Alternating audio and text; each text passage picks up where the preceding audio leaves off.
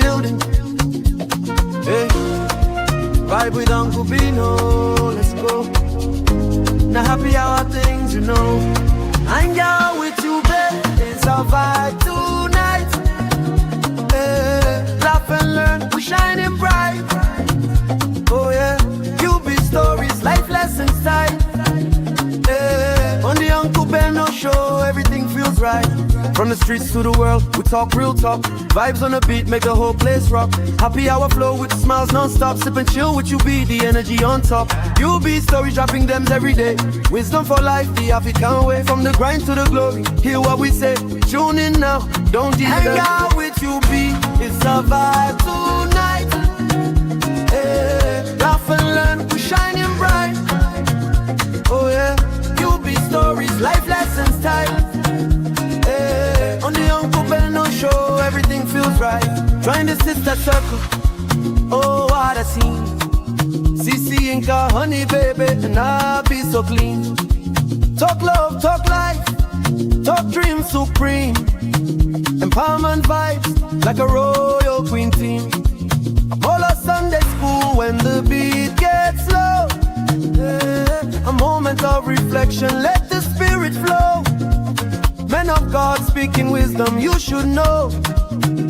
Faith and vibes on the Uncle Beno show. Hang out with you, be. Come catch that light. Oh yeah, you be stories, keep your heart so bright. Yeah, join the sister circle, feel that fire. Oh yeah, Sunday school for your soul so right. You be nation, we rise together. Love and vibe forever.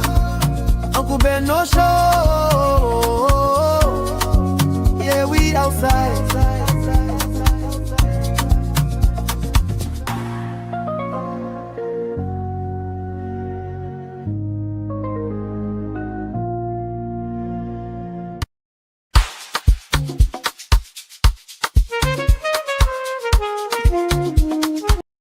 I don't want peace.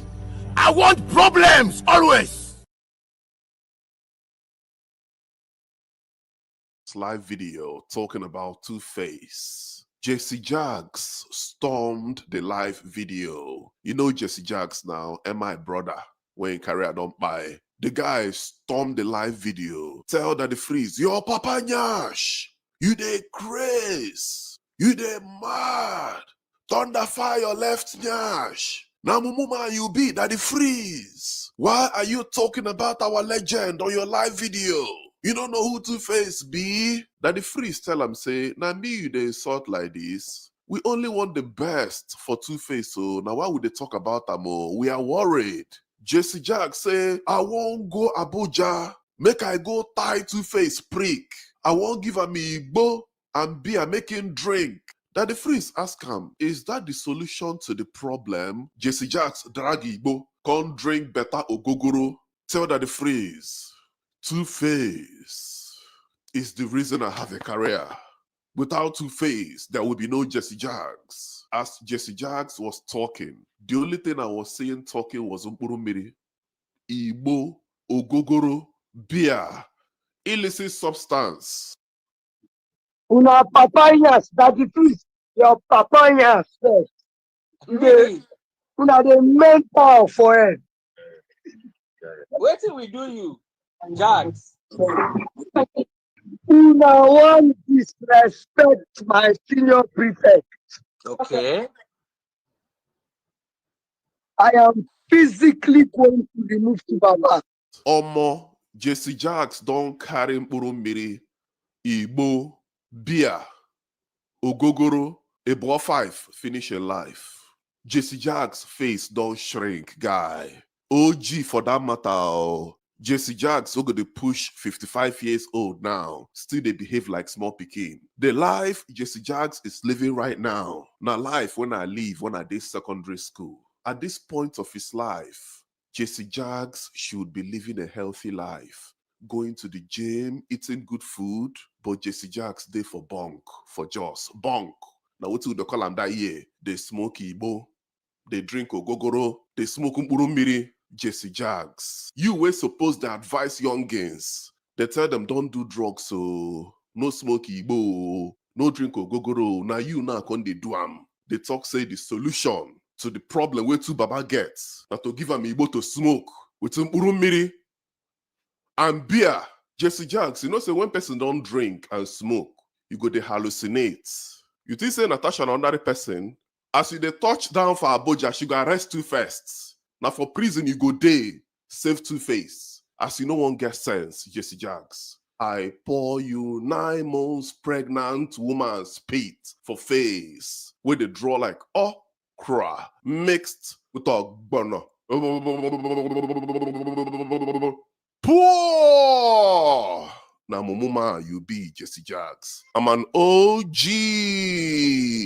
That's why I'm saying this to you. Oh, I love you, Radio God. And I can't keep repeating myself. Daddy Freeze was on his live video talking about Tuface. Jesse Jags stormed the live video. You know Jesse Jags now, and my brother, when career don't buy. The guy stormed the live video. Tell Daddy Freeze, yo, Papa Nyash, you dey craze. You dey mad. Thunder fire left Nyash. Now Mumuma you be Daddy Freeze. Why are you talking about our legend on your live video? You don't know who Tuface be? Daddy Freeze tell him say, now me you dey insult like this. We only want the best for Tuface, so now why would they talk about them? We are worried. Jesse Jack say, I won't go Abuja. Make I go tie Tuface prick. I won't give him Igbo and beer making drink. Daddy Freeze ask him, is that the solution to the problem? Jesse Jacks drag Igbo, can't drink better ogogoro. Tell Daddy Freeze, Tuface is the reason I have a career. Without Tuface, there would be no Jesse Jacks. As Jesse Jacks was talking, the only thing I was saying talking was Miri, Igbo, ogogoro, beer, illicit substance. Una papayas, Daddy Freeze, your papayas first. Una the mental for it.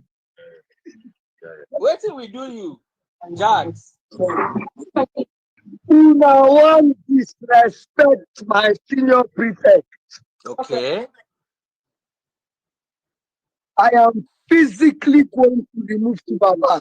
Omo, Jesse Jacks don't carry Miri, Igbo, beer, ogogoro, Ebo 5, finish your life. Jesse Jacks' face don't shrink, guy. OG for that matter. Jesse Jacks who gonna push 55 years old now, still they behave like small pikin. The life Jesse Jacks is living right now, na life when I leave, when I did secondary school. At this point of his life, Jesse Jacks should be living a healthy life, going to the gym, eating good food, but Jesse Jacks dey for bunk, for just bunk. Now what do they call him that year? They smoke Igbo, they drink ogogoro, they smoke mkpurumiri. Jesse Jacks, you were supposed to advise youngins. They tell them don't do drugs, so no smoke Igbo, no drink ogogoro. Now you now can they do am. They talk say the solution to the problem where two baba gets that to give am Igbo to smoke with some urumiri and beer.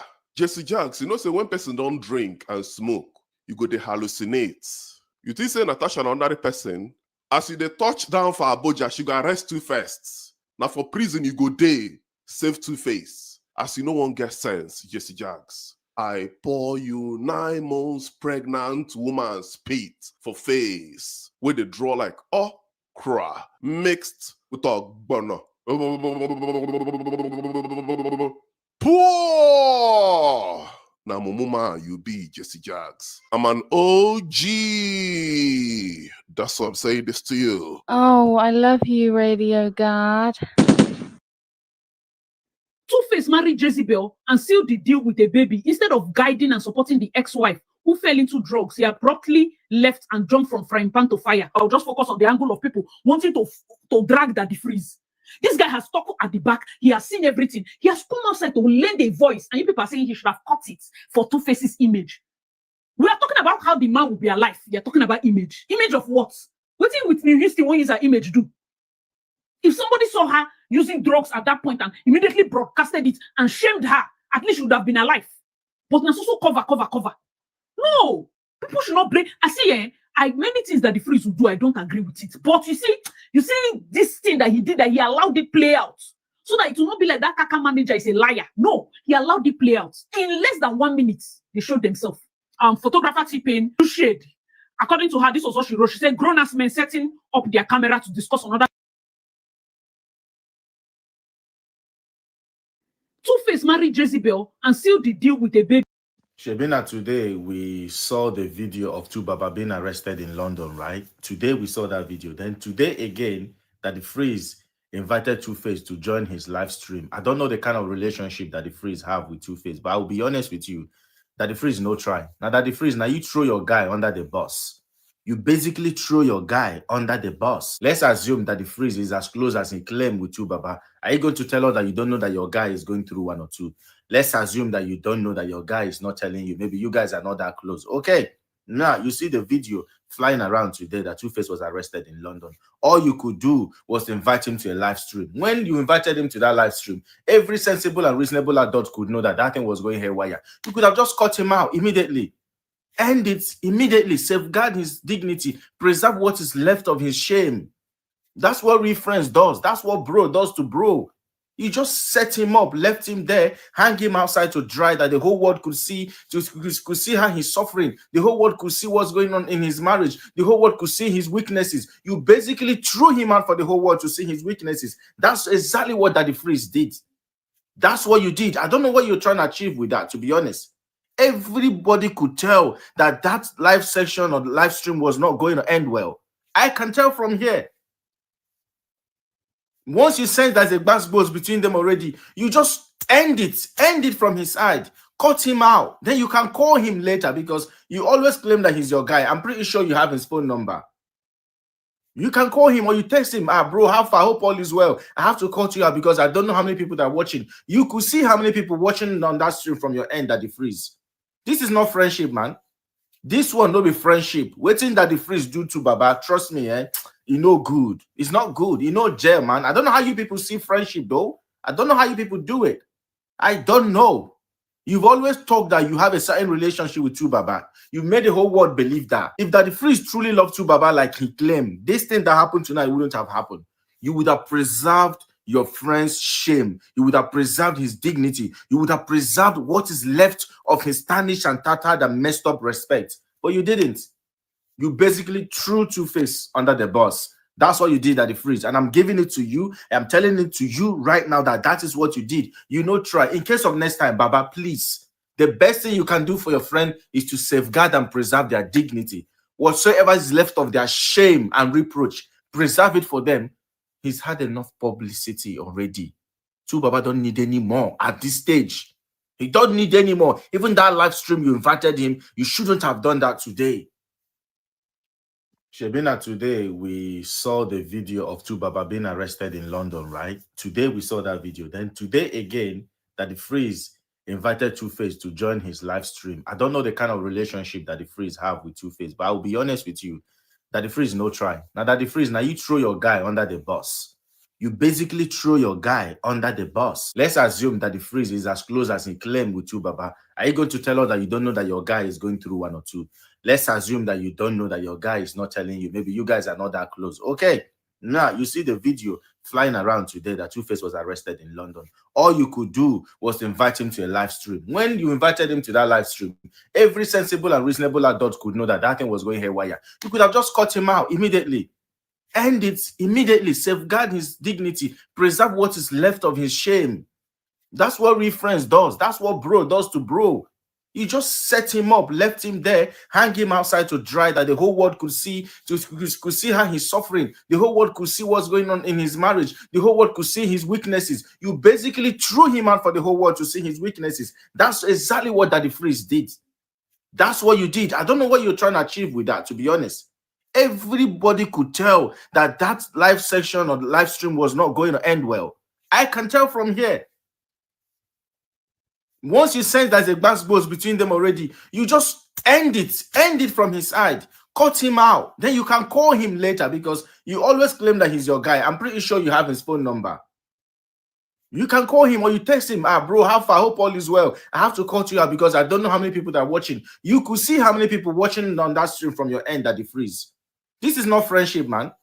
This one no be friendship. Waiting that the freeze do to Baba, trust me, you know good. It's not good. You know jail, man. I don't know how you people see friendship, though. I don't know how you people do it.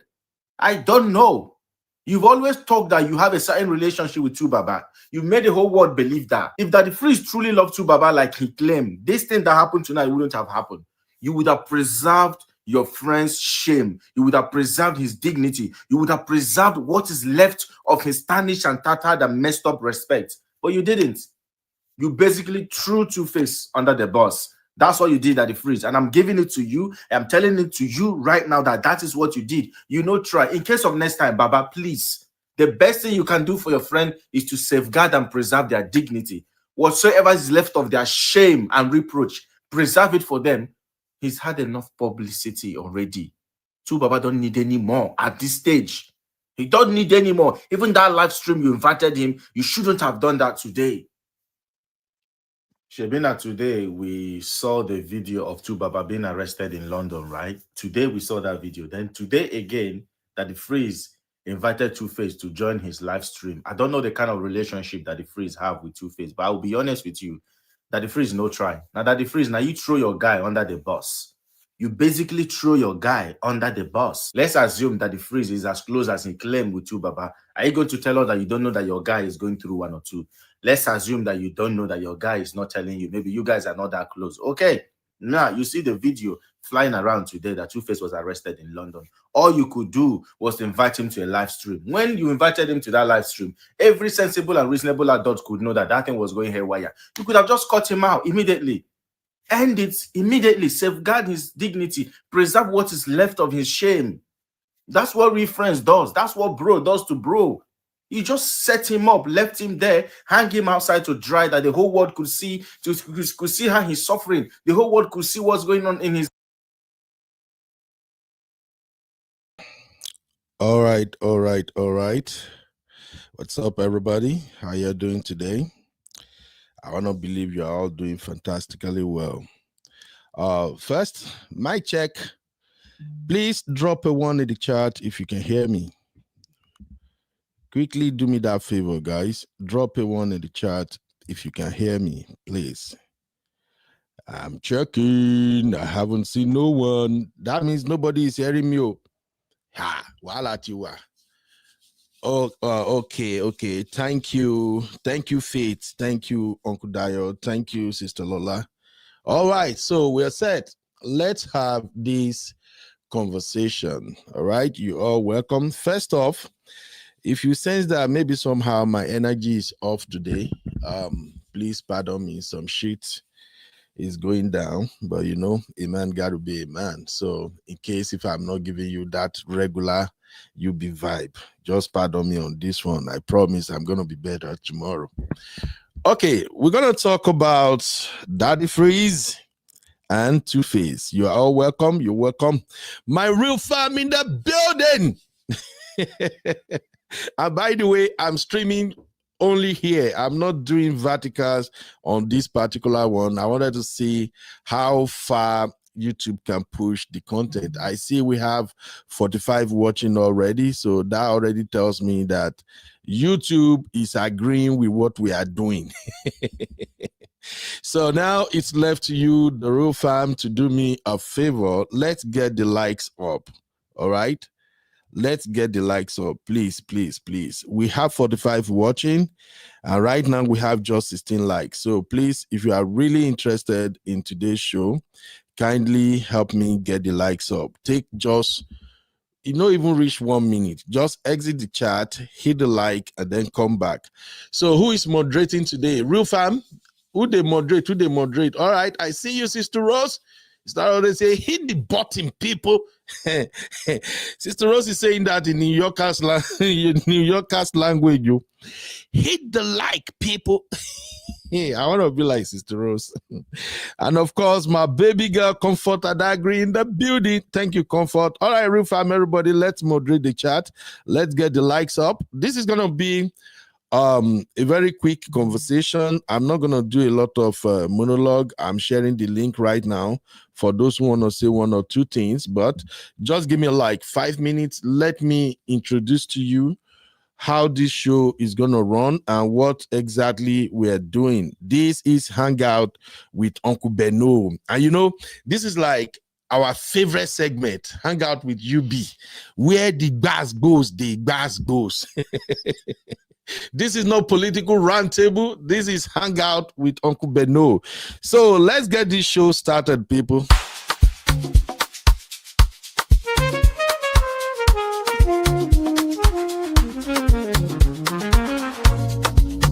Yeah, yeah, yeah. You be in the building. Hey, vibe with Uncle Bino. Let's go. Now happy hour things, you know. Hang out with you, babe. It's our vibe tonight. Hey, laugh and learn. We're shining bright. Oh yeah. You be stories, life lessons time. On the Uncle Beno show, everything feels right. From the streets to the world, we talk real talk. Vibes on the beat, make the whole place rock. Happy hour flow with smiles non-stop. Sip and chill with you, be the energy on top. You be stories dropping them every day. Wisdom for life, the African way. From the grind to the glory, hear what we say. Tune in now, don't hang out with you, be. It's a vibe tonight. Hey, laugh and learn, we're shining bright. Oh yeah. Stories, life lessons time. On the Uncle. All right, welcome back. I'm setting up the other live stream that's gonna direct other people to the main show right here. Okay, so how many likes do we have now before I get started?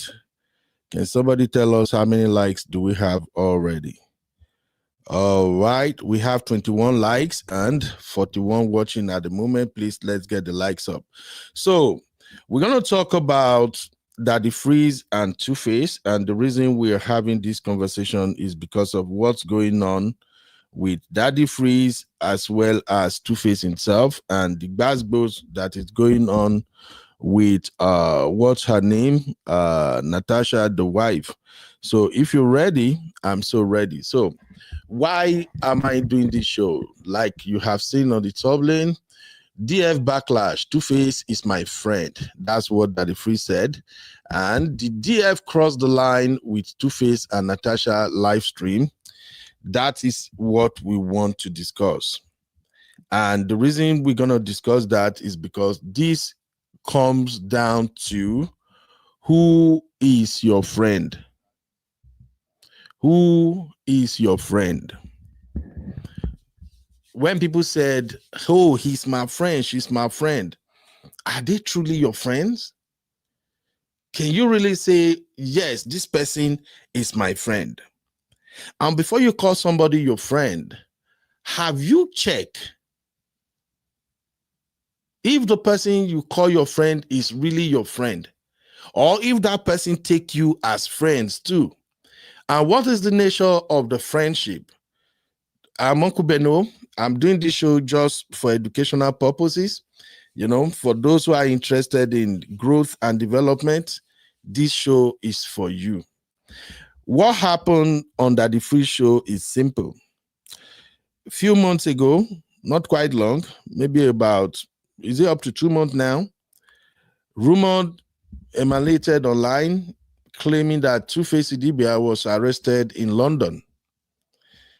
And Tuface debunked it, his friends debunked it, everybody, people around him, they debunked it. They say, no, they're not arrest Tuface. So as soon as that rumor was gaining momentum on social media, Tuface team released a video of Tuface and Natasha in London.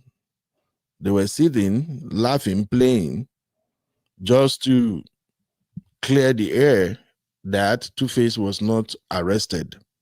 Okay. Everybody, we kind of maybe not. But then people said Tuface show got cancelled. Okay. Maybe not. They arrest them. They not arrest them. No mind them. They are just saying all kind of rubbish about Tuface. Okay, fine. Fast forward to about 4 days now or 6 days ago? I say it's just like about 4 days.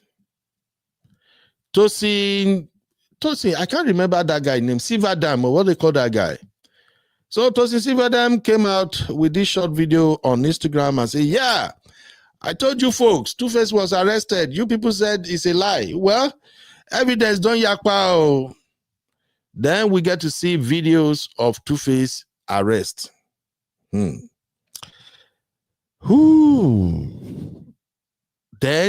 we saw another video of Natasha, Tuface's wife, yelling and screaming at the airport. Like typical screaming will be like screaming will be like market woman screaming. Next thing we saw that the freeze went live. Usually those in the real farm, they know my routine. The real farm no say where me I do. I know they get out of bed until like 9-10 in the morning. When I know verse. I give God the glory. At least I can afford to sleep until 9-10 before I wake up. And when I get up, the first thing I do is I will jump on my WhatsApp. I'll read all my messages first, try check my email and things like that. So I hop on Real Farm backstage, and Sister Rose and Abby, bam, they were on it. Pa. Okay. What is Sister Rose and Abby discussing Tori alone? By the time I check, it was still this, that the freeze is live, or that the freeze is doing this. So I went and check, and lo and behold, that the freeze was live.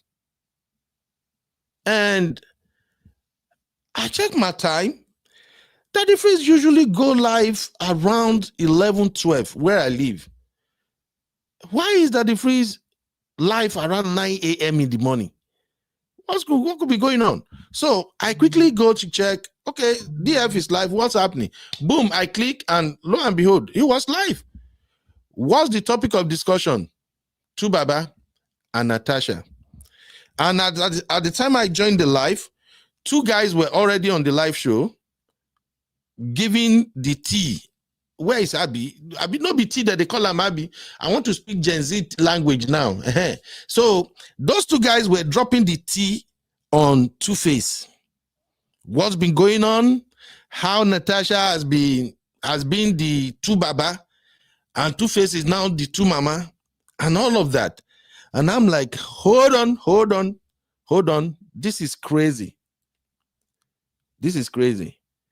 How can these 2 guys, who are these guys? I really don't know them. You know, I've told you guys here that I'm not too good in this apropos thing, especially monitoring other people's life. I'm not too good at it. So blogs, gigs, all those things, I'm not good at it. So what I did is I have my own in-house team that I work with. Every show you see us do here, my team are usually the one that source the material. Sometimes they will be the one to update me. So immediately I send a message to Tosin and B-Flex. Then I went to our operator there. I'm like, guys, I see that the freeze going live on Tuface. What's happening? What can I explain to me? Who are these guys talking? But you know, it's WhatsApp. And in Nigeria, you know, sometimes people wait in Nigeria, they know they quick check their WhatsApp. So I still don't know what's going on. I'm like, oh, damn, Ben, what's wrong with you? Why not holler at what's his name? Abby. So I called Abby and I'm like, Abby, I know you are working now, but come and rescue me. Who are these guys on DF's live? So Abby was the one that now told me, oh, those guys, they are actually part of Tuface team. Abby said one is man, I know they remember them, maybe Kaka or something. I don't know. I don't remember their name. But in a nutshell, Abby was the one that really let me know exactly who are those 2 guys. And that is where my curiosity kicked in. Like, okay, hold on. Something is wrong. If these 2 guys are part of Tuface team, Why are they on Daddy Free's live? And why are they discussing Tuface and Natasha's marriage? It just don't sit right with me, you know? And that is why we're having this show right now. You're going to learn how to pick and choose your friends.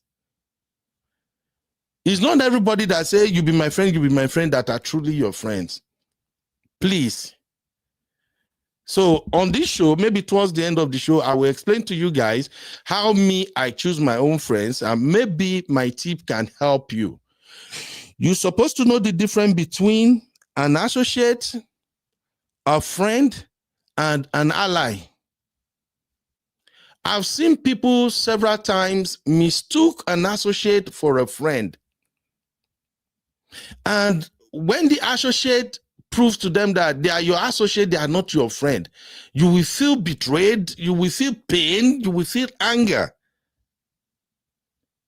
And I've seen people who can differentiate between a friend and an ally. And in case you don't know, ally, if somebody is your ally, that person is even, you need to hold that person tight, even more than your friend. So you guys need to know the difference between these three. So when I saw those two guys on Daddy Free's live, and Abby told me these guys are part of Tuface team, everything in me just said, this is freaking wrong. If these guys were on Daddy Free's live, and they're talking about the entertainment, oh shit, let me see, Auntie B. I see my Auntie B first. Make I give shout out to my Auntie B more than no verse. Auntie B in the building. Auntie B, how you doing, man? You're welcome, you're welcome. Please go follow my sister Obodo Yimbo TV. I've told you guys, if you've been watching my show, I told you I have just few sisters that I watch their show because of their analysis and the wisdom that they bring. Auntie B, Sister Aduni, a couple of them, but Auntie B is like my number one top right there. In fact, if it is not for Auntie B, maybe I won't even have this channel in the first place. So please let me give Auntie B big shout out first. Welcome, my lovely sister. You're welcome. So let me just quickly walk you down why we're here. So when I saw those two guys on Tuface show, on DF show, I just feel like this is wrong. If these guys were on DF show and they are discussing about the entertainment industry, it's a different ball game. But they were on DF show and they are discussing Tuface marriage to Natasha. The way the conversation went, it sounds like those guys are truly and genuinely worried about Tuface. Those guys were genuinely wanted to like let everybody knows that things are not right. Yeah, things are not okay in paradise. Cool. But then something happened. I believe you've all seen it. Tuface jumped on the live show. As soon as Tuface jumped on the live show, the first thing that came out of his mouth is, shut the F up. Shut the F up, guys. And I'm like, I be my ear, the ear double. What's going on? Now, for those who don't know, Tuface was really upset. Many of us here, we've known Tuface like forever. To be candid and to be honest with you, I've never seen Tuface that upset before. And you know something about people who have this calm demeanor, even when they are upset, you can't tell except when you pay attention to what is coming out of their mouth. For Tuface to hop on to Baba's live stream, and what came out of his mouth is, shut the fuck up, shut the F up, guys. That says a lot about what they are discussing. Next thing, Natasha's voice came out in the background, and Natasha was like, Daddy Freeze. Then the next thing she said, they're supposed to sit both two of us together. The next thing I saw, there was some kind of scuffle among them. It's like Natasha and Tuface were dragging the phone. Now, later, people said Natasha slapped Tuface. Me, I no see him. Now, maybe there are sounds of, maybe it sounded like maybe somebody slapped him. It's a different, me, I no see slap, to be honest. But I know they were dragging between themselves, and it's kind of shameful. Now, This is where I'm going. After that, everybody saw that mess. And one of the guy on the show with Daddy Freeze said, Daddy Freeze, I told you. Sure, you see, I told you. Then Daddy Freeze said, calm down, guys. Calm down, guys. Let's wait and see. At this point, it doesn't, I still look like, okay, this show is not just okay, no wahala. What follows next is the reason I'm doing this particular show. Daddy Freeze now said, Tuface is my friend. Oh, Tuface and I, we go all the way back. And Tuface is my friend. You know, we have been trying to settle this thing and all of that. But you know, when I now hear Tuface is my friend, now this is me. I'm an Ondo guy to the core. Everybody that knows me know that I'm freaking proud of my Ondo. I know you take and they play. And as an Ondo person, we don't tolerate bullshit. If you are my friend, my bullshit supposed to be your bullshit. Your bullshit supposed to be my bullshit. That is how we roll as Ondo. And if you are the type of friend that you can't cover my shame, then you are not my friend. I've told you guys something here, and I share this with the people I mentor on content creation. Of course, I'm coming up with my masterclass for those who are interested in it. I always said this to people that I mentored. I said, look, if you want to do live stream, live shows and everything, you have to remember and keep this in mind at all time.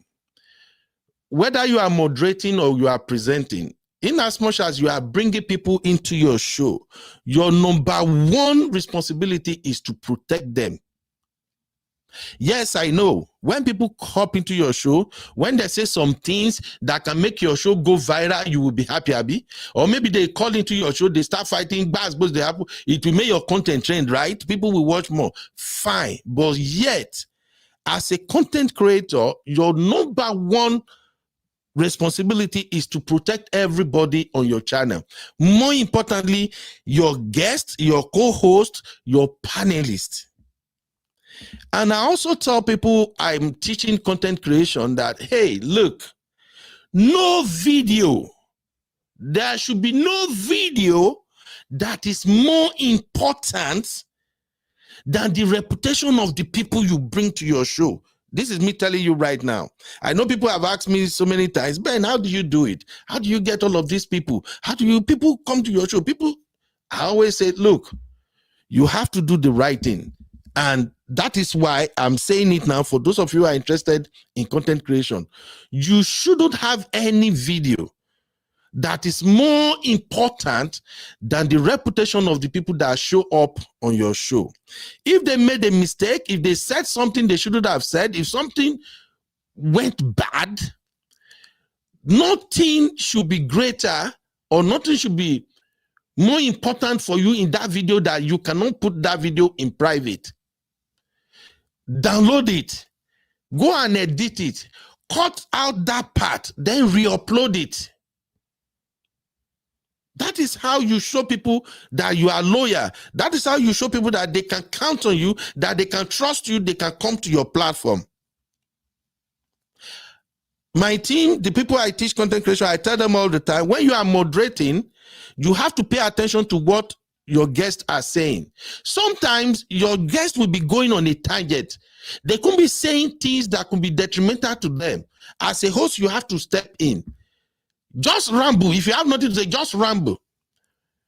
Pick up your phone, text them immediately. Just do things to protect them. What I saw on that Daddy Freeze's show is a mess.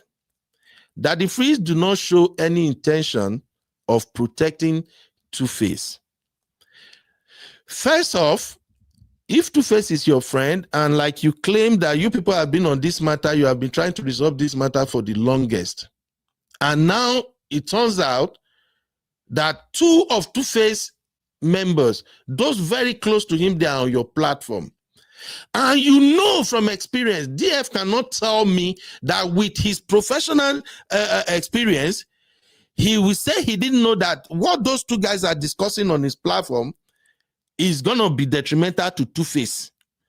It will affect his credibility, his status, his career. Tuface already have his reputation in the mud. Now you brought two people who are closer to him to your platform to Kukuma expose what is remaining of whatever dignity he had left. And now you were doing this show on Instagram. People cannot appear on your show on Instagram unless you accept them. They will send friend requests. You have to accept them to add them to the show. Why would you call Tuface your friend and you saw Tuface send you a request on a show where they are putting his reputation in the mud, and you claim to be his friend and you accepted that request? And the moment dude showed up on your show, the first thing that came out of his mouth is shut the fuck up. And you did not remove him immediately. If you are truly his friend and you want to protect his dignity. So that is why we are here right now. The conversation is simple. Do you think what Daddy Freeze did is okay? Do you think Daddy Freeze is truly Tuface's friend? Or do you think they are just associate? I have seen DF call many people his friend, and yet he will be using their matter to cash out on his platform. How are you friends? Make it make sense. How are these people your friends if you can do 2, 3, 4, 5, 6 episodes on issues that make them look dirty, nasty, on issues that can literally ruin their career, and you call them your friend? So Abby, thank you, Mama. Abby, please, if you can help me put this poll on the banner, just title it poll 1. Let's have this poll, and I will open the floor for anybody who want to contribute. Please, here we have just simple rule. You are free, you are part of the family. The only thing is that we don't do trolling. It's okay to disagree with whoever is talking, but don't curse them out. Don't use stupid anyhow names on them. We don't tolerate that. Don't troll nobody. Drop your point of view. If you agree with what somebody is saying or you don't, it's okay. Just drop it intelligently. That's the only rule we have here, okay? Now, Abby, please help me put this on the banner. Okay, sir. Is Daddy Freeze? Okay, just say, who is Daddy Freeze to Tuface? 1, associate. 2, friend. 3, ally. That's the poll we want to start with. Who is Daddy Freeze to Tuface? Based on the explanation I give you here now, do you think DF is a friend to Tuface? Do you think they are just associate, or do you think they are ally? And let me explain that briefly so it can make sense to everybody. Like I take my now lime and water they drink. Man, I no talk say I take early money they drink ogogoro. Ooh, that is lime and water. In case you're wondering, how is this guy looking this fresh? I know they passed my boundary. So they drink lime and water, fruit, everything. I want to look fresh like my Auntie B. Have you seen my Auntie B? Very beautiful woman. Auntie B, no, they grow though. Uncle Ben, can I just say something quickly based off of the comment section? I think it's important to point out that Tuface did comment first. You say what? If you watch the live stream, you see that Tuface commented first. Oh, and then Daddy Freeze got a little bit excited and said, Tuface is here, Tuface is here. Let me send him a request. Or Baba send a request. That's what he said. Imagine. And then I don't know if it was his request or Tuface's request that he accepted, right? So Tuface actually commented first, and then he realized that he was there. So Tuface actually said, shut the F up in the comments before he was invited. He said it in the video. Yeah, before he was invited, and then now said it in the video. I say this to say that Daddy Freeze could tell Tuface's temperament to begin with. So I think it's important that we have that in mind. So I just wanted to say that. Absolutely. Thank you very, very much, Abby. All right, so that's the poll, people. Do me a favor. Who is Tuface to DF? 1 for associate, 2 for friend, 3 for ally. All right, let's cast our vote now. real quick. Let's cast our votes and then I'll read it. Now, for those who are watching on Vertical Live, you will not see what is going on right here because I didn't go live together simultaneously. So join the main show with this link in the chat. I see about 103 of you. 113 of you watching the Vertical Live. So I just dropped the link to the main show. Kindly click on that link. It will bring you to the main show. So that way you can see all the chat and then you can cast your vote. Okay. So, and let me put the instruction on the Vertical Live. So please use the link in the chat. I just dropped the link right now. Click on the link. It will bring you to the main show. So that will make it easier for you to join the conversation, okay? And then you can see everybody's chat. Now, I'm looking at your comment, but I really can't read them because I'm focusing on the main show. And then for those who would like to call in, please, I may not do panel on this one, so I can just bring people in. You drop your 2 cents and then you can leave because possibly we may have a lot of people who want to call in today. Now, please cast your vote and then we're going to start this conversation. All right, I'll be with you guys in just a second.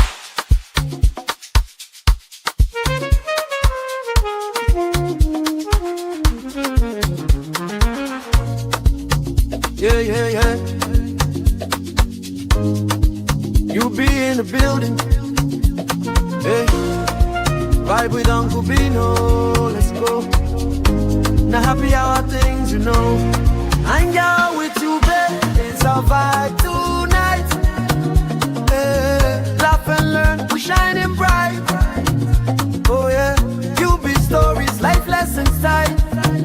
Hey. On the Uncle Bino show, everything feels right. From the streets to the world, we talk real talk. Vibes on the beat, make the whole place rock. Happy hour flow with the smiles non-stop. Sip and chill with you, be the energy on top. You be stories, dropping them every day. Wisdom for life, the African way. From the grind to the glory, hear what we say. Tune in now, don't delay. Hang out with you, be it's a vibe tonight. All right. Welcome back. The studio is filling up so fast. Thank you everybody for joining. Okay. The people I have right now, these are the real fans, so I'm just going to add them straight away before we start having people who are non-regulars. So we're going to have this conversation real quick. Thank you all for being here. Thank you for joining me. But let me quickly make this announcement before we go too far.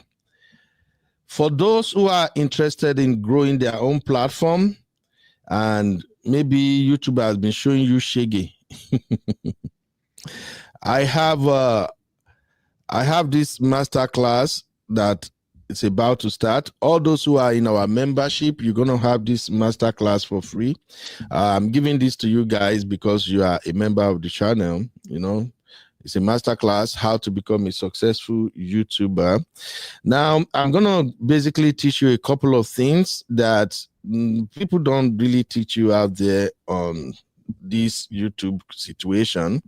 For instance, one of the things I'm going to teach you is if you feel like your channel is shadow banned, how do you get it back? I will walk you through it.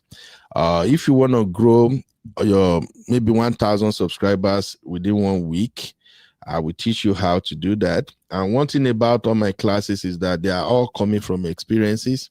I don't do, let me go and read what somebody talk. Make myself come tell them again. Make I say, I don't do that. If I'm teaching you, we are going hands-on. It's going to be practical. I'll have to have you on the system. I will explain to you. You will do it and it works. And the people that I've taught before, they can testify. Everything I'm going to teach you, these are the things I use for my own channel. Several times, this particular YouTube you are watching now, this UB, sometimes you YouTube will just restrict it for a day or two. I will not even get views at all. I will go back and do what I have to do, and then they will lift it up again. Even last night, I still practice with Sister Rose. By the way, go and subscribe to Sister Rose channel. You are about to start hearing New Yorker language there. So everything I teach in my class, they are practicals. You will see the result. Now it's very cheap. The class is going to be $75 for those who really want to grow their channel. Okay, the class will be $75, but for those who are members of this channel, you don't have to pay a dime. Your membership already covered it. I'll be publishing the course modules and I will be sharing them, and then you will just watch it and you practice. Then if you need help, you just chat me up. Sister Rose and others, they know I will be there with you. I will walk you through everything. So I just wanted to announce that real quick for those who still want to grow their platform. Now, let's come back to this conversation. Let me start with Uncle Dio. Uncle Dio, who is DF to Tuface? Based on what happened, do you think DF is Tuface associate, friend, or an ally? And what are your thoughts generally about the whole drama, sir? Thank you, Uncle Ben. Thank you for having me. And a good day to all fam in the house. Good day, Auntie B. Good day, Uncle Patrick. Good day, Happy. And good day to everybody in the chat. Actually, this question that you ask is very, very obvious. Based on your explanation, I can never see that the Freeze as a friend, because a friend covers each other's shame. A friend does not expose his friend. Neither does a friend do anything that will shame or that will bring down his friend. So Daddy Freeze is not a friend. He's not an ally. An ally is somebody that you do things with for the progress or for a good end result. Somebody that has your own passion, that has your own kind of a belief, and both of you are doing something together in mutual trust and mutual benefit. That's an ally. But he's an associate, someone that you just associate with, maybe just for a period of time, or maybe sorry, share sir. one or two things. Sorry, sir. Akudayo. Abi, please help me handle the moderation. I have to do something downstairs real quick. I'll be back. Continue, Akudayo. Okay. An associate is someone that you just do things with once in a while. You get together maybe for a drink or so, or maybe for a chat, and then that is nothing personal, nothing intimate, nothing so kind of touching like that. So to me, that the Freeze falls into that category based on his action and based on what he did concerning Tuface. Because normally, if he is a friend, from the moment you heard what those boys were saying, let's even assume that you don't know anything like that happened to your friend Tuface, and those his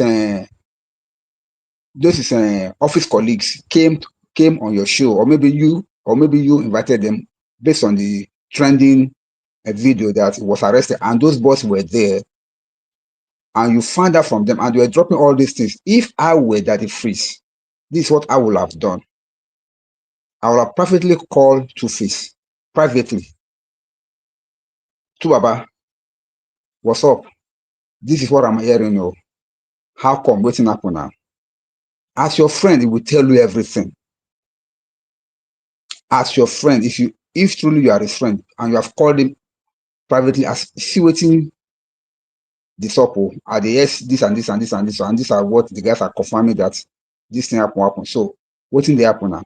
Tuface will have told him everything. And the next thing that you will have done is, okay, don't worry. Let's take it like this.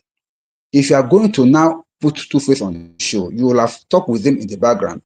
Let us now do what we call damage control, because this thing don't gas already.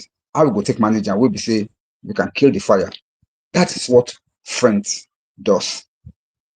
You have a platform, a very good platform that people listen to you. But that opportunity that comes for you to do something good for a friend, you let it pass. You're not a friend. You are not. You are just an associate, whereby the only thing that pleases you is the money, is the clout, is the popularity that you are going to gain from throwing your friend under the bus. This is not even throwing under the bus. This is throwing over the bus. You threw your friend over the bus just to get clout. Who does that? And secondly, also, as a man, you should know that if the table were to be reversed and somebody does that to you, how will you feel?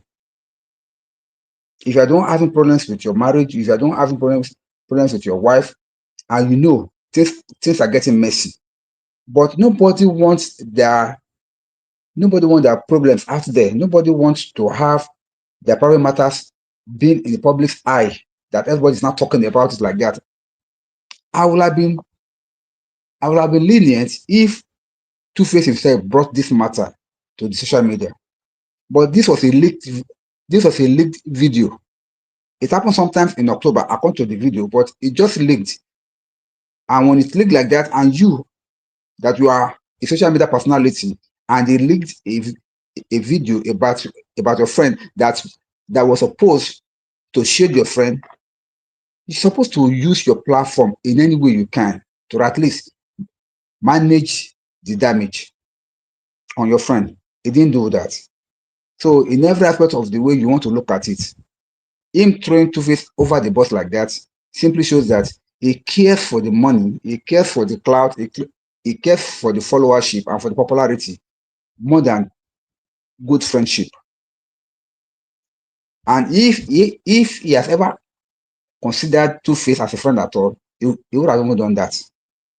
So that's my take. He never considered Tuface as a friend. He saw him as an associate, and that's why he behaved like that.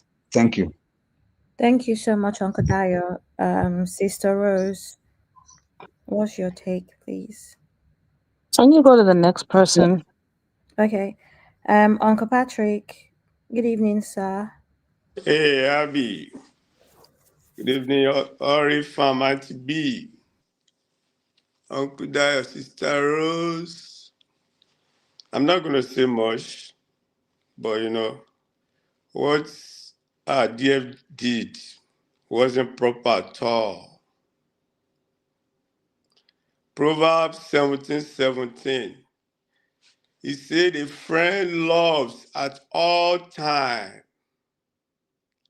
and a brother is born for adversity.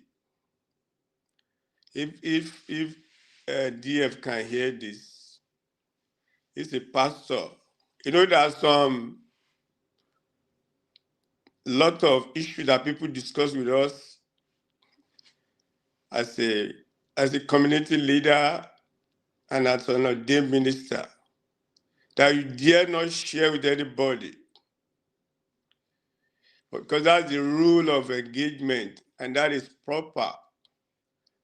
So what DF did was very wrong. He went too far. He said he has had the tape for a while. Good, he said he has intervened. But these people coming to you, why must you allow that on your show? And you call this guy your friend? That you were supposed to be he was supposed to be your best man? You even said you went to his house to mediate, you ate tilapia, catfish. We're not talking about food here. Man, you need to be serious. You are a pastor, so to say. It has to do with this man's life. People go through stuff. Majek Fashek had an issue. They brought him to Nigeria and people took care of him before the man cried. People that loved him say, we can't leave Majek Fashek like this. They raised millions for him. Well, it has happened, but people still rally around him. So what is this guy talking about? He's not your friend. You are just an associate. All you're after is about the money. No, that was wrong. Let's assume the guy is screwed up, but it's not in your place to bring him to your platform and now those two guys will begin to bash him. Those are his former employees. Why must you do that? At your level? No, I'm sorry. DF brought himself down. He has no excuse. He may not agree. He's still running his mouth that he did the best thing for him so that we'll not hear about Tuface being quiet. But you are not in the place to come out and showcase his dirty lining. That is so wrong. And you keep saying it's your friend. Proverbs 17:17.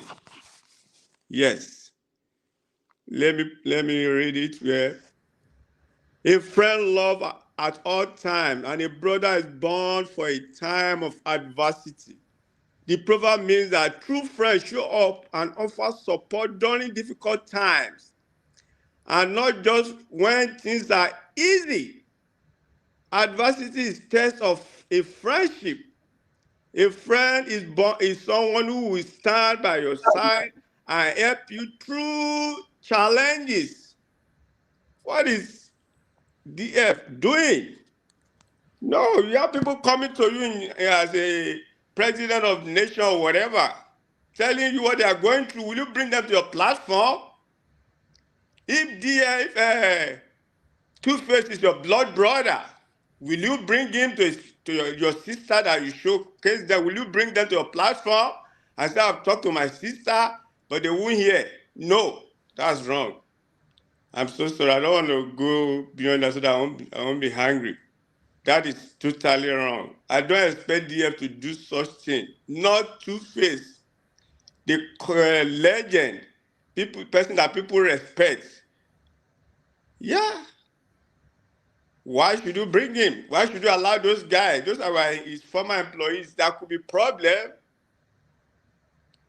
Yes, we have millionaires, even in America, that employees, they carry placard on the street that they will not be, everything will be solved through the labor or whatever. Come on, let's DF grow up. Thank you, everybody. I appreciate you. Abby. Thank you, Uncle Patrick. I'm just going to read a few comments. Joby and Tribe says, I feel the end justified the means, though. At least we all know the extent of Two-Face's problems. Now he can start looking at the mirror. When he watches the life back, he can reevaluate his life.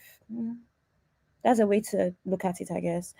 Chineye Nwadu is saying, Kaka was helping, yes, but he went too far, telling the world that he's broke. He's owing his staff, etc. Jesus, that's bad. Sister M. Jones is saying, DF is so money driven, he's not thinking about human feelings. Chineye also says, Nigeria doesn't need all that information. Just tell us just tell us to help save to Baba, not telling the world all his private talk, even to the extent telling the world that to Baba to you is just a house husband. Fair enough.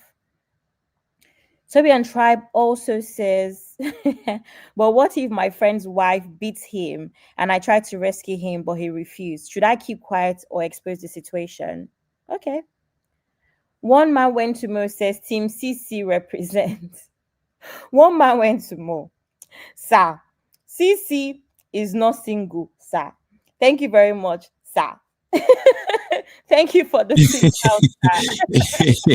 I have a feeling my brother, one man. I have a feeling one man and Sisi will become best friends. I just said let me protect my in-laws' interest, sir. He's not single, sir. Uncle Ben, can I say something, please? Yeah, go ahead, please. I just want to say that since I have been following the story from a while back, from earlier this year, when DF said on his live stream that he's tried to intervene with a couple of other colleague friends and all. I think that is important to say that I am not exactly against Kaka and Tosan coming on DF's live. What I am against is them not having a meeting prior to the live stream, figuring out what it is they would say and what they wouldn't say. And I say this to say that DF is within his rights to actually come out, or everybody are within their rights to come out and ask for public help or to push Tuface or Natasha even, so that they know that, listen, the public is now aware, so this and this is what should happen moving forward. Because remember, They've tried to intervene privately, do not work. Twice. One, an actual physical meeting, and a second one over the phone, and Tuface did not attend. If you watch subsequent live streams as well, you would hear that DF said, and the other friends also said, a few people called in that are also industry people in the sense, said that Tuface is no longer reachable. You cannot call Tuface, you cannot message Tuface. And actually, Tosan and Kaka also said that the way it is now, Natasha allegedly is always with Tuface's phone and controls his messages. So sometimes when you send him messages, it is Natasha that sees the messages and she deletes them. She goes as far as restricting people and even blocking people in other situations. I say this to say that when all fails privately, maybe the only way to go about it is public. Now, when you have the right intentions, even with the public, cry for help, you would also do it within a certain, should I say, you have a plan. Daddy Freeze is a social media sensation. He's been doing this for a very long time, from radio to this point, almost 30 years. I think that they could have had a meeting and said, Kaka and Tosan, this is the plan. This is what we're going to say. This is what we're not going to say. And these are the questions I will ask to prompt you, and you say this, this, and that. That way, it'd be easy for me to now be on DF's side and say that he had the right intentions. But seeing how everything went, and like I said on Uncle Ben's previous show about this matter, I said one of the issues I even have with DF is throwing it out there to the public. Oh, you can call in, you can click the link, whatever, call in. I don't think that the public should have weighed in. Now, deciding that, okay, I'm going to get Olu Maintain, who was part of the original team for the intervention, to come up, calling people that that they will not throw him under the bus and they'll be careful with the matter, was a better plan. Not random people that you don't know where they will go. And like I said on the backstage, Uncle Ben, there were so many things people were saying. DF will pretend like he did not hear. Somebody will say Natasha is mad, Natasha is stupid. On the third one, he will say, oh, you can't say that. And then he went through another process as well, where he made sure that everybody else was saying a lot of stuff, but he wasn't talking, so that he can almost exonerate himself of any blame and say, I didn't say anything, but forgetting that it is his platform. Even if he did not say it by himself, he allowed people to say this. So I don't think it's all bad. I just think that the intentions were still not good, because if the intentions were good, he would have had a better plan with Tosa and Kaka. So that's what I have to say. All right. Thank you very much, Abby. Thank you for holding it down for me. I have to step out briefly. My wife sent me a message.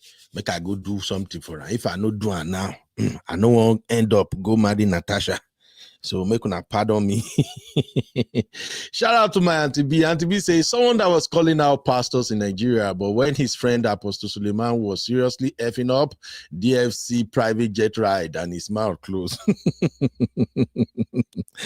All right. Now, I want to play this video. It's actually fast, but I want to analyze DF body language as it relates to what we are discussing right now. So please take a listen to this, my people. So, Igbo. Let me see if I can reach him. You sure you want to talk about this matter? Let me try and see if I can reach him. Everybody has turned their backs now. Not even me. I had to walk away because. So you are no longer working with him? No, I walked away. Okay. Shut the fuck up. You need to shut the fuck up, man. You need to shut the fuck up. That's free. Innocent. You should see us together. So what do now? So what do you do? What does that people inside you come and make it now? What is your problem? Daddy Freeze. You don't see him. I did something. I did what happened? Daddy Freeze, you don't see him. Guys, calm down. What happened? I walked away. Daddy Freeze. This woman doesn't let business move forward. She doesn't listen. You have no experience about this thing. You want to do it. She's not listening. She doesn't want his growth. She believes that if he gets too big, she can't hold him down. This thing, I don't think it's jad. I think it's psychological conditioning. She has conditioned him in a way that he believes. He believes that without her, he can't make it. Yeah, he reduces her mentally. I don't know how she did it, but I know that people do it because I've actually expressed it once in my life. Here in Nigeria, he was hardly speaking out against her. But in the UK, he really wanted his music he wanted his business to thrive. But he was, let me put the word, he was afraid of what I don't know. He was afraid. So I'm trying to understand what has you so terrified that you're seeing danger and you're still there. You know that one of the times Kaka, you're hanging. attacked him again. When she brought him back to Nigeria from the UK during the talk, she attacked him again. We heard about it. They said that the bottle she picked, that thing that mistakenly caught Baba. We'll be hearing another story. I'm telling you, as in, so it's something that I haven't met Hysen before. I haven't spoken to Hysen, but a couple of people that speak to Hysen say that when they call him, that when he sees a call from someone that is a mutual person that knows him and Tuface, that his heart skips and he's just really waiting to hear your brother don't die or don't carry cups. That's what Hysen says. Wow, a whole legend. It's now.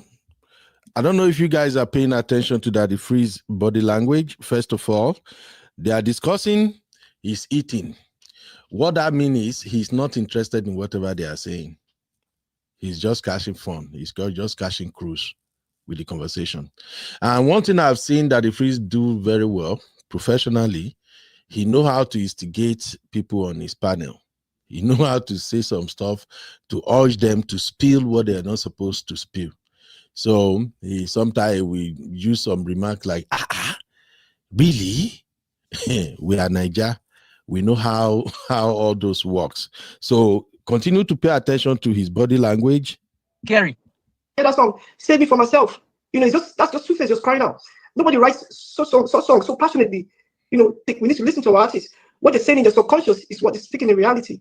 And if all these things that we could, like I said, benchmark as incidences and as a yardstick to measure if someone is in a toxic relationship, it doesn't mean because you're in love you should be abused. People take advantage of you because you're in love, and that's a emotional abuse. Those kind of love abuse that we don't speak about, and this is what is happening. You know, because you can see traces of financial, emotional abuse. You know, Tuface is someone who, in his whole life, someone who sang a love song. He might not understand love like we do. He might understand love from a different perspective. But now, if we see your family being abused, I think we have to speak up. That's the only weapon we have to protect ourselves. We just speak up, speak the truth, what you saw, what you think is happening, and that's what friends do. Thank you. Let me see if I can reach him. You sure you want to talk about this matter? Let me try and see if I can reach him. Now, listen to that. At the beginning, Daddy Free said, let me see if I can reach him. Let me see if I can try and reach him. On a live show. He wasn't referring to Tuface. He was referring to Neville. Who is Neville? Neville is another guy who was part of the intervention team earlier on in the year. The point still remains that this is all shades of wrong.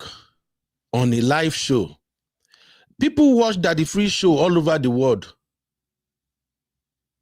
You are bringing these people in to do what? To talk about somebody you claim to be your friend's matter on a live show. A live show you are streaming on Instagram, TikTok, YouTube, Facebook. All monetized. Come on. This is all shades of wrong. As far as I can tell. Shout out to my mom of 5. M5 said, but DF offered Tuface and Natasha his platform for them to come and debunk. Debunk what on his platform? They should bring their family issue, come to his platform. I don't know, maybe I'm the one seeing this the wrong way, but for me, it doesn't feel right. For somebody you called your friend, somebody whose reputation is already in the mud, somebody who almost 80% of Nigerian women are against, someone that people will literally, they don't even like him that much. The only thing Tuface is hanging on to right now is that love we all had for him from the get-go. Please understand my point. I am not discussing their issue yet. Maybe Natasha, Tuface, Annie, whatever they got going on. I'm just concerned with how do you call somebody your friend and you are bringing his dirtiest nene to the public?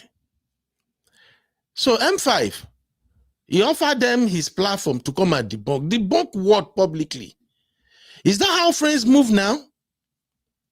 Like, I have a friend who's having basketballs with his wife. We try to settle it, the thing no work. So the best thing to do is let me bring this my friend to my platform. Let them come to the public and tell the public waiting them bury where under their bed.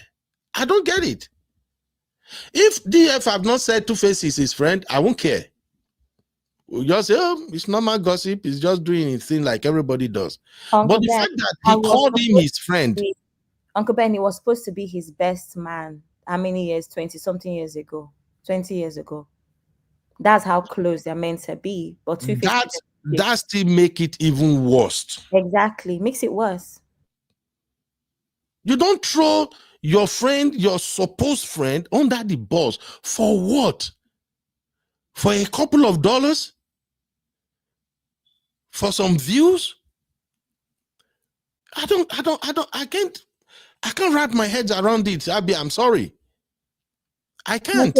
Uncle Ben, can I just come in a little bit? I think that if anybody has followed DF for a long time or followed his content for a long time, you would know that DF also does PR interviews. He does his PR interviews where he sits in his living room and he does a proper video, not live stream.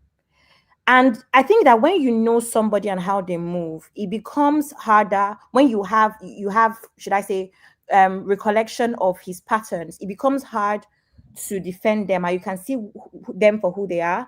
If DF really wanted to help, he would again have had prior interview, because DF has paid interviews and he has interviews where you don't pay him because he knows that your name will bring views. You could have had prior meetings with Kaka and Tosan for them to figure out how the live stream will go for the sake of an intervention. Because like you said, Momo 5, yes, they've done private interventions, it did not help.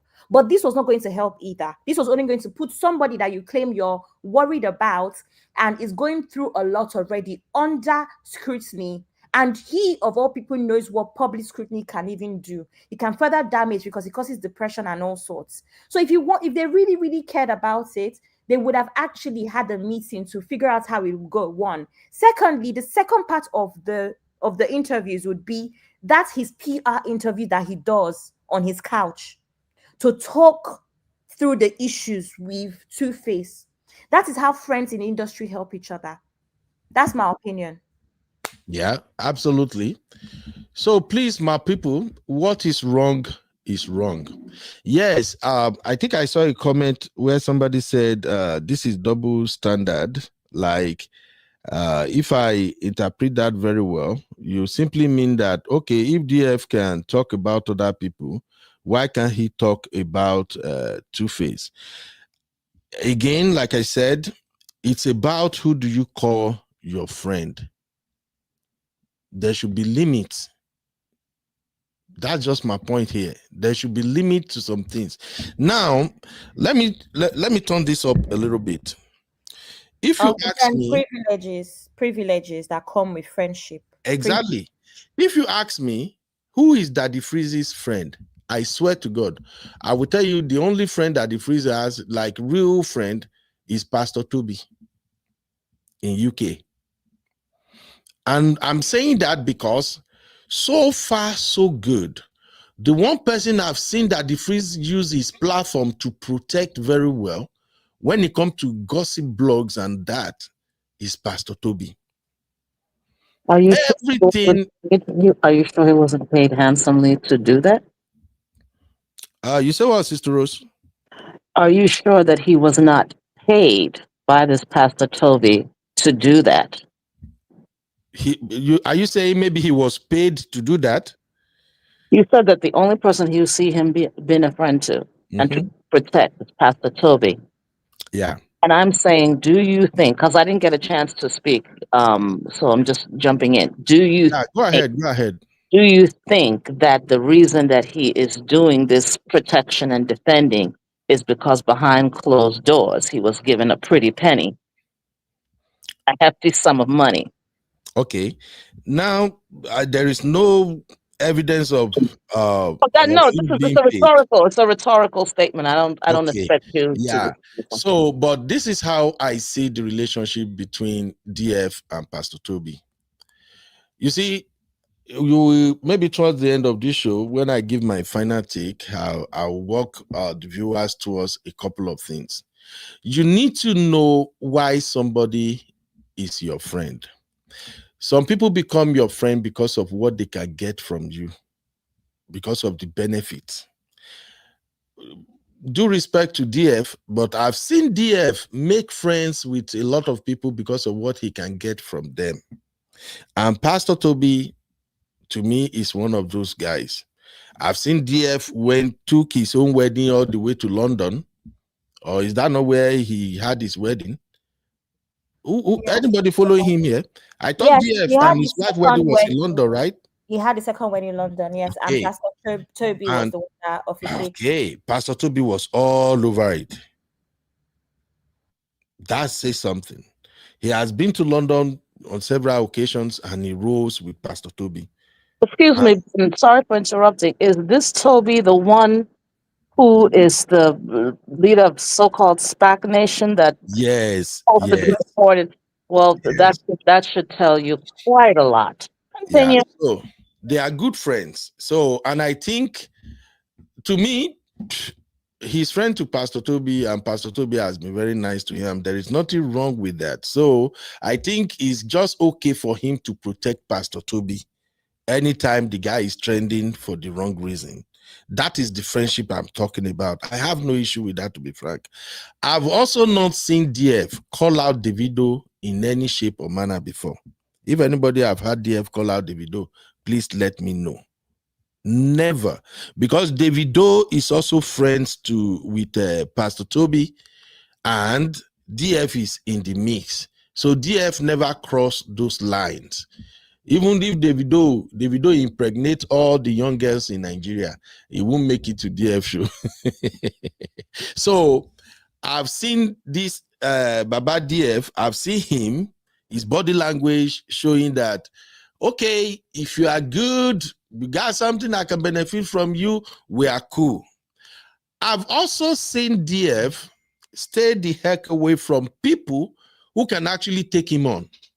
There was a time he was going to mess with Very Dark Man. And you know Very Dark Man is certified Babawere. Sorry to those who don't understand Yoruba. Very Dark Man is a certified, how we fit describe the VDM now? Like, VDM is more or less like now. Someone who doesn't care. VDM don't give an F.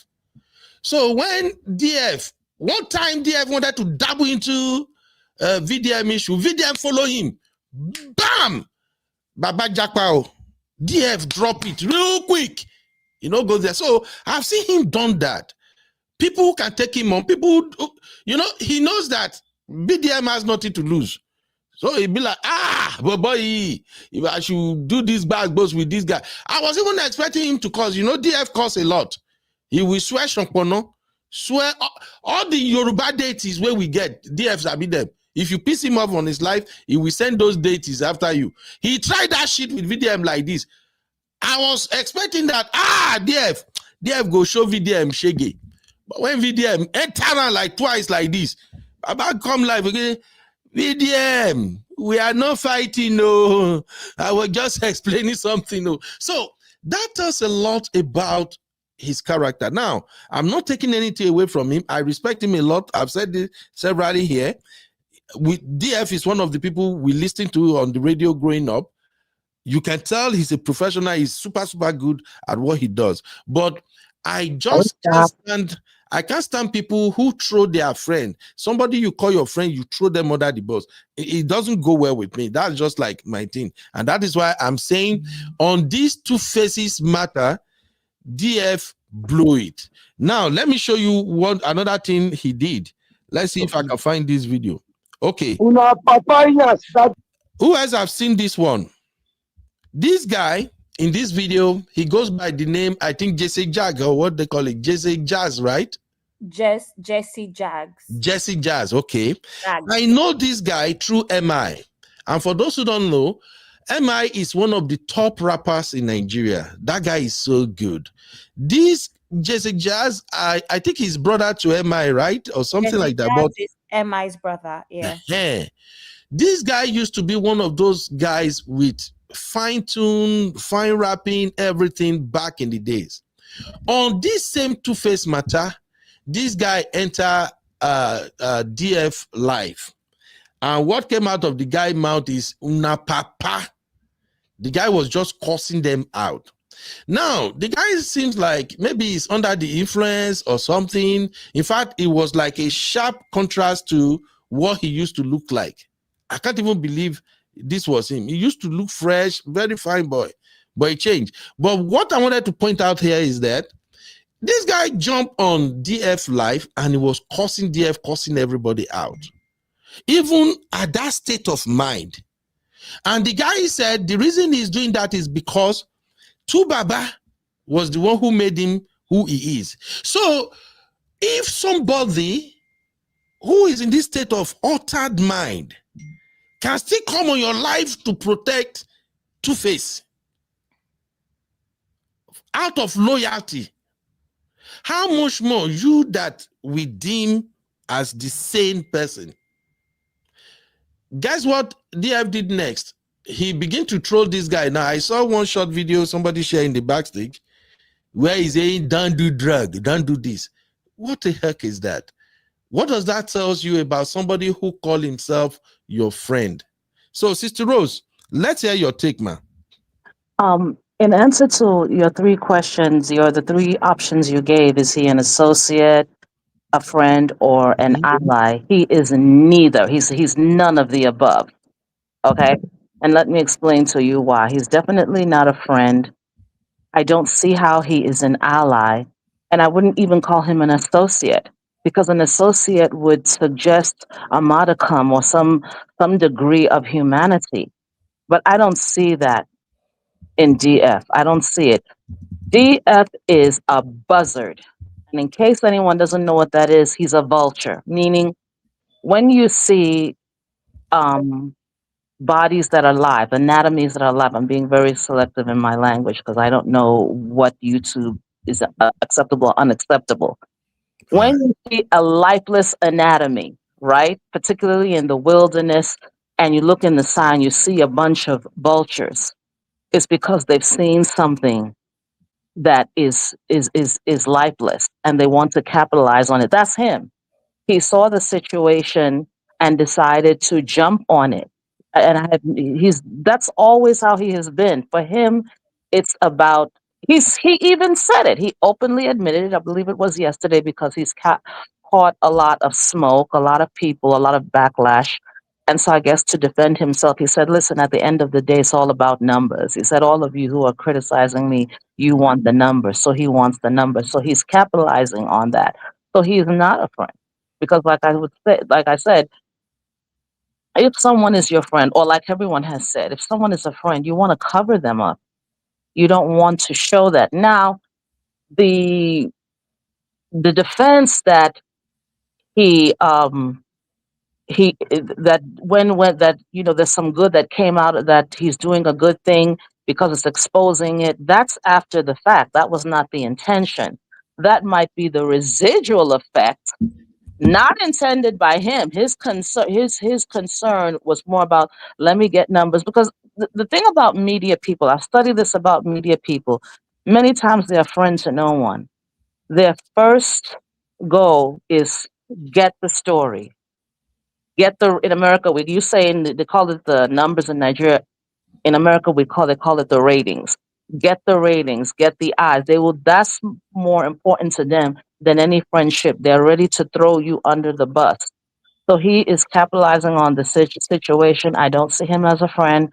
I really don't see him as an ally. Now, maybe he is these things behind closed doors. We don't know them. I don't see who they hang with, but this display of behavior, this behavior doesn't show. And like you said, look at the body language. If you're considering this thing so serious and you are so concerned, why are you eating? First of all, eating on a show, to me, I mean, I know that with social media and you're working from home, you have a freedom, but I would think that there's a certain level of professionalism that you would want to demonstrate. Eating, number one, doesn't look good. And then you're eating when you claim that you are so concerned. It doesn't seem that. So You know how they say choose A, B, C, or D. D is none of the above. He is none of the above. He's just capitalizing on that situation. The exposure may turn around and help him, but that was not DF's intention. Thank you. At least not for taking that show. He may have done it behind closed doors. I won't take that away from him if he did that. But for the show, the intention was get the numbers. This is what, and let me finally say this.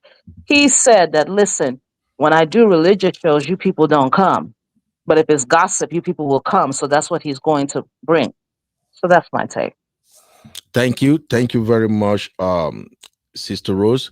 Now I see we have a lot of valid comments and we're going to begin to address them briefly.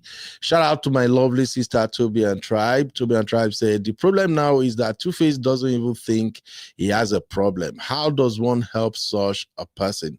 Do you just keep looking at them? That's a very valid contribution there. We're going to address this shortly, but let me quickly go to the other part of this DF situation before we begin to dissect how to help Tuface Idibia. Do you want us to talk about that? If you want us to talk about how to help Tuface Idibia, drop a 1 in the chat real quick. But first, let's go into what exactly friendship looks like. And 1 or 2 things you should be mindful of before you call somebody your friend. So if you want us to talk about how to help Tuface, drop a 1. We will use that as the concluding part of this show. But I quickly want to do a second segment on DF and Tuface friendship and some of the lessons we can derive from that.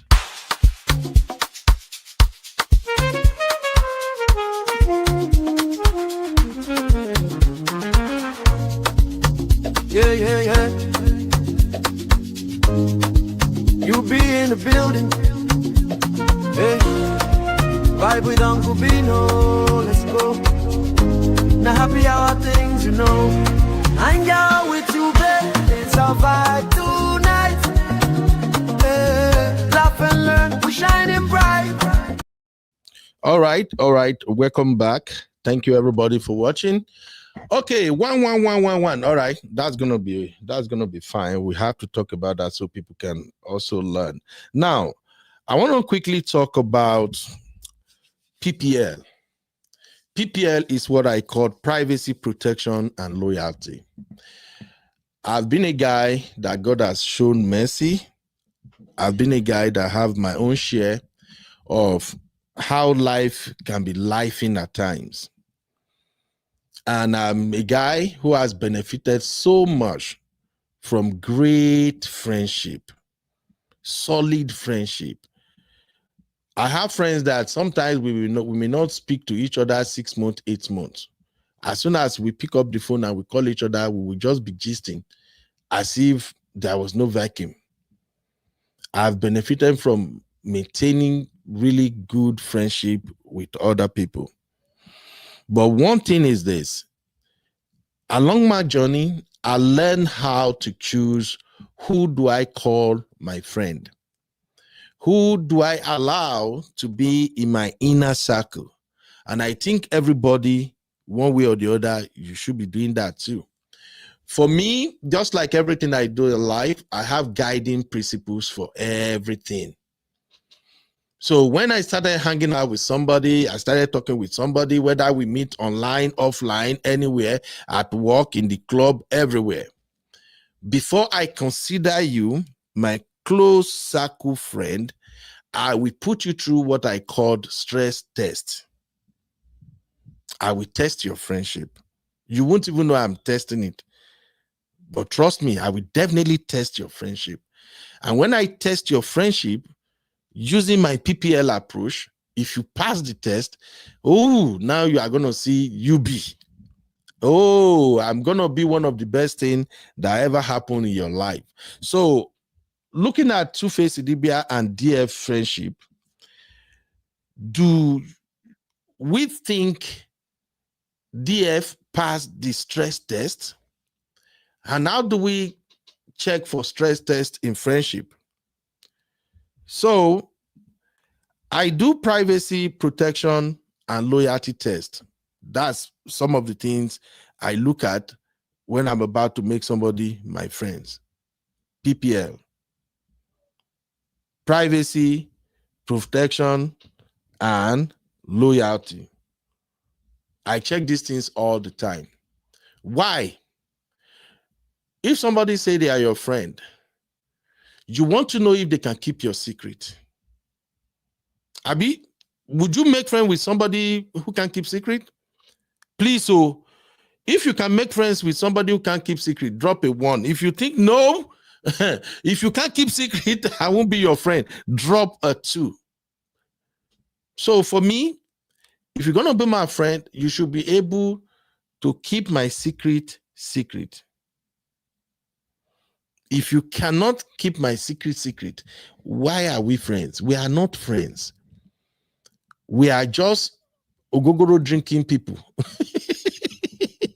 We just met and take a couple of shots. Can I come to you at my lowest moment when something is baffling me? Can I come to you and share it with you? Can you keep it inside without moving on to your next WhatsApp group, your next hangout, and make my secret your talking point? So I usually test privacy. If you can be private.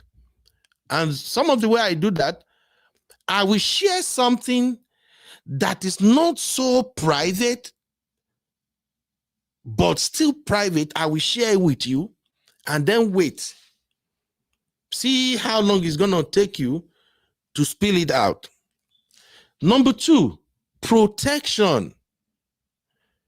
The way I move, I believe if you are my friend, I should protect you and you will protect me. If I find myself in trouble, in problem, will you stand for me? Will you defend my character? You have to test your friends. If they can't protect you, one of the easiest way you can even tell if a friend can protect you, for instance, is maybe you have financial difficulty, for instance. Nothing much.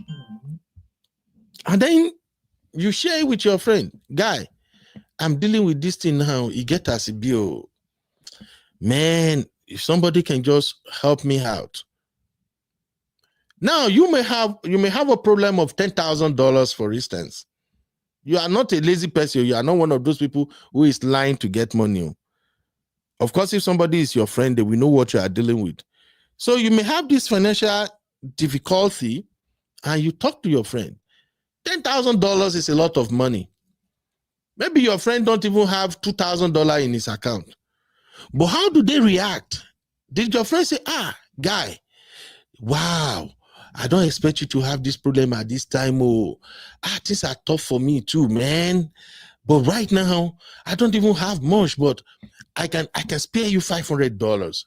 I can give you $500. Then let's see if we can talk to this person, if we can talk to that person, if we can do this. You already know that this person is trying to protect you. So in so many ways, you may have medical issues. Things might be wrong somewhere. Can this person protect you? So if somebody cannot protect you, they can't protect your shame, they can't protect your challenges, they can't stand by you when things are tough, why are you friend with that person? That person is just an associate. It's just in your social circle. Lastly, loyalty.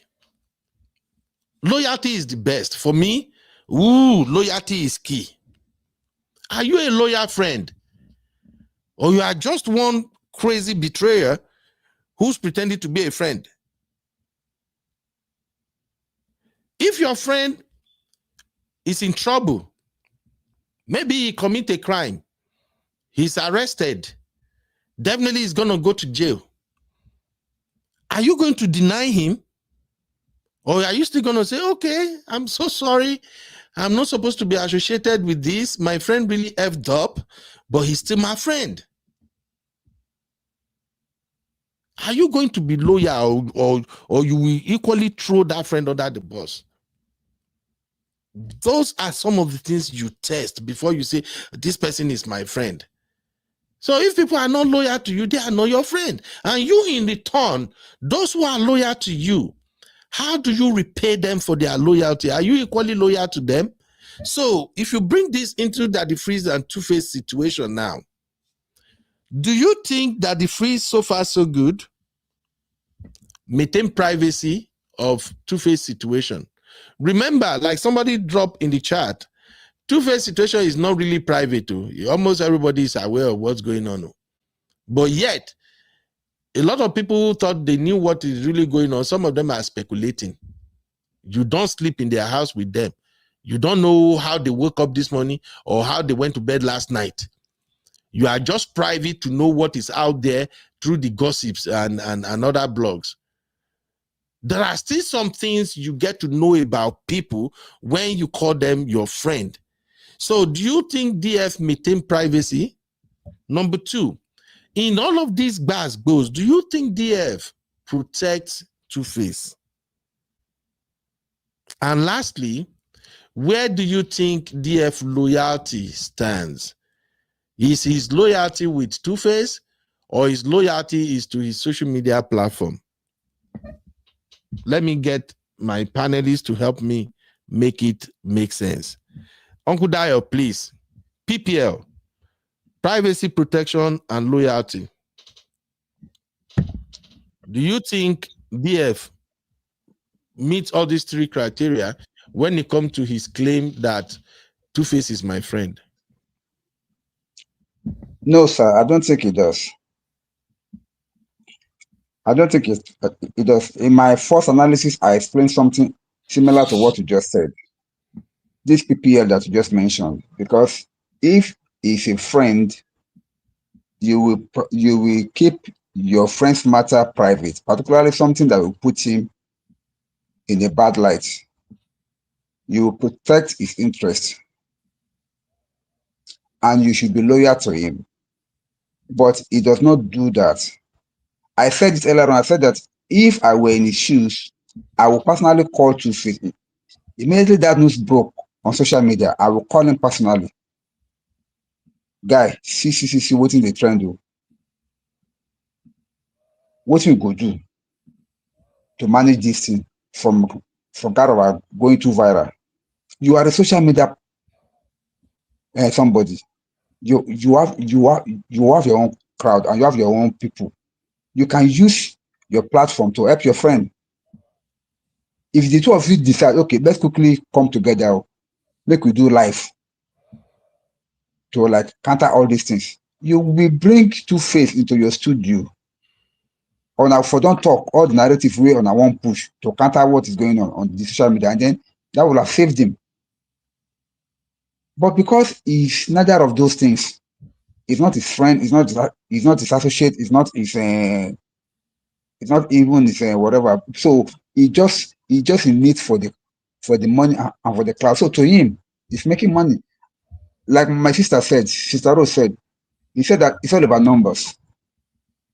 The more people that comes on his live, the more people that watch, the more money he makes. So to him, it's all about business.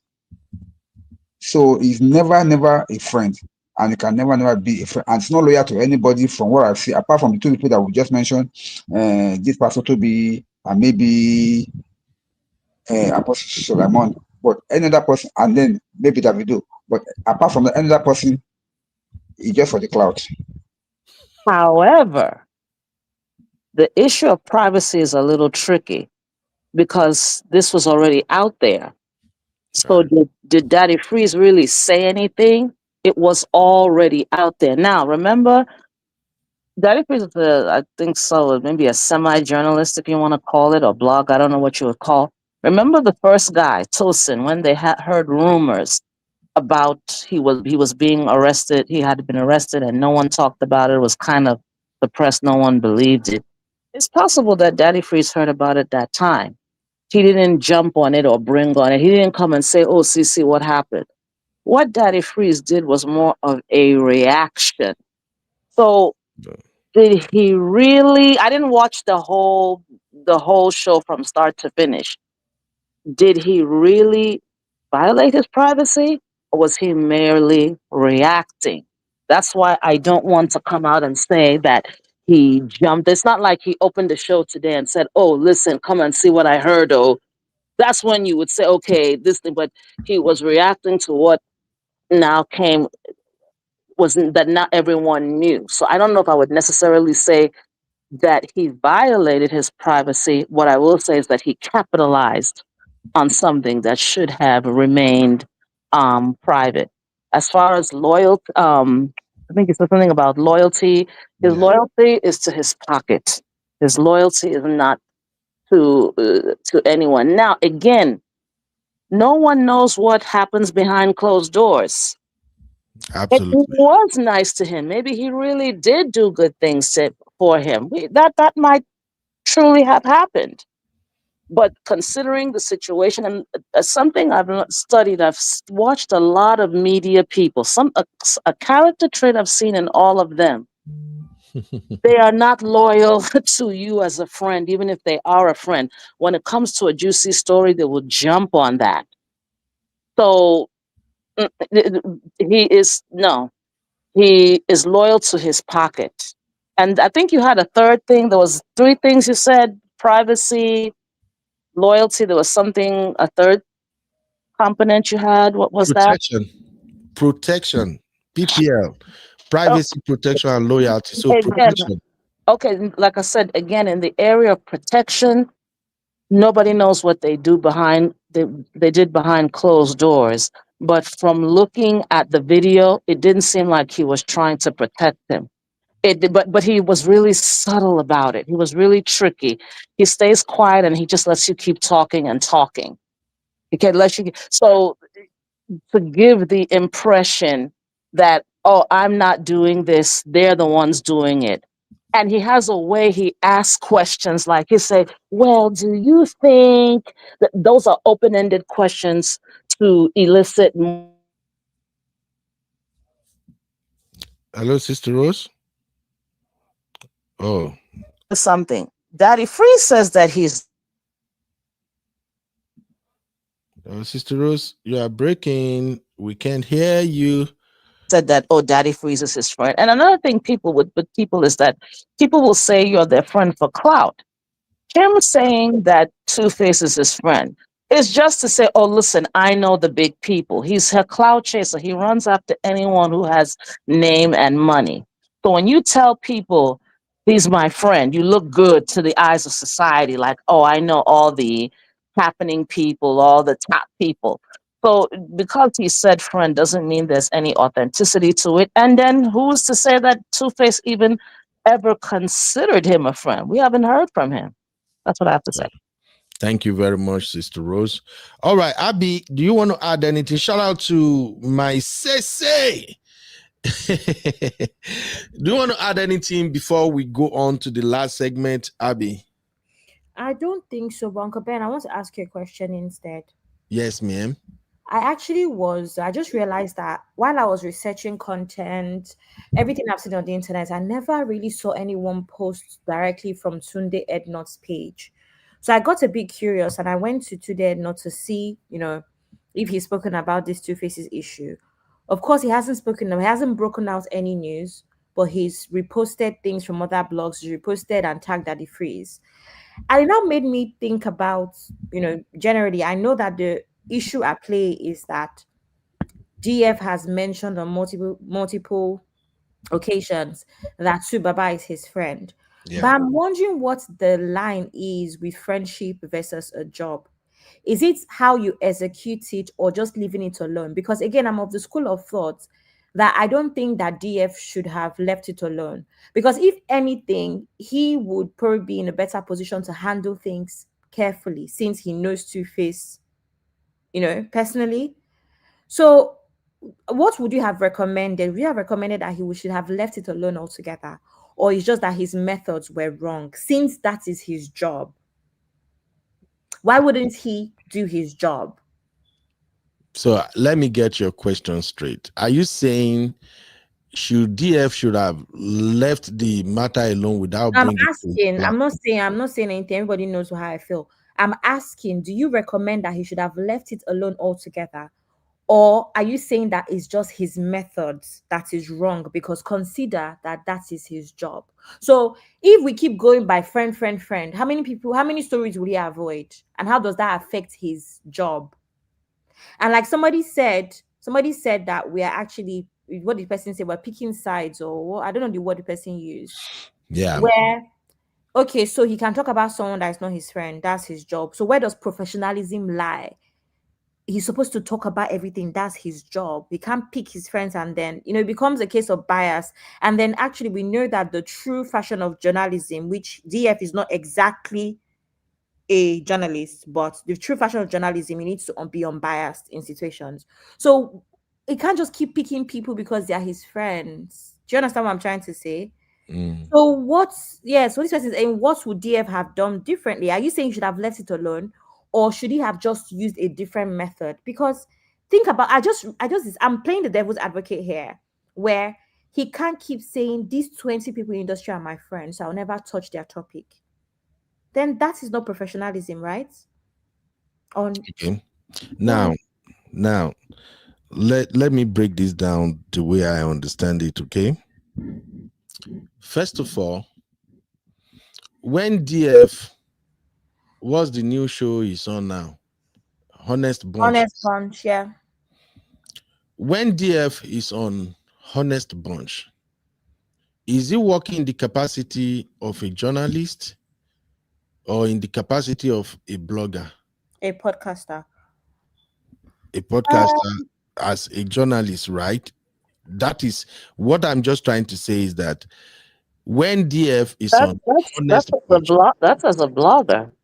I don't think it's as a journalist. Journalist goes on facts. I think when he's on that show, I think it's all based on opinion. I wanted to be sure about what I believe is journalism, because when I talk about journalism, I assume that you've gone to school to actually study it. That's just my opinion. However, just like social media, there's so many things underneath it as well, where what really is a journalist? And he's saying that journalism is the production and distribution of reports on the interaction of events, facts, and ideas, and people that are the news of the day. So journalism isn't just about the profession of going to school to study it. So Uncle Ben, even you are some form of journalist, or you're a form of journalist. It's not a case of breaking it down where, oh, I'm a blogger, oh, I'm a whatever. So that is too broad of a term to use.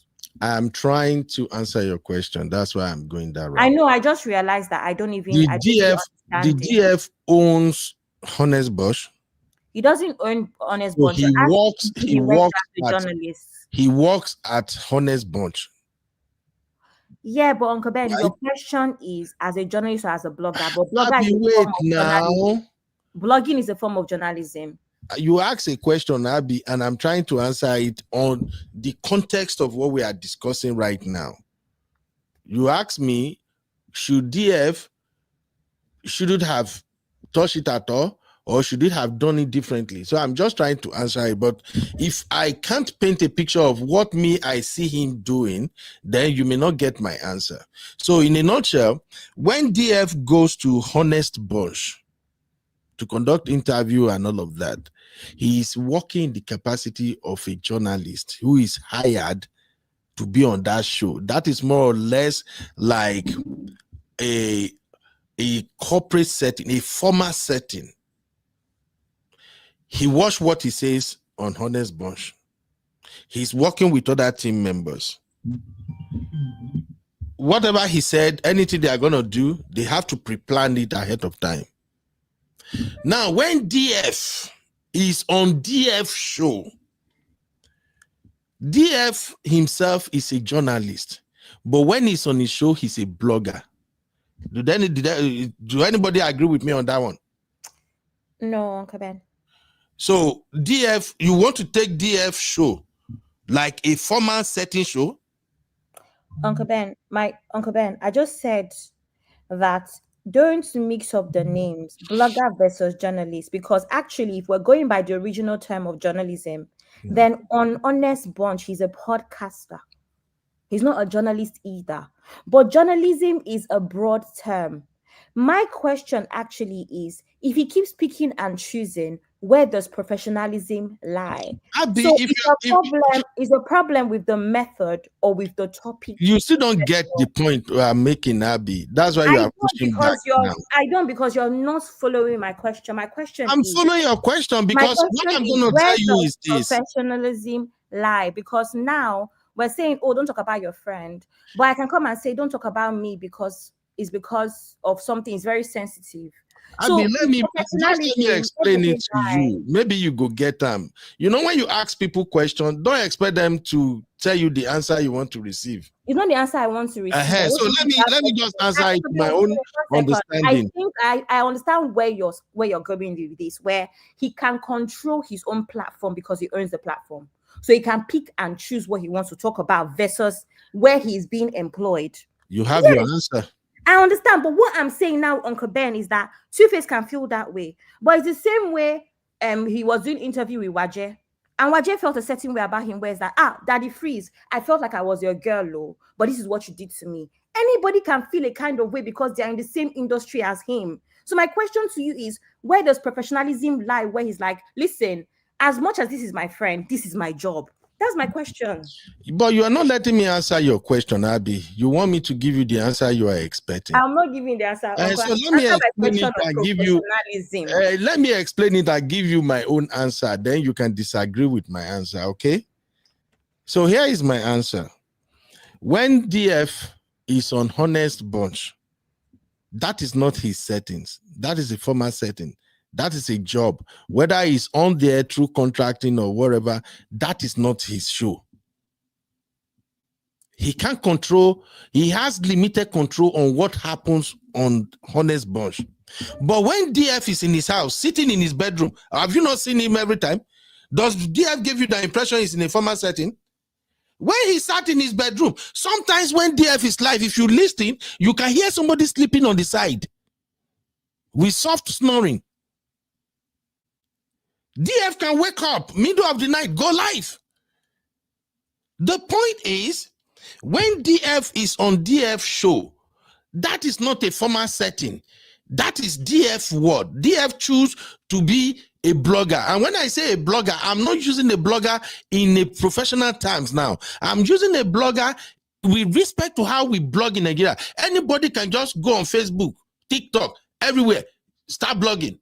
Either you are using video or you are typing or you are posting. Everybody does their shit these days. So when DF is right there in his room doing his thing, that is an informal setting, meaning he has absolute control over what he wants to deal with.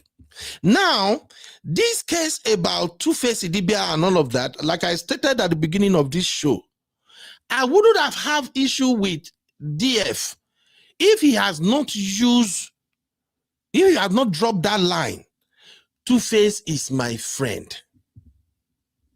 That's where I'm going. Tuface is my friend, is where I have issue with him. And for those who may not understand my own take, I've established it when I started this show. I'm a guy who is strong in loyalty. In my own way, boys know there is something called street credibility. At the core of street credibility is loyalty. At the core of street credibility is the fact that you should not betray your own person. Guys, is that not what street credibility is all about? So now, whether Tuface matter come up, you know, come up or whatever, I am just saying, if you claim Tuface is your friend, it is not, you are not in the right space to bring your friend matter to the public and allow everybody to come and laugh at him at his low, at what seems more or less like the lowest point in his life. That is the lesson I'm trying to push out here. When you call somebody your friend, oh, if the friend is entering rabbit hole, If you don't want to dive into that rabbit hole with him, you will grab his bum and pull him out. That's what I'm saying. So to finally answer your question, Abby, yes, DF can talk about Tuface, but the method is completely wrong. What he should have done is make a short video, 4 minutes, 5 minutes, or maybe 8 minutes video. Make it, post it, put it out there, and let it go. Not bringing every Tom, Dick, and Harry to come and run their mouth on Tuface. Okay, Uncle Ben. So Do you get my point now? So your answer is wording my original answer, which is, oh, it's not about the live stream, it's the method. That's the question you asked me. So the method that's the is answer now. completely We're on wrong. the same page. Okay, can I ask a second question, follow-up question? Okay. Would you say that it was wrong for Kaka and Tosan to come on and DF allow them to use his platform? Wait, though. Do they go to DF to say, we want to come and talk about Tuface, how his family, his wife, his life is messing up the business we got going on? Is that why they come to him? Or they say, hey, we want to come to your platform. We want to tell the world why we are not working with Tuface, without diving into his family affairs. I don't know if you get what I'm saying here. Okay, Uncle Ben, did you hear when I was saying that my opinion is that I'm not mad at Tosan and Kaka coming on. I am mad that they did not have a meeting as to how the live was going to go. DF would say, listen, I'm going to prompt. This is what I'm going to say. This is going to, this is what we're talking about, and this is what we're not talking about, right? I think that he was going to say that. But ultimately, just to wrap up here, you've answered my question. Ultimately, you're saying that friendship defies professionalism. Yeah. That's what you're saying. Yes. Okay, cool. Yes. Okay, sir. That's all. And for those who are young men and women here, look, we will dive into Tuface issues shortly now. But what I want you guys to take away from this show in particular, in terms of Tuface is my friend, as claimed by Daddy Freeze, is that no matter where you find yourself, no matter whether your profession demands it or not, your friend is your friend. You don't hang your friends out to dry. You don't throw your friend under the bus. Don't let social media fool you. I've said this severally, that social media, the people the million, thousands of followers you have on social media, they are all fake. They are not following you because, we love him. No. They are following you for a reason. Either you are entertaining, or they are getting knowledge from you, or you are so stupid they just want to laugh at your stupidity. If Bobrisky can have 5 or 6 million followers in a country where we pride ourselves to be Christian, what does that tell you? Social media is fooling a lot of people these days. Things that are supposed to be kept secret, they bring it to the public, seeking public opinion. And by the time the public now begin to squeeze your blockers, you will now have, the next day after that show, did DF not come live? People are blaming me.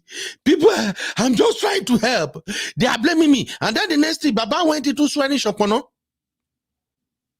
deleting, removing, blocking, Mosha blocking, Mosha rapture. You shouldn't have come to that. Please, as an uncle to the Gen Zs, my advice to you is this. If you are a friend, you got to learn to give your friend privacy, protect your friend, and of course, be loyal to your friend. And people must do the same to you. Don't let social media fool you into bringing businesses where you are supposed to protect your friend and you bring it public. Now, Abby, I have a question for you too. Since, shout out to my brother, man of prestige. Uncle Ben, first thing said, I just want to let you know that when I see you next year, I'm collecting $500 from your hand, because Gen Z. Why are you calling Gen Z? What have I done? DF, is it Gen Z? Why are you using it to call Gen Z? I'm an uncle, and I've told you I'm an uncle to Gen Z. Whether I like it or not, I'm still your uncle Gen Z. So I have to speak to you, Gen Z. Any bass goes where I see. Now on head I go land. I hope Zeno is not here. And Ashley. That's justice. So, Abby, here is my question to you. And I'll put the same question to Uncle Dayo and Sister Rose. I just Uncle want to Dayo has just put a message that it has to go. So I don't know if Uncle Dayo, you're Okay. here and want to give your last words, or if you've already gone. I'm still Abby. Do you want to give your last words before you go, sir? I'm actually wanting to support what Uncle Beno is saying because it's like he has made it clear enough for us to be able to see. And then in line of the questions that you were like asking him, the questions are quite clear. What you want to know is that where does the line of professionalism stop between friendship? And I Thank you, quite get sir. your point That's my question. because Which Uncle Ben as did a not answer. professional, for you to be able to do your work properly, you should not put any partner relationship before your profession. I get you.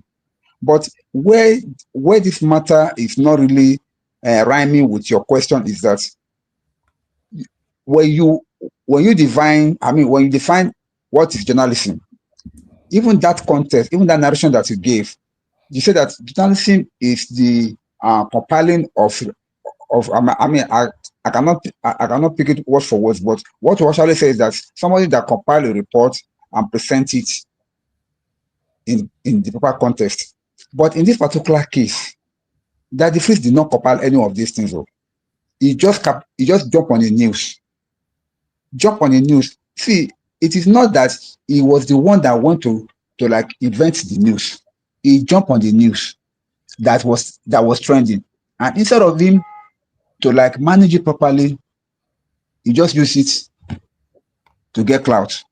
And I agree that's with you, where me, I find him faulty because I said it earlier on. I said, okay now, Abby, you and I, we are friends. You are a journalist. All of a sudden, there was a news going on about me, negative news going on about me, which you had. What would be your first impression? Won't you call me and say, Uncle Dayo, I'm hearing this, how true is it? What happened?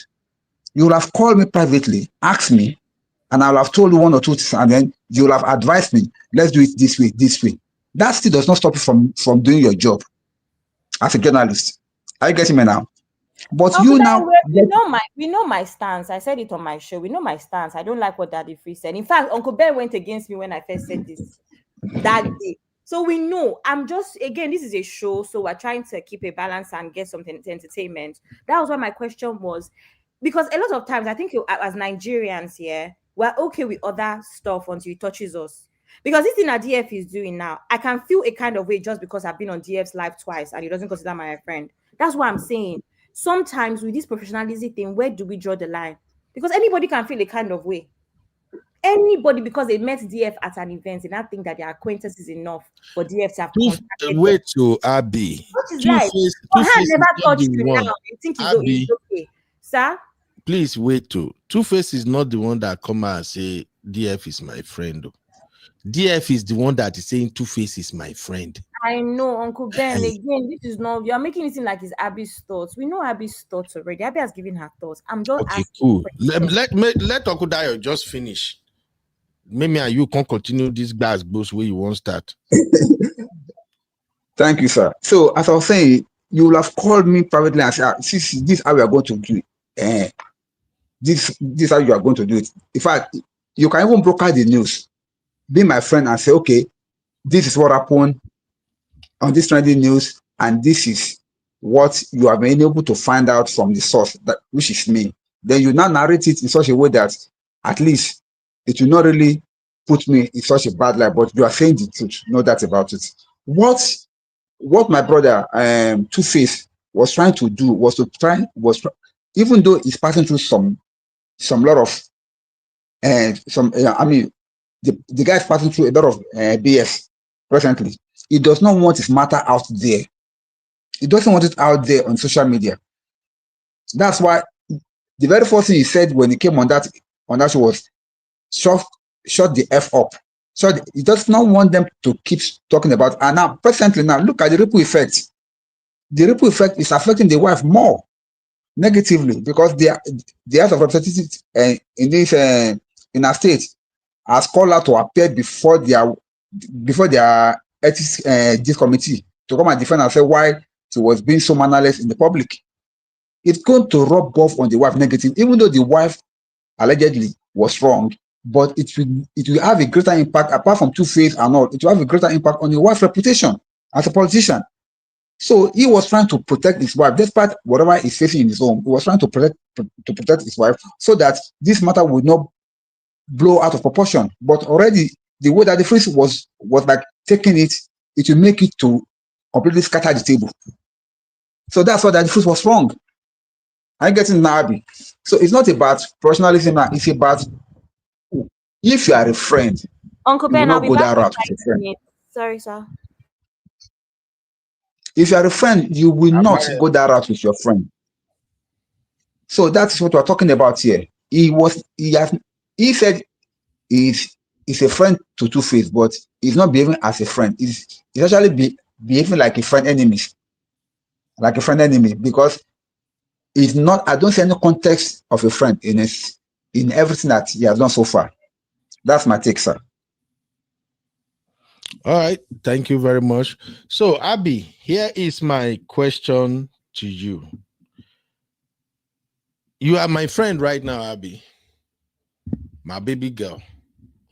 Let's say it won't be your portion in Jesus' name. So let's say you have a little challenge, maybe a relationship or something. We are trying to settle it, no work.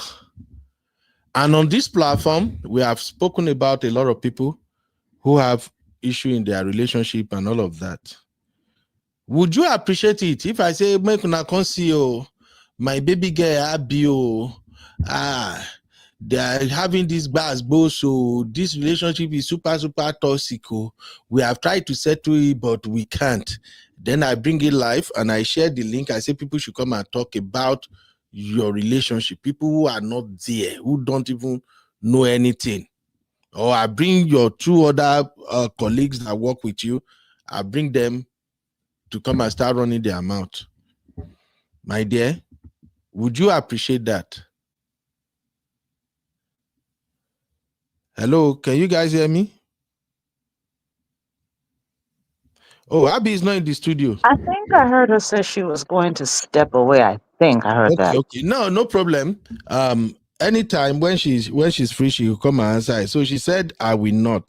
That is just the point I'm making. If you call somebody your friend, whether you are professional or no professional, some things are not supposed to be done by you. It's as simple as that. You don't chase clouds with your friend. No be today we don't know say two baba get issue. It's not when DF brought him to his platform to escalate the whole thing that there's going to be a magic solution to Baba's problem. It only make it worse. That's just the point I just want to make. So now, having said that, let me read some comments here, and then we can go to the last part of this show. Man of Prestige, shout out, Baba. Man of Prestige made me laugh. Man of Prestige said, DF was my friend when he ratcheted me in that time. MOP. I beg, I can't laugh, Jerry. Hey, what's up, Zeno, baby? How you doing? Man of Prestige also said, let me break the news. They are not friends. Thank you, MOP. And on that, MOP, all I can say is that I think DF throws that he's my guy, he's my friend thing on his show whenever he realized that he effed up. He usually used that to cover up that, why will I do this? He's my friend. On that same show that day, that very live, DF did not talk too much. He just sit back, adding people to talk, enjoying it, taking it in. That is not how you do friendship. Uncle Ben, I'm me and you today. I heard you. Okay. Yeah. So that is not how you do friendship. Yeah, Abby, I see your answer already. Like I said, would you appreciate it that what you are dealing Uncle Ben, I will not appreciate it. That's the point My I'm making. question, though, Uncle Ben, however, I think it may be different. I asked an initial question. You said, oh, you can do a little video, blah, blah, blah. But what people are forgetting is that he did not break any news. He used his platform as some form of intervention. He did not break a news. Kaka and Toysan came to say this is what's going on. The only issue, which even I, Abby, have said, the issue that I have is that they could have had a meeting as to how that live stream would have gone in favor of the person that they're trying to intervene in his issue. But he didn't. Why is everybody making it seem like he jumped on news? There was no news. This was an intervention to say, listen, early last year we did this. This time they did this. Subaba is hard to get a hold of him. He would, that was the point of this to begin with. It has just gone left. And also, in Kaka and Toysan's defense, they were angry. Because Tuface and his wife, they are playing with their money. I still don't care. They're If you claim somebody is your friend, Uncle Ben, if you go on the backstage, I put more information now to say this is Tosan's. I put Tosan's information there to see how linked he is. Tuface is even what's it called? Tosan's daughter is a singer, a young singer. There's no point putting her out here because she's a minor. He's a young singer, and Tuface is even mentoring the girl. That's how much they are messing with Tosan's money and Tosan's livelihood. I don't care. Tosan can go to Insta blog, Linda Ikeji, anybody. Sorry, not Kaka. I mix them up. Care whatever their problem.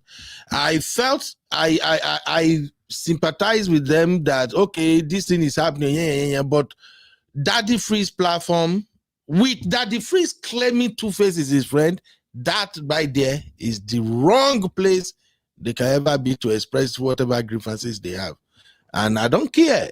Also, can I ask you? Can I tell you that if I go on DF's platform twice and DF finds out that I have a Porsche and I have 3 Rolexes, I become his friend automatically. like Man of Prestige said, now he used to be MOP friend until MOP give him honest opinion, he'd be like, Sure. Anyway, thank you everybody for staying in and analyzing this with me. I really appreciate it. Let's now move on to the final segment of the show where we're gonna dissect what could be a good solution to Tuface Wahala. Shout out to my lovely sister say he just claimed to be people's friend for clout.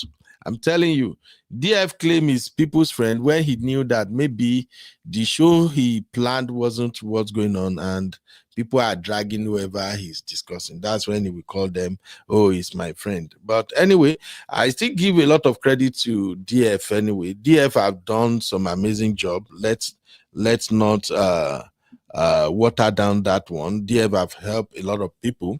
DF, I'm even saying that DF have done so much greatness to Nigerian Christians than anyone else. Make una no come for me for that one. No, that's a conversation for another day. Because I think DF liberated a lot of people who would have died paying tithe. And DF also did Nigeria a lot of good by going after a lot of these pastors. So let's call it what it is. DF did amazing job. I love him.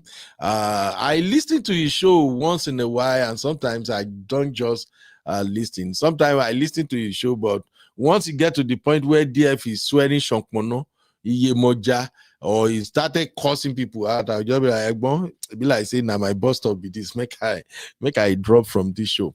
But DF has really helped a lot of people. DF have raised funds for those in need.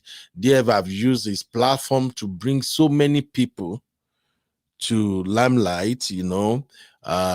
If you are a regular on DF show, your Instagram will grow. So just like Tunde Ednot, DF did a lot of good, but at the same time, I just feel like Baba himself needs therapy, Because sometimes if you listen to his show and some things, how he approach some issue, you can tell that it's like Baba somehow need therapy. But again, no one is perfect. No one is perfect. On this particular Tuface is my friend thing, I just feel like he shouldn't have done that live show. He should have just made 1 8-minute video, put it out there and let it go. Not opening the door for people to come and drag Tuface. Now, why saying that? Let me also say this. I've seen a couple of comments here which are actually good comments. People are saying what did DF did is good because now he has shine light on what Tuface is dealing with. I think maybe my sister Toby and Tribe, but somebody also said that okay, later in the future, by the time Tuface finally get out of all of this mess, he's gonna look back and thank DF for doing it. But I have a little bit contrary opinion, and my contrary opinion is that social media can actually frustrate people to the point that they can unalive themselves. I agree. In case you don't know, please, people are dealing with a whole lot of shit. Almost everybody have their own secret. And if you hide under the pretense of, oh, let me bring it to world attention, I'm sorry for this, my brother, and you bring their secret out, do you know what it feels like when people started working and they suddenly realize that everybody know everything about them? So this thing, it get as it be. And that is why I'm saying, if you call somebody your friend, you shouldn't be part of anything that will bring them down. Are you not surprised that a day or two after DF went live, Tuface had to come and make another Shalaye video where he's saying, I'm all right. Right now, risk is involved. Please, my people, I just want you guys to slow down. Let me play the video for you to see briefly. Uncle Ben, you start one. This is getting out of hand. And this is a dangerous situation right now. I know what fans can do. I know what people can do. I am perfectly okay. You understand what I'm saying? And this is putting Natasha at risk. It's not fair on anybody to do this kind of thing. It's not fair on anybody at all. So please, I need everybody to calm down. I need everybody to cease fire. We want to resolve all these issues. People, they get issue for house. Not today. But this is getting out of hand. Please, friends, family, everybody, cease fire. Please, I beg you. I beg you. I am perfectly fine. I did not pull that. Please. Please. I'm okay. Please. So, you see video, Tuface made this video, publish it, and I can tell you, I think Natasha is the one who recorded this video. So please, what DF did to me is not right, no matter how we want to paint it. And like Sister Yinku said there, shout out to you, lovely Sister Yinku. Sister Yinka said there was no intervention. He said he sat there and this man supposed your friend was roasted. What DF did is not good. Let's call it what it is. I know if you are DF fans or DF supporter, you might say, yes, he did it. It's not good. Until that, let us call it out. Everybody get issue for their house. Even DF himself, he has too much basbos in his own marriage. All of us get where should they pain us inside our marriage. So please, some things that are supposed to be left private should be private. Are they come, please? Sister Nado said, I will die paying title. Leave Titus alone. He did my Bible. Sister Nado, I always tell people make they pay tight now. Why? I'm just saying that DF rescue some people. Some people are paying tight blindly.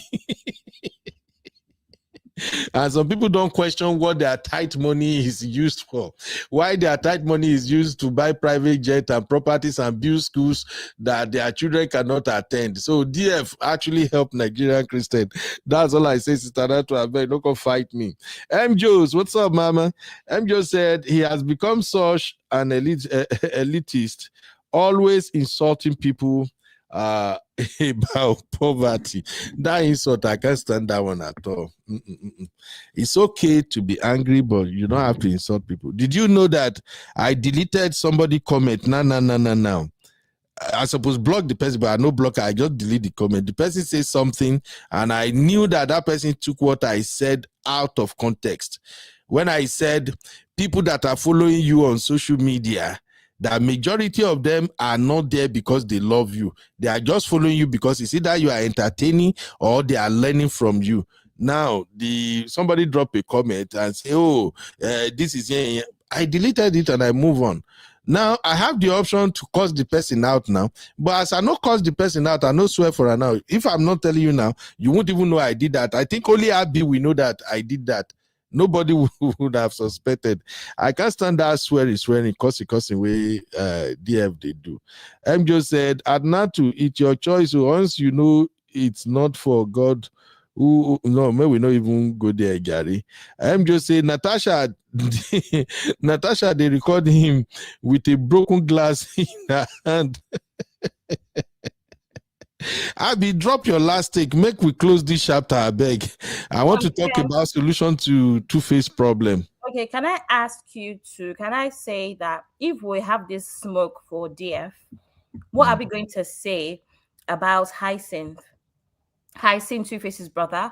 What are we going to say that Two-Face's mother's reason for coming out? And I was actually interrupted at the time when you put Auntie Inclusive's comment up about intervention. If Two-Face's mother can come out and call on DSS, if Hyacinth can also use social media, it means that he's no longer reachable privately, right? I sent something to the backstage as well. One of his friends as well, Godson has also posted today. There's a reason why people are posting on social media. That's my point. Everybody cannot be mad. Just today as well, hasn't his family asked for them to sanction Natasha? You saw that update, right, Uncle Ben, with the court papers, right? So his family too are using social media and using what would be considered as tough ways for a reason. And I'm wondering there's something deep. I don't know what it is. Almost like you can see that he's losing himself, but he also cannot release himself, which is sad. So I don't know. It has exactly. Sis Toby is like Two-Face matter don't pass, be careful. That's why I think that DF's life is an intervention gone wrong, because DF is not a good person. He's not a good friend. That's my issue. Okay, thank you very, very much. We are about to discuss. Hey, now wow, people where they use glasses, no be small thing with they deal with too.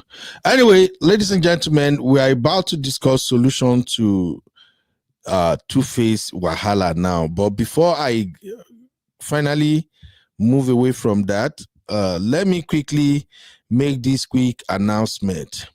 If you look at my screen right now, ladies and gentlemen, you are looking at one of the beautiful products we have access to in United States. And my lovely sister Natu is the one that is producing this product. I have used it multiple times. Even I think Sister Yinka, Sister Yinka is even worse than me. Sister Yinka stock this product every year. Sister Yinka will secretly go and order a lot of them, and she will stock it. This is perfume, oil-based perfume. Abby, is that not what they call it, Abby? Yes. Yeah, it's oil-based perfume. Now, me in particular, I love it because it smells good and it lasts. And the coolest part of it is that you just need just small tiny drop. That's it. Perfume oils. Yeah, you are good for the whole day. So right now, Sister Natu is running a promotion. 30% off, get up to 30% off from November 25 to December 5. The promotion is still ongoing. I know my sister Natu, she's still going to extend it. The website is www.qualisainc.us. Go and make your order and thank me later. Now, each of these colors that you are looking at, they come with different flavor. Abi perfume. How do we go describe her now, Abi? Uncle Ben, scent. Different scent. Pronounce them like Gen Z. Different scent. I'm not so Gen Z, they pronounce them. Fragrances. Scent. Actually, scent. Yeah. So I do order. In fact, for those who are like me, I don't know.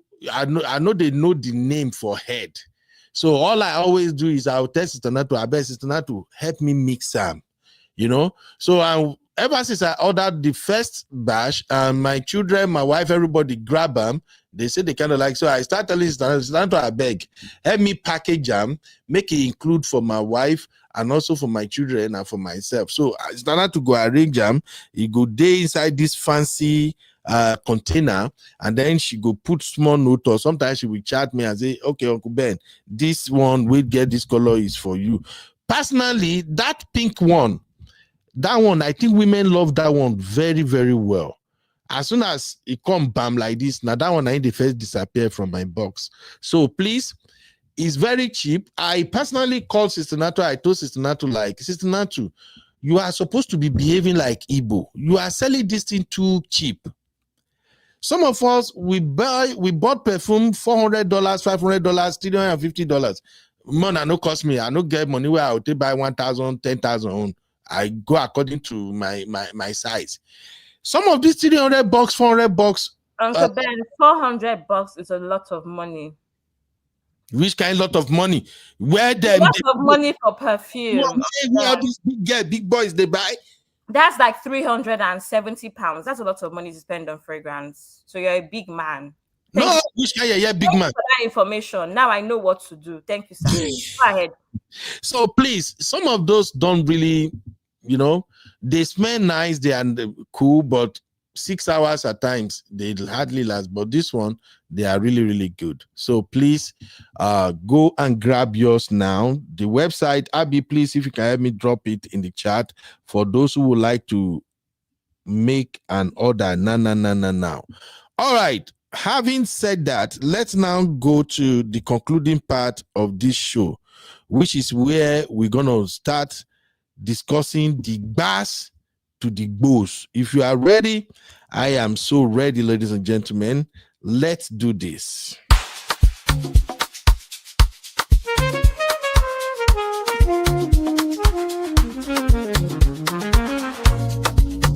Yeah. You be in the building. Hey, vibe with Uncle Bino. Let's go. Now happy hour things, Hang out with you, babe. It's our vibe tonight. Hey, laugh and learn. We're shining bright. Oh yeah. You be stories, life lessons type. Hey, on the Uncle Beno show, everything feels right. All right. You're welcome back. I still have my baby girl Abby in the building, and I have my Wahala, lovely, cool, sweet sister Rose in the building, all the way from New York. Ladies and gentlemen, if you notice that I don't go to New York, it's because of Sister Rose. So Sister Rose said if she catch me for one corner, all by myself alone. Sister Rose, why do you always want to catch me by the corner? Hey, Sister Rose, tell everybody, may they hear now, what have I done that you always wanted to stay at that corner and wait for me? Controversy, and so that you don't have no help. If you have help, I'm finished. But by yourself, so me by myself, you go beat me where? Thank you for hanging. No witnesses. No witnesses, Abi. You see, New York style. All right, ladies and gentlemen, please. let's talk about the way out. Shout out to everybody that are still here with me. Comfort Fash, thank you, my lovely sister. Comfort said, how can we make orders, Sister Natu? Oh, please, Sister Natu and Abby, please share the link so people can see that. The Sister link Natu? is right here, and so is the Instagram if you want to have a little chat with Sister Natu before you place your order. Oh, right. Excellent. So, Sister Natu say price go change by January 1st, 2026. So that's a good one. You can actually buy these and use them as a gift to other people, okay? And for men, especially men, if you want to surprise your wife, you can just tell Sister Natu to help you pick the one for women. I'm so terrible at shopping. I know they know how to select many of these. So usually I would just talk to whoever is selling, say, see what I want to do with this, so help me out. And Sister Natu is really good at selecting all those different type of fragrance. So now, how do we solve Tuface Idibia's case? Abby and everybody. So Ben, please read Sister Auntie Nkuzi's comments. Go ahead and read it now, please. No, I want you to read it. It's better for you to read it.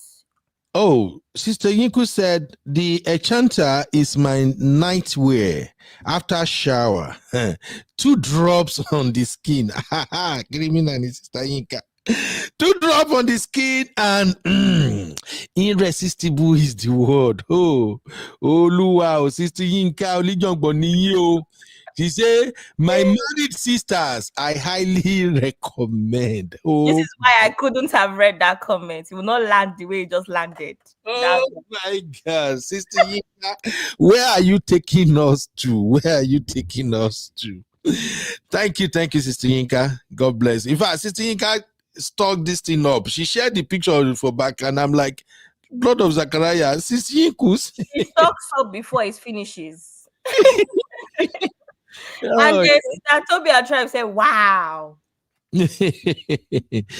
All right, so I'm going to share the link right now for those who want to help us provide solution to Tuface Idibia marital saga.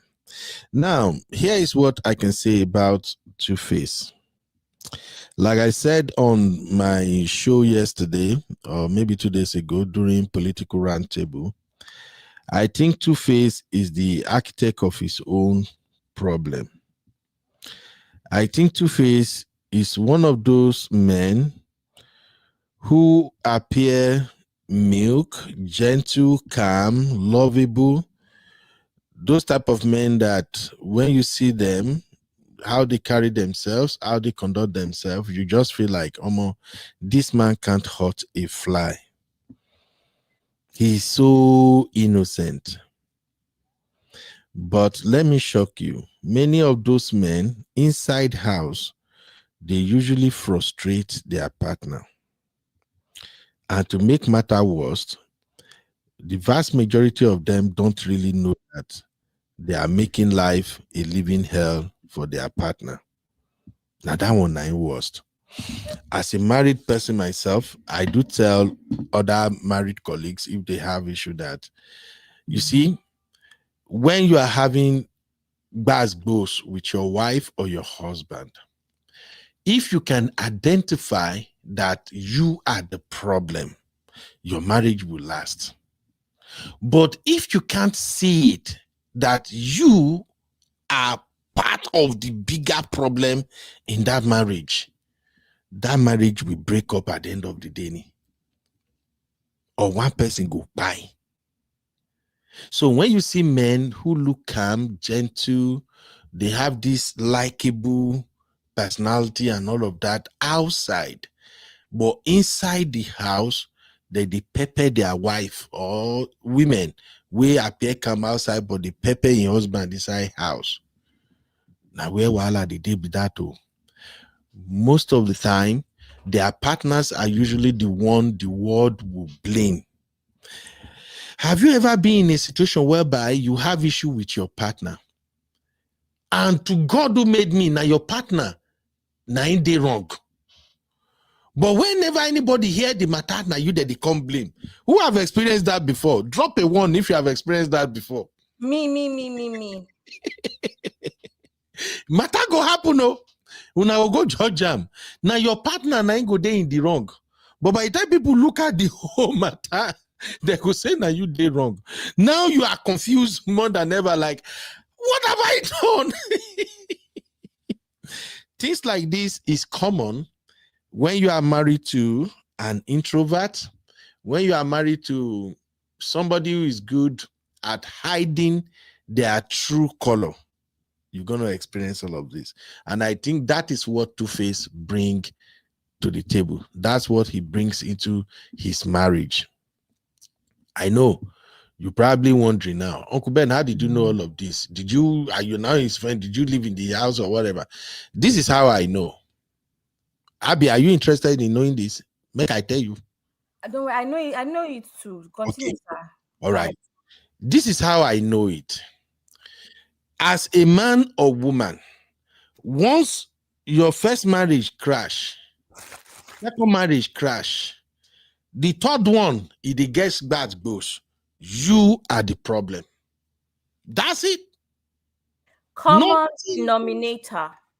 I swear, nothing anybody won't tell me. You are the problem. I'll give you another example. Have you seen people who cannot maintain friendship? Yes. Then you see them, they have 2-3 friends, they are doing things together, the same be the same social media. Hey, my bestie. 6 months later, it don't scatter. You've seen that person started relationship with another set of friends again. Hey, my baby, my boy, my nya. 1 year later, boom, it don't scatter. You found them in another relationship again. Ladies and gentlemen, that person is the problem. But the wahala be say they can never put the searchlight on themselves or look in the mirror and say, I think I'm the problem. So in the case of Tuface, I know Tuface is the problem because all the women in his life, he had problem with all of them. The one he met before he met Annie, Tuface get problem with that one. Tuface was with Annie, he started with Pero. Tuface got problem with Pero. I even think that Pero is the one he loves the most because there's no way you could be married and you are still producing baby with another woman. Nobody again. I think there is another lady, I've forgotten that one name too. Tuface also have relationship with that one. They get issue. Annie Dibia, the one that seems to be the one that tolerated him. Sumbo. Okay, that's the name of the other one. Annie. All right. Annie, that appears to be like the one that tolerated him the most. Annie also finally have to maintain her peace. Tuface is the common denominator. Now, let's quickly come down to Tuface and Natasha. I am not in their marriage, but like I've always said, from the get-go, when I saw Natasha's video, pictures, how she dressed and everything she does, and knowing what I know about Tuface from the get-go, if Tuface is my brother, I would have said, Tuface, don't marry this lady. She's not the best for you.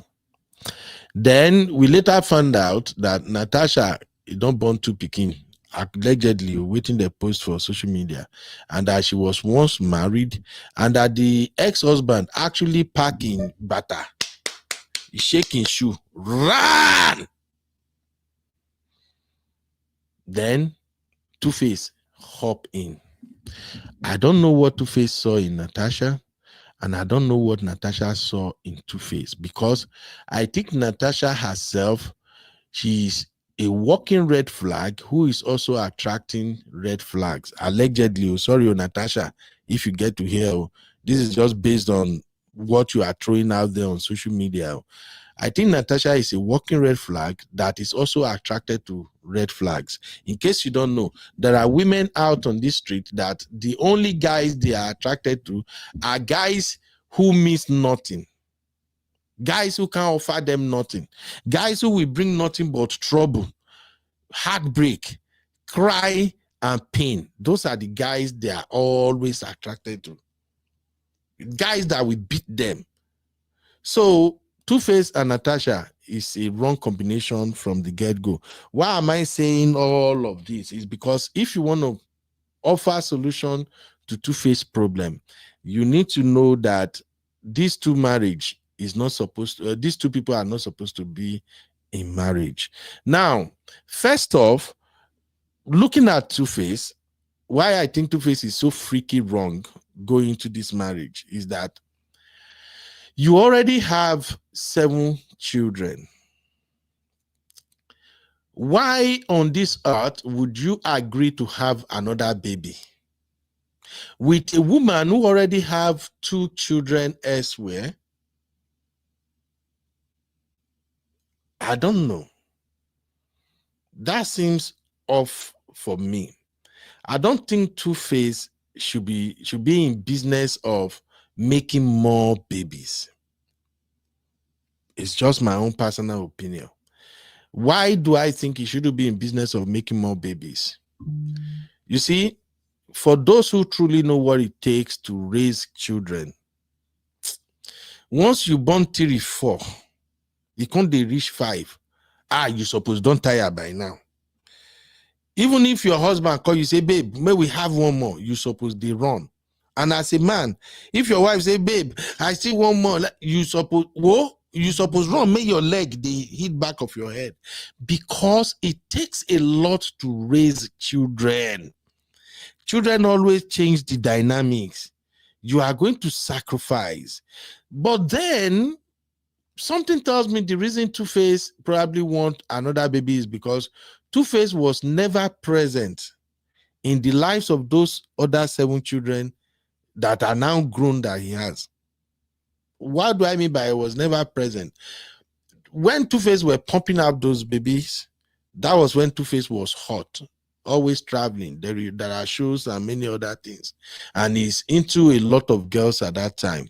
Men who are hopping from one relationship, one girl to another, they usually don't have time to spend with raising children from infant. They don't. So I think maybe he wanted to have the experience. But to cut my own long story short, Two-Face and Natasha, they are not supposed to be together. So if you ask me, what is my recommendation? What should be the solution for both of them? I would say right now, both of them need to go for therapy. They need rehab. And they are not supposed to be together. Frankly speaking, that marriage is super, super toxic. We've seen pictures and videos of these two together outside. I think Natasha wants Two-Face for fame. I swear. Before Two-Face wedding, I went to Natasha's Instagram. I saw some of her pictures.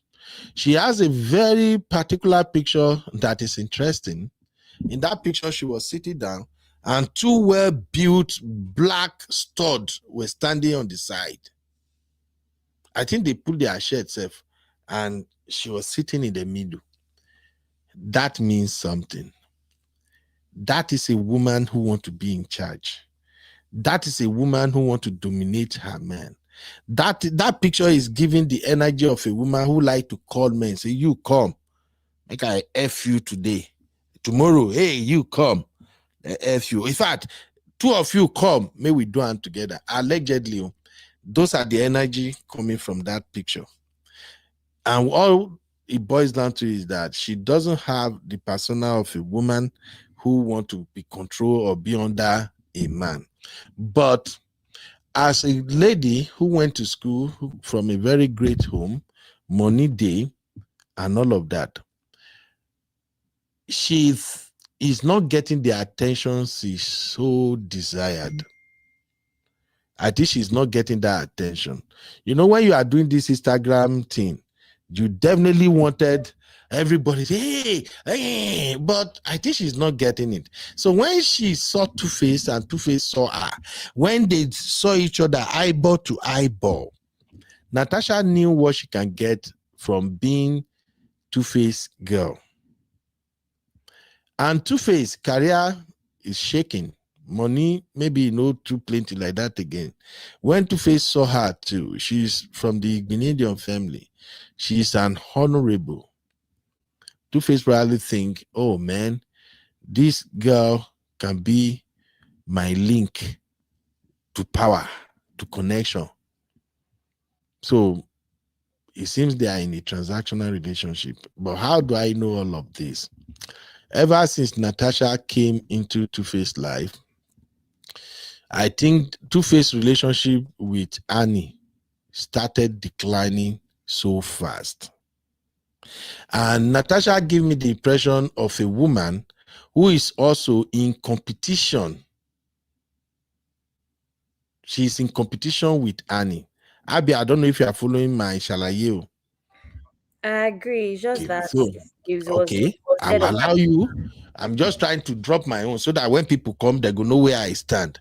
I think Natasha has been in competition with Annie ever since she got connected with Two-Face. And she so much want Annie out of the picture.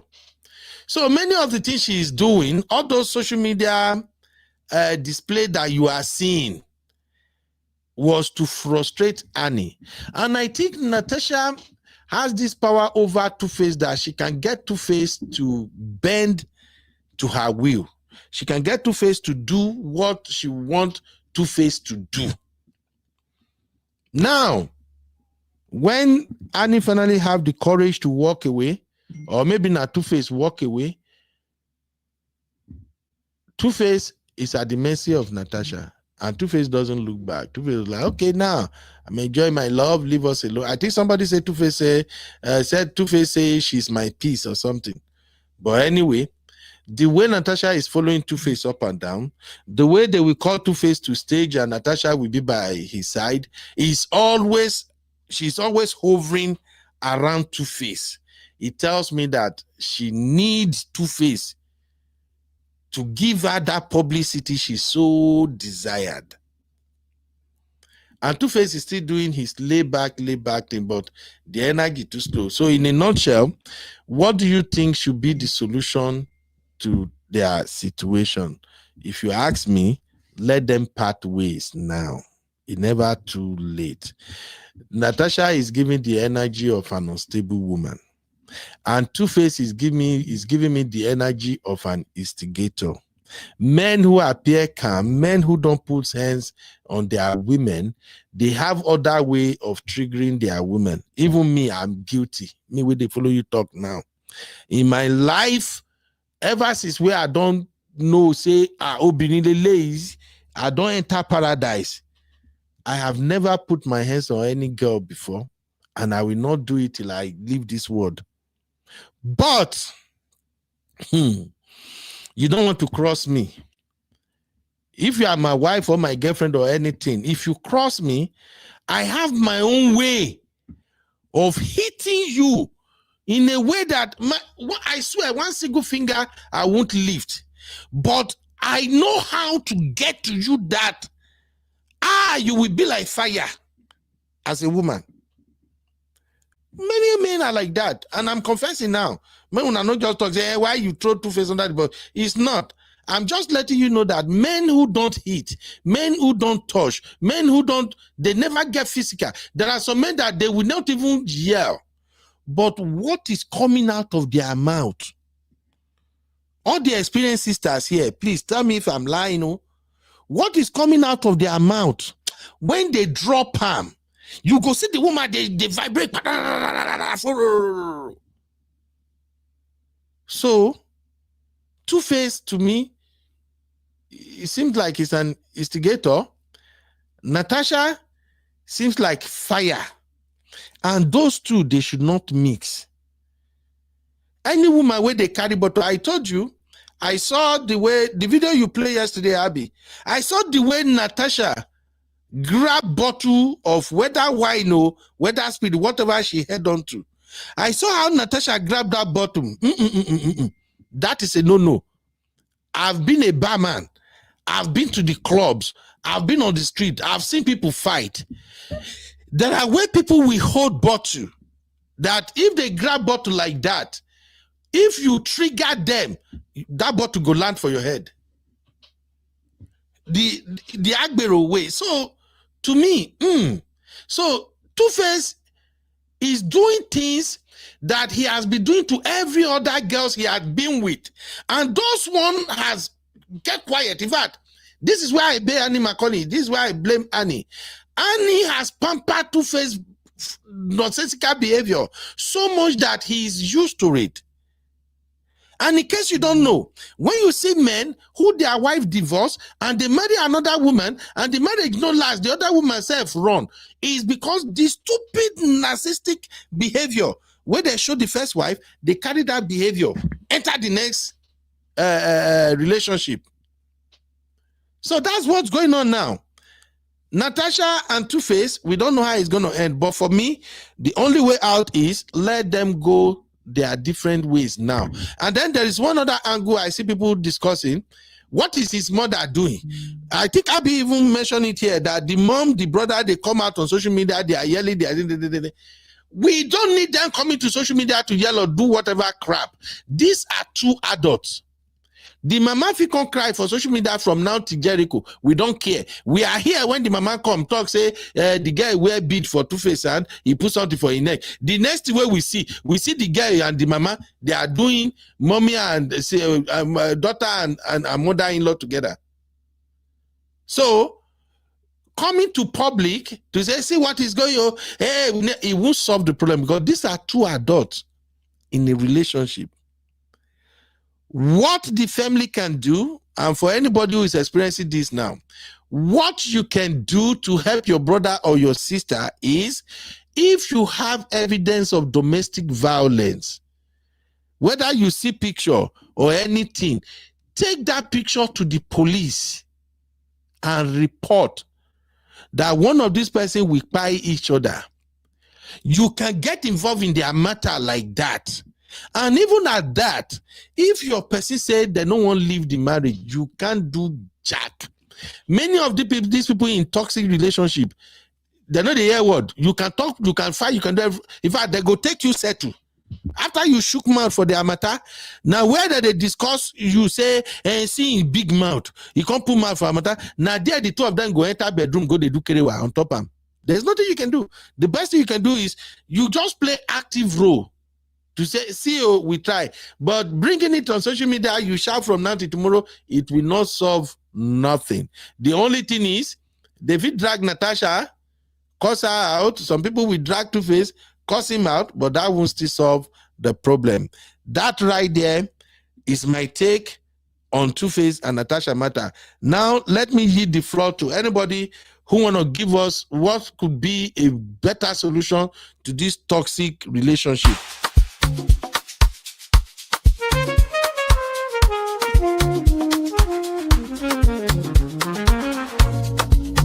Yeah. Abby, let's start with Sister Rose. Sister Rose, what should be solution to Tuface and Natasha Gbasgbo's marriage? The solution from my observation should be dissolved. He seems to me scared. That last video that he did saying people should leave his wife, it seemed to be have been done under duress. Mm-hmm. So he seems to be frightened. He seems somebody who looks frightened and is scared, and he's in a situation and he doesn't know how to get out of it. Ben, when you started this, I thought you were talking more about Tuface, not so much their marriage. We started by looking at the Tuface and DF relationship, and people are making it more about that the freeze is trying to intervene in their matter, is trying to resolve the matter. So I now said this show has 3 segments. The first 2 segments is on Daddy Freeze and Tuface. The last segment is on Tuface and Natasha. How can we resolve situation like this? Then where I see more of an issue, where more problem seems to be and needed, is Tuface. As far as the marriage is concerned, I just think it should be dissolved. But he seems to be trapped, and that's where his family needs to come in and intervene, because I'm hearing that they say they can't get him, they can't reach him. I'm wondering, what is that? Is it that he doesn't want to be bothered? Is it that he's scared? Is it that he's being threatened? If your family wants to reach you, I don't see any reason why you would ignore them. So are they scared? But the most important thing here is if he can be helped. And this is theory because I don't even know if it will happen. Tuface, like I told you, he's suffering from a case of arrested development. He never grew up. He's reckless. He doesn't need to be with anybody. He doesn't need to be in any relation. He's 50 years old. He needs to just be by himself. There is, they say, a substance abuse problem. That is a situation that needs to be addressed. And that's a very, very difficult one. Addiction is a very hard thing to overcome, and it is a daily, minute by minute, hour by hour. That needs to be corrected first. This man is not in his right mind. He keeps on getting in lousy situations. So the best thing to help, what I can see, dissolution of marriage, because it is useless. That is a useless woman as far as I can see. I don't see anything useful about. Okay, she's a senator. Look at the way she dresses. The way she dresses even shows that she doesn't even have respect for her supposed constituents. What has she done? It's just a bunch of posing. Her comportment lousy. How do you go to a foreign country and you're screaming and shouting? You shouldn't be screaming and shouting anywhere, but then to do it in a foreign land makes you look even worse. So what type of a marriage are you going to have? So for me, I see dissolution of marriage. I don't even think that they came together. It seemed, when I observed him, it looked like he was trying to escape and run away. Some people say it's transactional. Yeah. He has a problem. He needs to get a handle on his abuse, his substance abuse. That needs to be corrected, because when you have that type of problem, you are not rational. You cannot think right. I'm even going to say something that may sound ridiculous. He needs a mother. Whatever situation we find ourselves in, that's how it is. He should be able to take care of himself, but he can't. He needs a mother like Burna Boy's mother. Let his mother come in and intervene, because he just seems like he is incapable, from observing him, of handling his own life. So the solution, get away from her, go get help, deal with your substance abuse problems, and try to see if you can just sit down and sit at the feet of what I call sit at the feet of the elders. Get some wisdom, get some intelligence. And I'm saying this, Ben, I don't say it with so much confidence because he's a reckless person. I don't see a person who ever took the time to correct himself, wants to correct himself, and at 50, can you really do it? But if there is solution, if there was ever solution, those are mine. Go get people talk about therapy. To me, I feel therapy is sitting in front of talking with the elders, wise people, intelligent people who can guide you.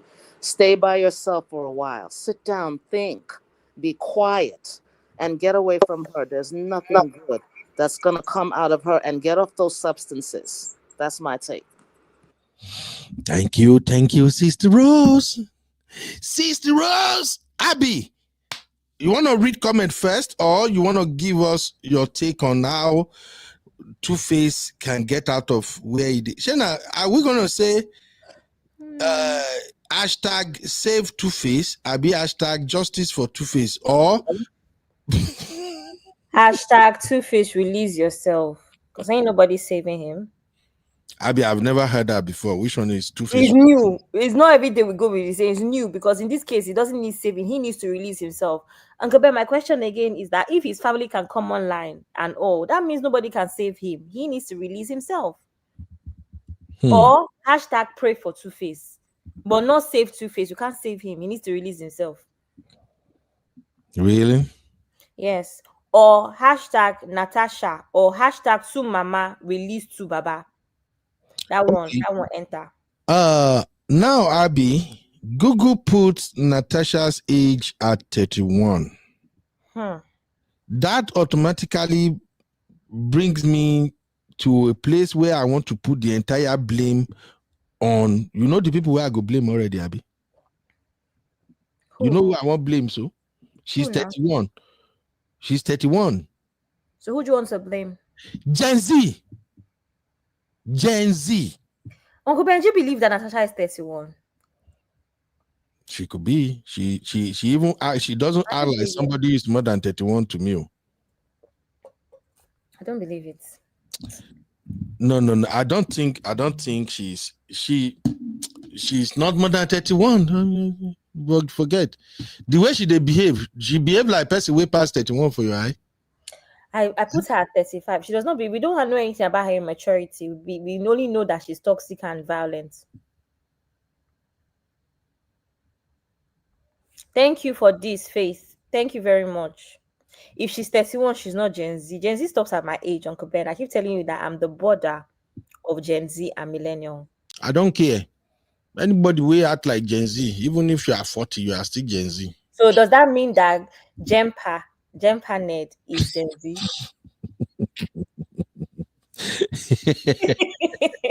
Does that mean my favorite grandpa, like I call him Jempa, does that mean he's Gen Z?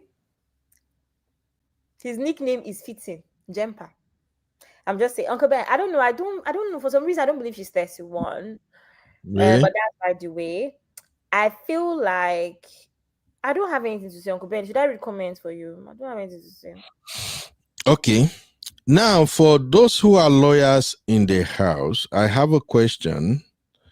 Can family members sue a wife to divorce their son?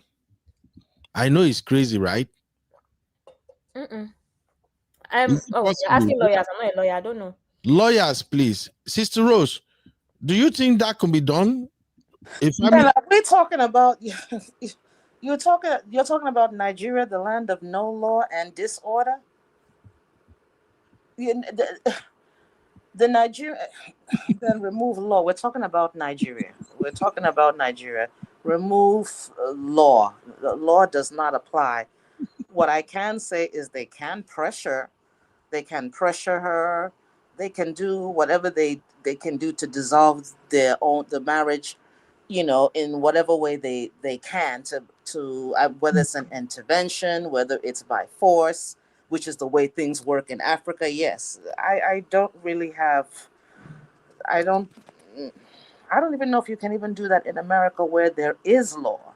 And if it is done in America, it would be a question of separation, maybe due to harm, maybe harm being done, a mental and physical, emotional abuse, which is where this is now where divorce comes in. That's the whole point of divorce.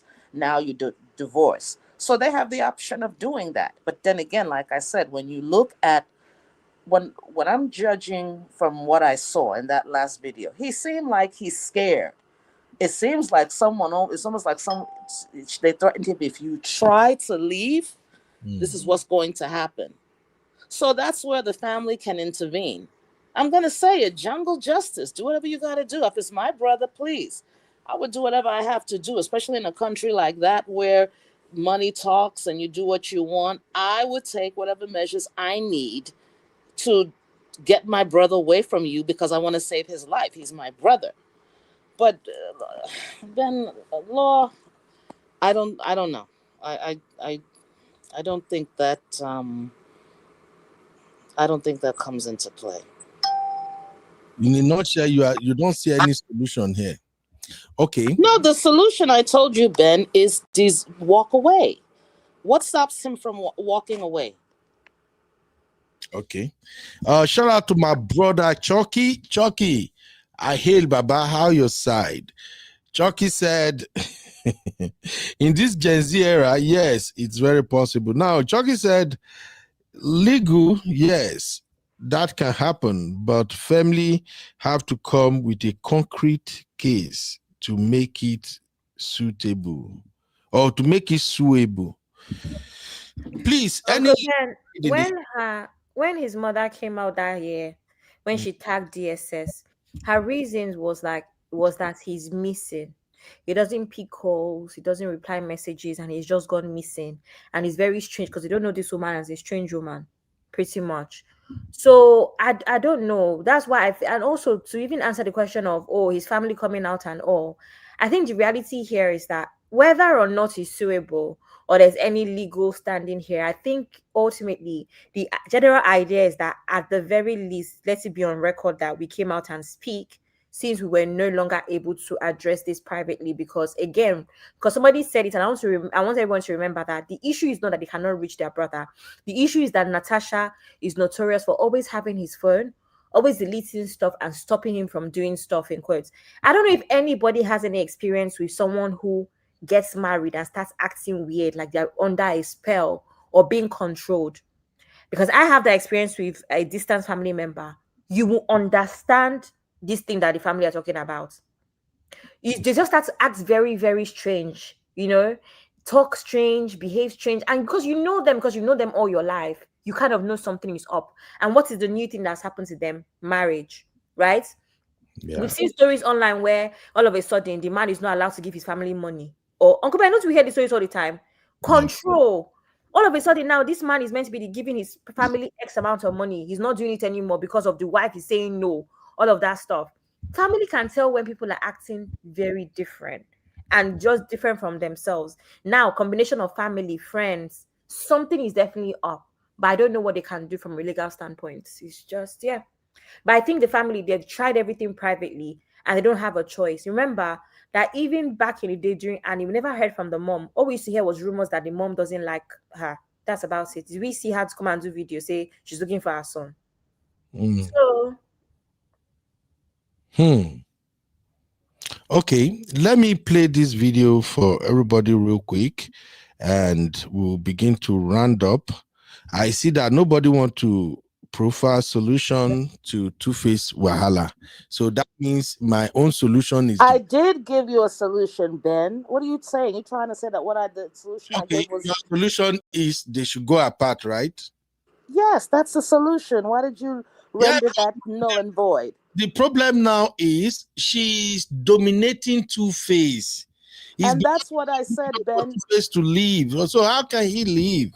Ben, is this not the same Nigeria where, I don't know if it stopped. Maybe it has stopped. Is this not the same Nigeria when a man has wealth? If he unalives, the brothers come and commandeer his wealth. So if they can do that, like every other forceful way they do things in Nigeria, if the family feels that he is in imminent danger, what the same force that they use to do every other thing they do in Nigeria, go there by force to get your brother. We're talking about Nigeria. Unfortunately, Sister Rose, that cannot work in this case. The wife is an honorable. She has police orderlies. She has people working for her. Protecting her is the priority. So it's not going to be easy for the family. And that's why they're coming now to get sympathy from the public. Because it creates pressure and it creates embarrassment, right? And that's why Tuface came out, because he's embarrassed. Okay. Right? Okay, I get you. I get you. And which is to come, and now I know we've passed that, but I gotta go back to this whole thing with Daddy Freeze. Even though I do not think that the intentions were good, the residual effect of this, even though it might have been embarrassing, even though it may look like, okay, he's capitalizing on it, maybe indirectly in some way this is a good thing. Because like Abby said, I didn't even know this. Putting some kind of public embarrassment to say, listen, they're holding this guy.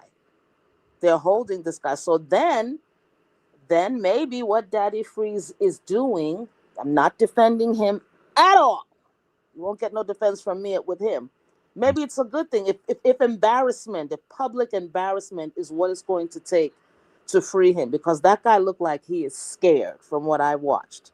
It's not like he looked like he's scared. He's actually scared. Okay. No, I just didn't want it to say I don't want it to look like I don't know what I'm talking about. I'm not there, but he looked very afraid. Looked like he's even crying and he don't know what to do. And the story what he shared on his story, where he said help. It may very well be true. It may very well be true. Sorry, I don't know if we addressed this, Uncle Ben. Do you remember that video, the one where he's begging? This one. And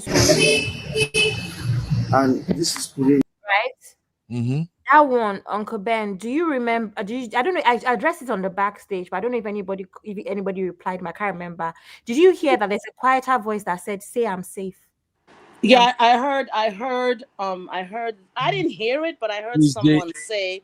I heard someone say that, and it's this particular video that you just showed now that I'm Yeah. referring to. That he looks very frightened. He was being given instructions. Uncle Ben, you know that if something is coming, we said it with Frederick Leonard yesterday. If something is coming from the heart, people can feel it. If something you're talking so much and it becomes shalaye, people know. Why you're coming from the heart because nothing is happening, right? You're at peace. Why is somebody in the background giving you instructions to say you're safe?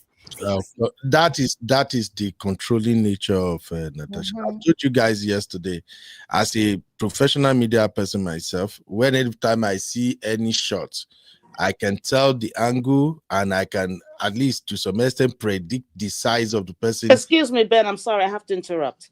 Yes, it could be her controlling nature, but it could also, in addition to that control, it could also be a threat. It could also be a threat. It could be anything. Tuface put himself where he found himself. Oh, no one is denying that fact. He brought this on himself.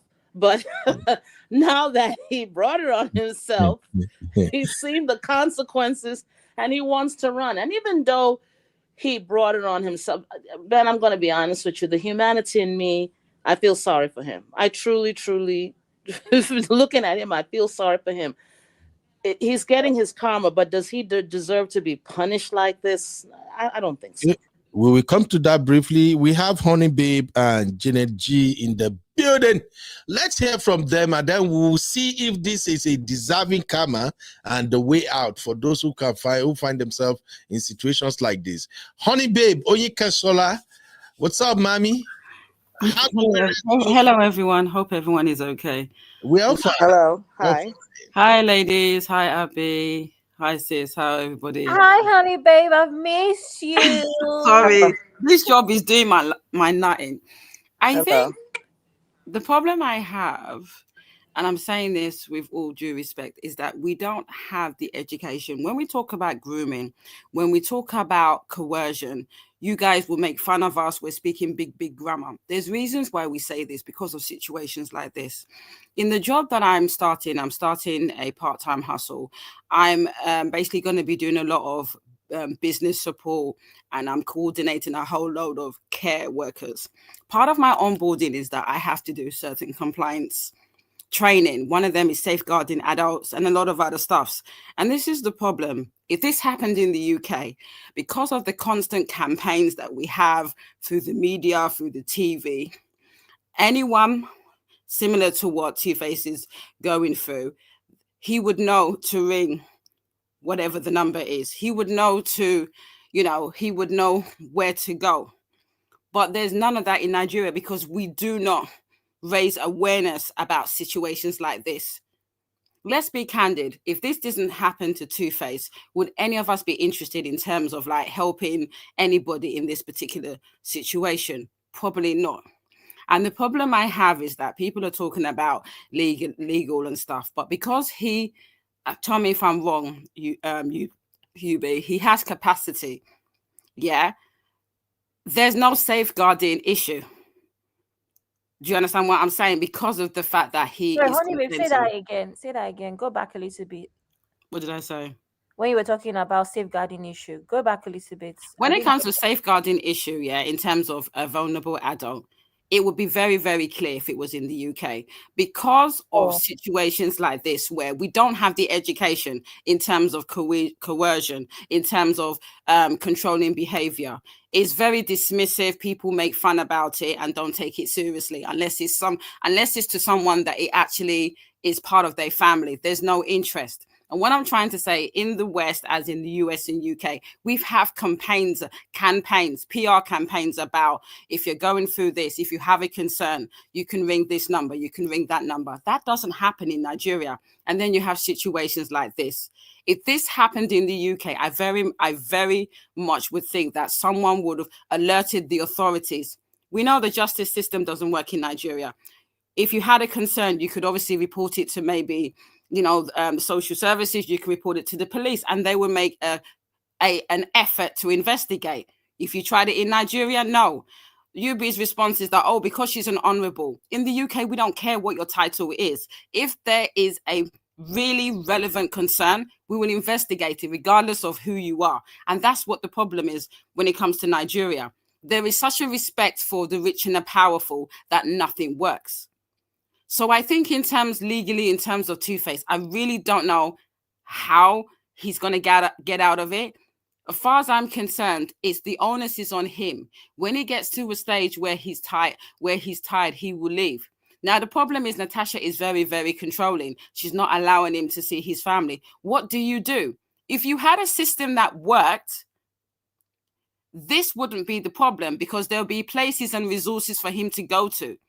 There'll be a situation where his family can go to the police and they would actually make the effort to go to his house and do a welfare check.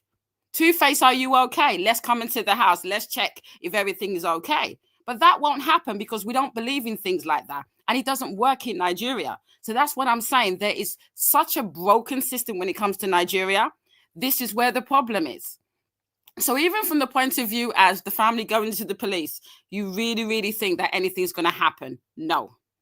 And that's where the problem is. Yes, he's scared. I get it. But if it was a system where where the mother or the father can go to the local police station, like you can in the UK, and say that I am concerned about my son. I haven't heard from him. I guarantee you, the police would take that information and possibly would do a welfare check. And that's where the problem is.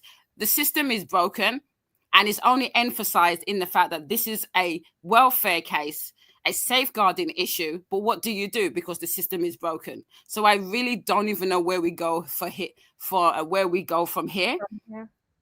I don't know if you get what I'm saying, Abby. I really don't know what we do because can I ask you a question though? Yeah, go on.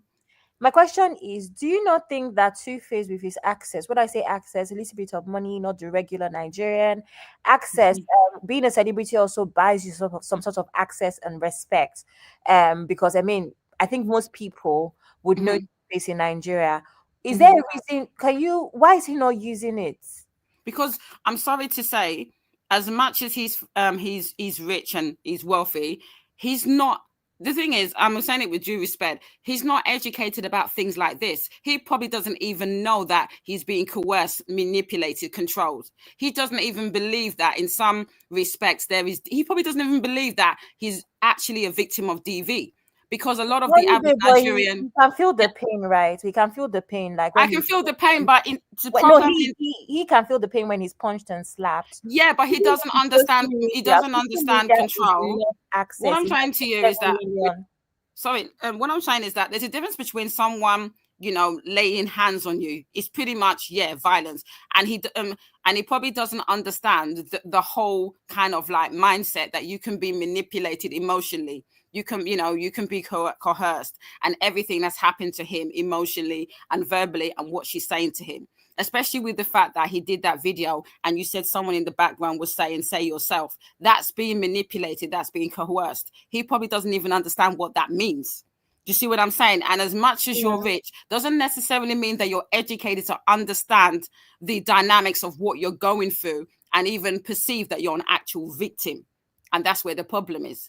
A lot of people are rich, doesn't mean they have the critical thinking to understand certain basic things. And in regards to this, I don't think Tuface actually knows how in danger he is, especially not just physically, but emotionally. That's what I think. And I think having access to money doesn't in Nigeria right now, I personally think it doesn't mean a difference. The average Joe Blocks and Tuface, as far as I'm concerned, they're still gonna have the same problem because of the fact there's no education in Nigeria about situations like this. I can go to a restaurant or a bar with my boyfriend, and I'm talking about at the back of the toilet in the ladies' toilet. There's a thing that I can't remember, a particular sign or word you say that I can give to a bartender, and they will call the police. You know the one I'm talking about. If there's DV. We have that because we have PR campaigns to educate the general public, to look out for certain things, to know that if you're in danger, this is the resources that you need to go to. We don't have that in Nigeria. No wahala, I don't know. Oh God, may God. I It's don't a even know lot. what May to God, say. I feel sorry I for do him, not. but Yeah. number one, Nigeria is the worst place, sorry to say, to be going through what he's going through. It's the worst place. You notice as soon as he tried that in Gatwick and she was raising her voice, police was there, boom. You understand what I'm saying? Because someone saw the violence, saw her running out or whatever, and immediately someone called the police, because we are educated that in that type of situation, you call the police. You see what I'm Thank saying? you. No wahala. Yeah, fair enough. Thank you, Okay, Honeybee. Uncle Ben, you're back. Okay. Yeah. Lady G. Make I laugh small first. Lady G, how can we save my brother? My brother, how can we rescue him? What is the way out, sis? Hello, Lady G. You are muted. Oh. Hello? Hello? Hi, we can hear Yes, you. I can hear you now. Go ahead, Lady G. How can we save my brother Tuface? Should we protest? Hashtag free him now. Free him now. No, I'm going to be contrarian and I'm going to say that Tuface himself is the problem. He needs to accept that he is the common denominator with all these women. Everyone was saying that Pero was bad. Everyone saying, oh, Annie was bad. Everyone, the society out there is blaming the women. But the thing is that the common denominator is this 50-year-plus old man that he hasn't even properly divorced his wife of 20-something odd years. And he's already marrying another wife that's 20 years his junior. And everyone's saying, no, she's good. How can a 31-year-old be controlling a 50-something plus year old man? That is On what possible. planet? Lady G, On that what is planet? possible. In a Nigeria that is a highly patriarchal society, It's I'm not possible. buying it. Yes, it's Not possible. buying it, There are sir. ways to do it, my sister. We have something in Nigeria, it's called juju. Bottle. Sorry, I don't believe in that, sir. Really? Sir, I don't believe in that. Go ahead, my sister. Go ahead. What I will say this. I think everyone keeps mollycoddling this guy. He's come up in a family that's enabled his excesses. All his entire life, he has never been made to hold account for his behavior, and it's snowballed into what it is right now. This is, I would love to say it's karma, but it's just not karma. He's just picking the wrong women. He loves when women who are obsessed with him. He loves the toxicity because he himself is toxic. Non-toxic people do not like toxicity. We run far away from it, and the thing is that he loves the attention. He loves it. I mean, when they're together, I've seen when they're together and things are going good, he's just as fawny over her as she is over him. And it's just like, I believe that he needs to go to therapy. The only solution right now is for Tuface to admit that he has done a lot of bad things to all the women in his life, in all his dating life since his 20s. He's not treads the right path. He is someone that has no sexual discipline. No discipline. This is the kind of the guy that went up and said, oh yeah, men are polygamous by nature. I'm going to do what I'm going to do. I'm just being honest. No one's calling him to account. Nobody has ever called this man to account to say that, dude, this way you're living is not right. He's, like I said before, he's practicing bigamy. He's already marrying somebody else, another baby on the way. Dude has no self-control. The thing is that we give him such a pass, but we attack Regina Daniels, a girl that's half his age. Regina Daniels, a girl that's half his age, about what she's going through with Parned. We holding her to account. Huh? Yeah. Half his age, we're saying that, well, she shouldn't have done this, she shouldn't have done that, and we're reading a riot act for her. But we're mollycoddling a 50-year-old man that he needs to save, that we need to help him. No, Tuface needs to save himself. There is nothing we could do for Tuface until Tuface wakes up and decides that this life that he is living right now is not the way it's supposed to be, and this is wrong. He needs to check himself into rehab for the drug habit, for the DRG habit that he's got going, and pray to God. He needs to find religion, one way or the other. He needs to find something. That's the only thing that can save Tuface, and I'm just going to leave it at that. Thank you. Well said, Janet. Beautiful. Well said. Lady G, thank you. We have a situation here, and I want to put this question to Lady G and Honey Babe. This is becoming a case of life and death. I saw a video. I don't know if it's true or not. There's this video making the rounds where somebody was showing the room, maybe it's an hotel or Airbnb, the room where Tuface and his wife allegedly stayed, and they left. And they were showing all kinds of what looks like what people who are on DRUGS. Paraphernalia, yes. Now, yes. That is a situation that can result to life or death. We don't want to wake up and hear the news that, oh, so and so person pass out in a hotel room due to overdose. We love this guy. We're not gonna lie about that. We Nigerians, we know we love this guy. We admit he's a walking red flag. He treated women badly. I'm neutral. According to the women, no. But we love him. We don't want his case to turn out like some of the cases I'm neutral. Here in I'm neutral as well. But the problem is that Tuface does not love himself as much as you love him. That's the issue. He doesn't love himself. Yes. Lady G, when people are under the influence, they can't make sane decision. You haven't seen them? Then somebody should do a paned on him. Somebody should do a paned on him and write how he needs to go to rehab. The same way Paned is doing for Regina Daniels, someone needs to write an epistle to the Corinthians on the internet and recommend all the rehab places that he needs to go. Dude needs therapy. He needs to be cleaned out.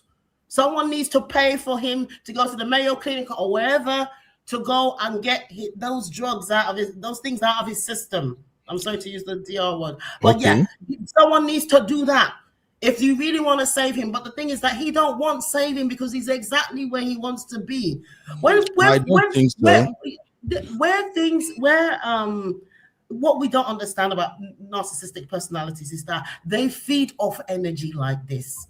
There are certain men that love it when women go berserk over them. They love it. It's an ego thing. It makes them feel, yes, I'm the bee's knees. He shows that he has a power. All the women he's ever dealt with, notice, by his misses that he had for like 20 odd years or so, they're all independent women. Women who have money or resources or wealth or connections of their own right. All of these women are independent. But then there's something that he does that makes them feel that he does whatever he does that makes them feel like they're the best in the world. He love bombs them.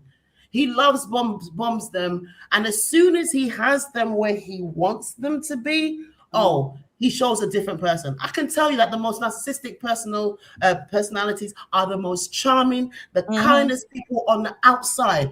But when in the house, they're a completely different person. Yeah, they make you. I mean, think about it. This is the same individual that basically nearly made allegedly Annie go mad. So so all this, for me personally, I agree with what you say when you do the comparison between Regina, that's more than half his age, and this granddad. But what I will say is that you work in care, you know how it is, especially when you are on substance. You can drag them to rehab, they will come back out and reuse you. There's no point until he gets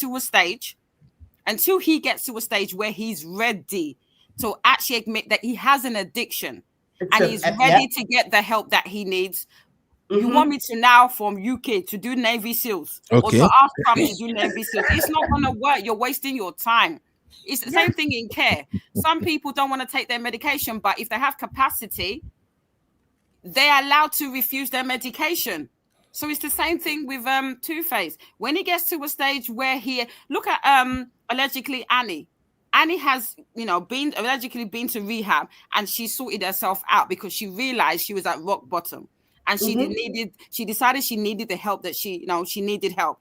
It gets to a stage where you as the individual have to take accountability and realize I have a problem.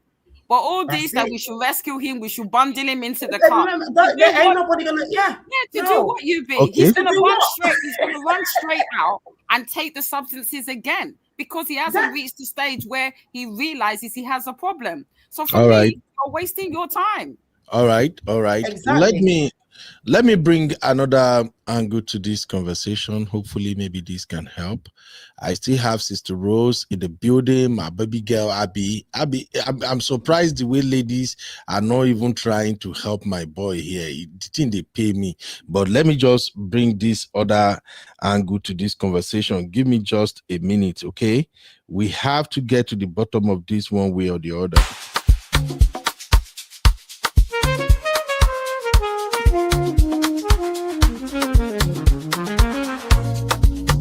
Yeah. You be in the building. All right. If you are looking at my screen right now, you will see that I've pulled up Annie Idibia's Instagram page. Before now, when Tuface said I'm not doing again, I said what I said and went ahead and married Natasha. Annie changed her handle to Annie Macaulay. As soon as this Basbos shows up to Daddy Freeze did this thing, everybody is talking about it. Annie went back and changed her handle back to Annie Idibia 1. Abby, am I right with that information? Is that what happened? All right, Uncle Ben. Okay, thank you, Mama. So she changed it back to Annie Idibia 1.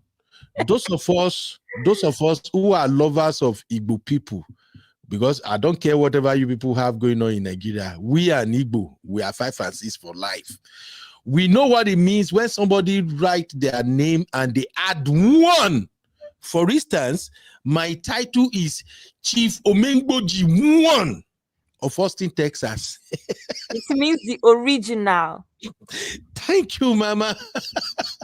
My title is Chief Omengboji 1 of Austin, Texas. So Annie Idibia changed her handle to Annie Idibia 1. That is not where I'm going.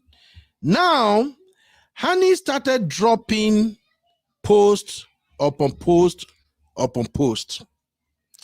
This one right here is a post that shows the 2 beautiful girls, amazing young girls that Annie has with Tuface.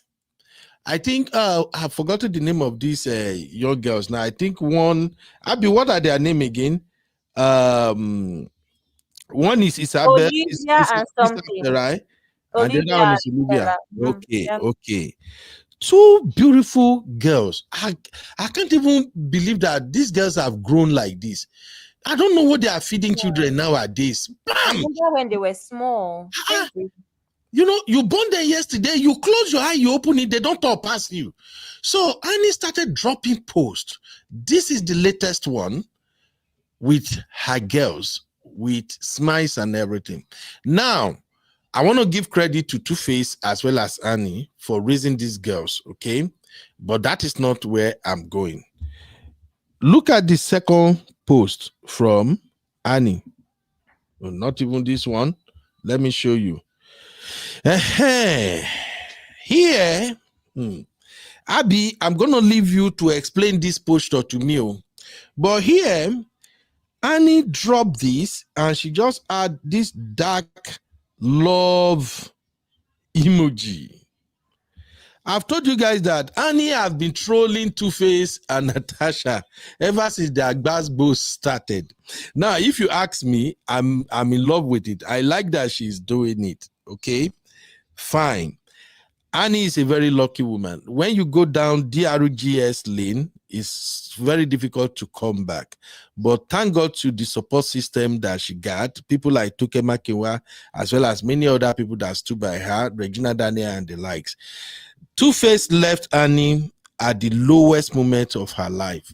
That is not what I would recommend for any man to do. Just when her drug issue heated up and people are dragging and all of that, that is when Tuface also came out and said, Annie and I are no more together again. And then people are like, wait, what? What are you saying? And then the next thing he drop another video and say, I said what I said. And if you look at his body language again, it seems like somebody put him up to that. That was a very, very bad timing for Tuface to do that. But people rose up, you know. Annie has this amazing support system. They helped Annie. She went into rehab. She came back and she's glowing right now. I won't lie to you. Annie is glowing. Okay. But when Annie dropped this post, she dropped this one 3 days ago. Chilling and relaxing. Abby, before I move on, let me explain this posture. She's saying a lot of things with this posture. Can you help me, Abby, please? Uncle Ben, I can't help you because I don't know what we already discussed this. I'm not on the same page with you, sir. You can't. That pose is saying, you know what? I'm just living my life chilling. Living her life. You're just looking at things that are not there. We cannot analyze. That's not what Uncle Ben wants to hear. Uncle Ben, I know what he wants, and don't give it to him, Abby. Let him I know analyze. what Uncle Ben wants to hear, but Uncle Ben, let's put this into context, right? Forget Annie, me that you know. Would you want me to not come out with my best self on social media? Thank you. If my man is moving mad. Like, let's say I come and tell you that Uncle Ben, I had heartbreak now. And you're not hearing that 1 year later, I'm still disappearing from social media. Wouldn't you be like, Abby, girl, put your best foot together. out? You know? Yeah, exactly. Get yourself together. For you would me, say to put yes, yourself I back. know send. You would even encourage her to wash her face, put on some makeup, to pepper him, just do this type of pose. That's what you even be telling us. Luckily, she's actually she looks better. See, this same black that Annie is wearing. Looking fine, man. The same black that Annie is wearing is the same black that she looks amazing. what's her name? She's got an amazing body. And never looks good in it. So, Uncle Ben, I don't know what you want to hear, please. I don't know what you want to say. Leave that one, man. Just move on to another thing. We can't help you here. As for the emoji, Uncle Ben, that emoji does not mean anything because with social media language, I mean, that black emoji actually means grief and sorrow. But the way social media works and emojis, people use emojis based off the color of what they're wearing and all of that. So it doesn't really mean anything. Where is Durban? Durban. That's in that's South Africa. SA. So she's Abby, in SA because of the show that she's going to film, the young and is she back in SA? What's that show? What's that show? Young, she was rich, and famous. Yes, that's the show. Yeah, so she's there for the filming of that. So she's in South Africa. Yeah. Okay. All right. Let's move on. This black love tells a lot about how Annie is shading Tuface. Uncle Ben does not tell you. I think you're reading into it. What is wrong? Let's take it one at a time. She just explained it to you. I reject Abby's explanation. Uncle Ben, you cannot reject it because you're not the person that knows about Instagram. Exactly. You're not in town. On Instagram, I use according to what people are wearing. So if I'm wearing a pink dress, I'll look for pink hearts. That's how it works. And quite frankly, I remember when iPhone was increasing the colored hearts, the number of colored hearts we had, that was one of the conversations that they had at the Apple what they call that conference that Apple does when they are releasing their new product. I think it's called Apple event or something like that. Yeah, where they release don't bring another reason that does not exist, sir. Okay. Yeah, I think her name has always been Annie Dibia. A lot of her assets that she would have acquired in the later part of her life would be under Annie Dibia. Annie Dibia has always been her username, but maybe she's putting in a different title or whatever. and she can post whatever she wants. She's both Annie Macaulay and Annie Idibia, and maybe the number one was, like you said, she's the first Idibia woman. I'm hearing a background noise. That's a thing, but I don't think she's calling back to Two-Face. I think they still have to co-parent, regardless of whatever is going on in their personal life. So yeah, the kids are just as much hers as they are his, and so they will still have to deal with each other. That, like I was saying before, their divorce isn't even finalized yet, so they're still going to be interacting with one another, even if it's just through lawyers at the moment, and so I don't see any reason. But I just like her I know send pose. She's trying to pepper them. I think it does so tiny thing. Two-Face deserves a hell of a lot more backlash from Annie than I know send them pose or a pepper them. He deserves a whole lot more from her. And he should be thanking his lucky stars that she's not, that the situation wasn't reversed, in which maybe and that he's not getting a whole lot more from Annie. But I think Annie's doing her thing. I'm glad that she got her rehab. She's clean now, I hope, and she's not going to relapse into DRGS use again. I hope it stays that way. But Two-Face has to go through that same rehab. There's nothing else we can say. All right. If you really love Two-Face, get in touch with him and recommend it to him. All right. Thank you, Lady G. Now, let me continue the other angle I'm bringing in. I just can't overlook the fact that Annie is shading Two-Face like mad right now. But let me move on to why I'm bringing all this. My mother's love. So Annie is posting, doing her thing. This is another one, but she shared this one, is it 8 weeks ago or something? Well, that's fine. What I want to ask is this, based on the angle I'm coming from. We are looking for a way to rescue Two-Face. Make una never fight me for waiting I want to talk.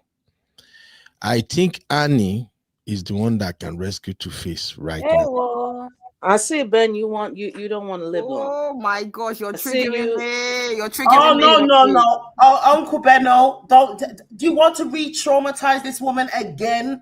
Please. Why would you say that, UB? She just got herself together. Uncle, no. Let someone else be the savior. No, it's not Annie. Sisters, y'all won't even let me land. You're not even thinking about Annie's mental health. Why would you say that? I actually took excuse from you guys before I say it. I know you're gonna fight but let's be frank. No. As it is right now, the one person I think can save Two-Face Idibia is Annie. I'm going somewhere with this. Natasha is an honorable, a very strong lady. I don't think anybody will dare try to intervene, because as a honorable in Nigeria, where people abuse their power, Natasha can get anybody arrested and lock up and nothing will happen. But the one person that has the legal right, in my opinion, and I'm going by what Sister Natu drop. Say Sister Natu, it be like Sister Natu no one do me bad boast today, so she's following my story. Sister Natu says divorce has not been finalized. All her documents are in Annie Idibia. Annie is still legally married to Two-Face. Ben, let me just save you some breath. I don't mean to be rude. Let me save you some saliva. Yes, we are talking about Nigeria, Ben. If this was America, London, the land of the civilized, yeah, I said it and I'm not taking it back. If it was in those countries, yes, not in Nigeria. Wealth, money, and status supersedes any legalities. So yes, what you're saying, it makes sense. But Ben, be honest. Just be honest. You really think that her legally being married is going to carry any weight in the face of this so-called elite? He carries a lot of weight. In Nigeria. Yes, ma'am. Oh you're not making sense. You Now, know why I say now that? wow for you, but now real now wow for you. The same doesn't make sense. Sister Rose, don't Why vex. is Don't it vex. always a woman's job to clean up a grown man's mess? Thank you, my Tuface sister. got himself in this mess. Why is it Annie's responsibility to be Thank his you. messiah? Jesus, Abby. Okay, let me explain it further. I don't think there's anything to explain, but go on. Who is the father of Annie's children? He has 3 How babies. does that mean anything? People have children with people. So my son's father. Me, I should be responsible for him. You're joking. Chucky, come here. Come and bail me But out. because I have a child, like me, I have Can I children. say something, please? You're Chucky, joking. please come and bail me out. Okay, Okay, Abby, let's let try me it, hear so. you. Before I continue, let me hear you, Abby. You know what's crazy? Yesterday on my show, I did say, what did I say? My conclusion on Two Faces matter is that I don't want him to go back to anybody. First things first, my stance. I do think that regardless of how annoyed we are at Two-Face, regardless of his shortcomings, he does not deserve to die. And whether it's through overdose, whether it's domestic violence, I think that we need to keep the same energy across the board, man or woman. Yes, Two-Face is annoying. Yes, more than anything, everybody knows I'm Team Annie, but this is not about Annie. However, I do think that we are forgetting things. All of the Stockholm syndrome and all of the things that we're talking about also apply to men, not just women. So expecting him to wake up in the morning and say, I'm leaving, is not that straightforward. Because first of all, we have to also remember that addiction is actually a sickness. Yes, a sickness that you cause yourself, but it is a sickness, right? It's the same way because you're an overdrinker and you're an alcoholic and you have a liver problem, kidney problem. I mean, you've caused it for yourself, but you're sick. And now when you're sick, you need help, right? So that's why I think that we need to keep the same energy across the board because DV is allegedly involved, and we know what happens with DV. So I think what? Wait. DV allegedly involved between Annie and Two-Face? Between Two-Face and Natasha. Okay, cool. DVs, yeah. Sorry, because I did not say what I wanted to say earlier before because I was letting ladies talk. So I wanted to address that between, I think it was Sis Janet that said that. So I think we just need to also understand that we're at a point where all of this blame that we put on Two-Face, we've already spoken about it. This show is specifically for solutions moving forward. There's no solution. We've already said Two-Face is mad. We know. We've already said Two-Face is stupid. You know, all ladies on the platform know me. You people know that I came for Two-Face. You know, for a fact that Abby came for Two-Face. So it's not about that. It's the fact that we have passed that stage now. He's mad. Does it mean that he should pass? Does it mean that he should die? No, I don't agree with what you're saying, Abby, at all. But let you finish. Okay, 1 second. So because he's mad, because he did this to Annie, because he's a womanizer, because he's done all of these things, blah blah blah blah. The women are also not children and also have some responsibility. You chose to stay with a man. For instance, someone like Annie now, where they went back and forth and were having babies with you, having babies with another woman. You have responsibility too. For whatever reason, whether it's fame, whether it's love, whether Two-Face is good in bed, whether he's toxic, they chose to stay. It is still a two-way street, right? Now, to answer the actual question about Annie, truthfully, right? Outside of the only problem is that we don't want to put Annie in a situation where Annie ends up going back to a toxic situation. She seems to be doing well, but then again, I'm going to tell everybody for free here that because Annie is posting picture smiling, if I show you the picture that I posted the day I found out my ex was marrying somebody else, you will not believe that I was crying in that I was crying between the pictures. It was a picture for a brand, so I had to be cleaning tears because I've collected money. My point is, social media is set up that way because Annie is smiling does not mean that she's happy about her breakup with Two-Face. After all, a video has started to resurface where she's saying that she would fight for him. She will never leave him no matter what. It shows even the fact that she went to go and change her name back. Someone called you Annie. Annie Macaulay and I are not together. Since when did Annie become Annie Macaulay? This girl has been Annie here for the longest. She changed her name to Annie Macaulay. And yes, you're right. The username is not changeable when you're verified. You cannot change your username when you're verified on Instagram. So it means she changed her major name, not her username, because you can't change it. Anyway, having said that, I believe, Uncle Ben, between me and you, as much as I would not recommend, I believe that Annie is the only woman that Natasha will be scared of. I believe that Annie is the only woman that most women believe will be their position where Two-Face is concerned. It doesn't mean one second, let me land. It doesn't mean yes, Uncle Ben. No. I'm saying, honey, babe, should hold on. I want you to land. Doesn't mean that Annie should jeopardize her peace, her happiness, or her joy. But I understand Uncle Ben's angle. She's the only person that can actually change Natasha away from that angle. However, Two-Face has a mother and Two-Face has family members. They should help him too. That's what I'm going to say.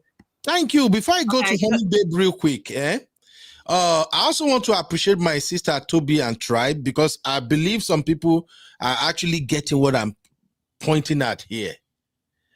Toby and Tribe said one thing about Annie, though: if Two-Face lands in hospital today, Annie will be by his side 100. I swear. But if the case were it, but would that be the same thing if the case were the reverse? It might not be. Let's focus. Two-Face was not there when Annie was in hospital. I think it's very important that as the panelists, we need to focus on the issue at hand. It's not versus feminism that we're talking about here. We're talking about the facts of how we're talking about the facts of their what's the word? Their circle. The fact of how things work in their home. We know the role that Annie plays. Me, I love Annie. Ideally, I don't want her to go back. But do you know the only competition any woman close to Two-Face will ever have is Annie? Even Two-Face that is mad about this thing, Two-Face that went to say Annie Macaulay or whatever, that Annie is still his weakness. So I get Uncle Ben's point. She's the only one that can come and say, Natasha, get out. And it is possible. Okay. True. You think Natasha will bow down to Annie? Of course she will. Oh, she will. She will. Of course she will. Yeah, of course she will, UB. Of course she will. See, I'm telling you, she will. Of course she will. If Annie do a 360. What can Annie do? Please. It's not physical. What can Annie do? Honey, babe, let me it's not physical, it's emotional intimidation. Okay. For us to move on, let me hear Honey Babe's angle. My thing is this, yeah. We hear every day where you have emotional or physical abuse, where the parties have separated. So I'm asking the question, if in a situation where you part ways because of whatever, toxicity, abuse, emotional or violence, and one of the party has very similar issues to Two-Face, addiction, you will now be asking the woman to now go back and now rescue her husband. When she barely escaped with her life, let me finish, UB. Where she barely escaped with her life. Annie was at rock bottom. I'm not talking about emotions in regards to my feelings towards Two-Face. And you now want to jeopardize her mental health. And she looks good. You could be right, Abby, in between the social media, because social media is escapism. It is for a lot of us. We're going through stuff. We post stuff. 2 seconds after we post, we're probably depressed in our bed. I get it. But what I'm trying to say, why would you put Annie in harm's way? She was at rock bottom and this man left her and did not look back. She's just getting herself back together. And the only solution everyone is saying is to now put Annie that is just come. Remember, she's come out of rehab, yeah? And you now want to put her in the same situation where this man has proximity to drugs, where she can easily be in that space. And next thing you know, she's now off the wagon and she's now doing it with him. Why would you put her in danger? So I don't understand why the only solution is Annie. Why is it Annie? Again, this is when you don't have resources, when you don't have campaigns to direct you that you can get help without a wife or anything. This is the problem we have. So the only solution you're telling me is Annie. Are you for real? Where this woman is going through her own demons, has just come out of rehab, and you want to fling her back into the lion's den. Make it make sense to me. Okay. So, honey, babe, she has a mother. He has a mother. She has a mother. He has whatever. He has a family. Annie is not the savior of the world. And unfortunately, when you decide to leave someone, it's done. Let him find someone else, or let there be other resources. I know there's nothing in Nigeria, but what are we supposed to do? That's the way that Nigeria is built. But there's other ways, there's other resources if Nigeria worked that he can be able to get access to. That doesn't mean that Annie needs to be involved. I think that there's a real safeguarding and a real danger that if Annie gets involved with him again, she may not make it out alive. Okay. Thank you, honey babe. So you are against. Just hold on, please. So, honey babe, in a nutshell, your take is Annie saving him is a no-no, right? Why would she? They were. No, just say yes or no, honey babe. No, because you're basically asking a DV victim to go back to their. I don't understand I'm not saying go back. I am not saying he should go and rekindle or start relationship with Tuface. We are talking about saving somebody. No, we say this. No, right? So that we can move on. No, all right. Because the reason All right. Honey babe, you drop your point already. Thank you. The reason I say that is that, when you have toxic relationships, we say to whoever is the victim, stay away. Don't allow them to come near you because you don't want to be pulled back into that toxic relationship. I'm not saying dating. I'm saying, remember, she had rehab for drugs.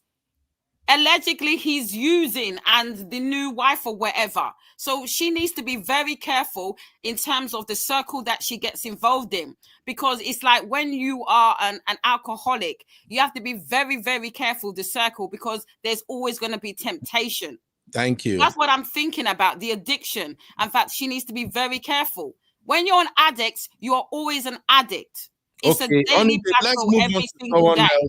Your point is taken. We still have a lot of people in the studio. Now, Lady G, I'm coming to you, and then I will go to Sister Rose. I don't know if anybody still want to jump into this conversation because this is about life. And even though it seems that maybe I'm playing, I'm not playing. It's because people often find themselves entangled in situations like this and they don't know what to do. So if we gather here, the purpose of doing many of these shows is to extract lessons. Some of the recommendation may not work, some may work, but it's to the benefit of people who might find themselves in situations like this in future. Okay, we are not fighting. All right. So I'm gonna go to Lady G, but before I go to Lady G, let me put this post up. Everybody, please pick up your keypad and answer this poll. This is actually poll number 3 for today. If your toxic ex, something is kicking the poll off. Abby, are you the one doing it? Oh no, there's a new update on StreamYard that you have to edit the timer. Let me do it. Oh, please. I don't know why you said doing it. Where is it? If your toxic ex, okay. Okay. You have to edit the timer too. It's so annoying. I just take off the timer now. No, if you take it off from the bottom, you still show. You have to edit it within the poll, within the thing. It's annoying. Yeah. I found out last night.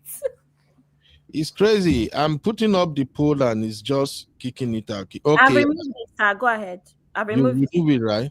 Yes, all right. sir. Thank you.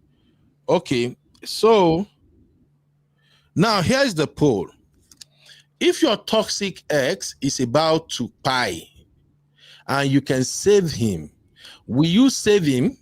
1 for yes, 2 for no, 3 for undecided.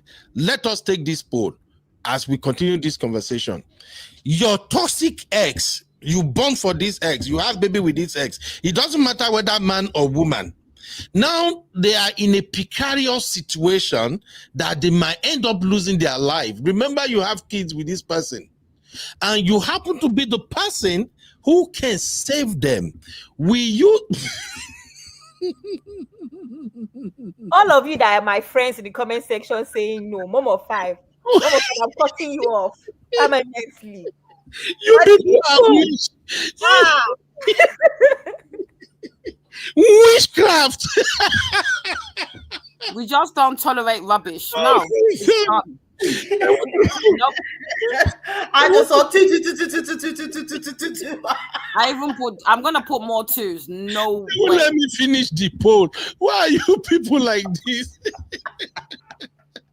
So please, ladies and gentlemen, if your toxic ex is about to pie and you have the power to save that ex, will you save him or no? For those watching us for the first time, yes equals to 1, no is 2, and 3 is undecided. Let the vote keep on going. Now, I'm bringing that question back to you, Lady G, and Sister Rose. Lady G, in this situation, Tuface may not happen in Jesus' name. Amen. Annie, to me, is in a better position to get Natasha to stop all this crappy shit she's doing with Tuface. Annie can fight that battle for him. What's your take, my sister? Okay, sir. I would now pose the question to you: is what do you exactly? Are you a Nigerian? Sir. Sister, are you Nigerian? Sir. I'm asking, are you a Nigerian? I'm a Nigerian, sir. No wonder you want to ask me question back when I I would just want to ask what exactly do you want Annie to do? Okay, you just explain how you see the way Honey Babe justify why she said no. I need you to also justify why you are saying no. Because the planet is full of 8 billion other people who can help Tuface. It doesn't have to be Annie. Annie is dealing with her own stuff. She really is. And she's barely getting through it. Maybe she's putting on this really cool face on the internet. But I'm sure 20 years of that marriage has still got a toll on her. She has not completely healed herself. Annie can help Tuface by praying for him. Yes, she should pray for the father of her kids. Every single day she must pray for him, but she can pray from him from afar. She doesn't need to get involved in the nitty-gritty. And the thing is that I don't believe, why is it that we believe that somebody should save him? Tuface is more than capable of saving himself if he wants to save himself. He said he was looking for peace. You understand? It's just like you cannot. The whole idea of us thinking that he needs saving is removing his need for accountability.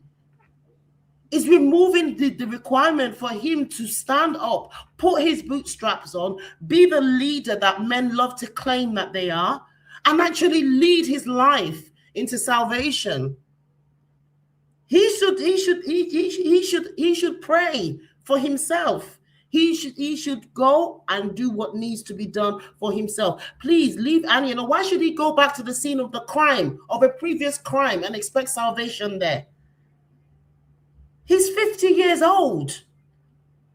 You can't expect Annie that has suffered through whatever she is. I'm not saying Annie's perfect. Maybe she's got her own demons too. She's still saving herself right now. She doesn't have anything to do. What is she going to do other than to recommend, go and get rehab?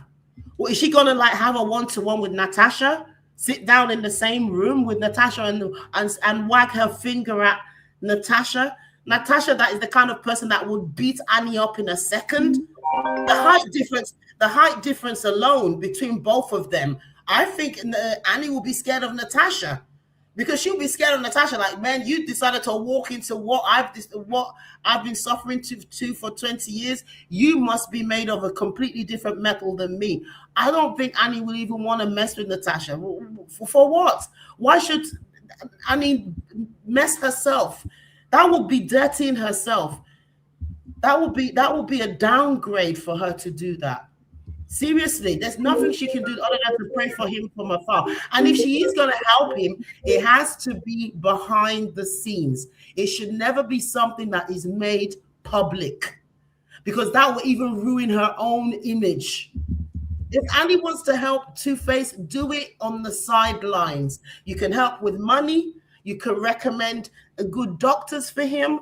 You can maybe, if it's a case of recommending a therapist or whatever, but to engage herself and infiltrate herself into his sordid affair, because I still see his relationship with Natasha as an affair, because he's not officially divorced from Annie yet. She getting involved in that is messing herself up. I do not recommend it for Annie. Thank you. Okay, thank you. One thing I can take away from your response is at least you agree that Annie can help and she can help from the side, not getting involved directly. That's what you said, right, Lady G? Yes. All right, thank you. Sister Rose. Sister Rose, can you help Yes. me walk through this without catching me in a corner all by myself? Okay, what specifically? Because there's a couple of things you said. What specifically? I want you to help me address this. Right now, from all indication, Annie Idibia is still in love with Tuface. Una no just one agree. She loved Tuface and Tuface loved her. The DRGS they were using is what finally put the nail on their coffin. And the fact that why Tuface is married to Annie, Tuface is already messing with Natasha. Natasha is the camel, or is the, what do you say that in, that broke the camel's back? The straw, right? Natasha is the straw that broke the camel's back. So I want you to tell me what you think. As it is right now, since we are looking for solutions on how to rescue Two-Face, my thing is, if Annie should step in, Natasha will just take off. No, I'm telling you. no, I don't What? believe that. I don't believe My that. sister. And Natasha. sorry, Sister Rose, hold on, please. For those that are watching the vertical live, I see you guys want to come into the studio. What happened is we have the main show on another show on this same channel.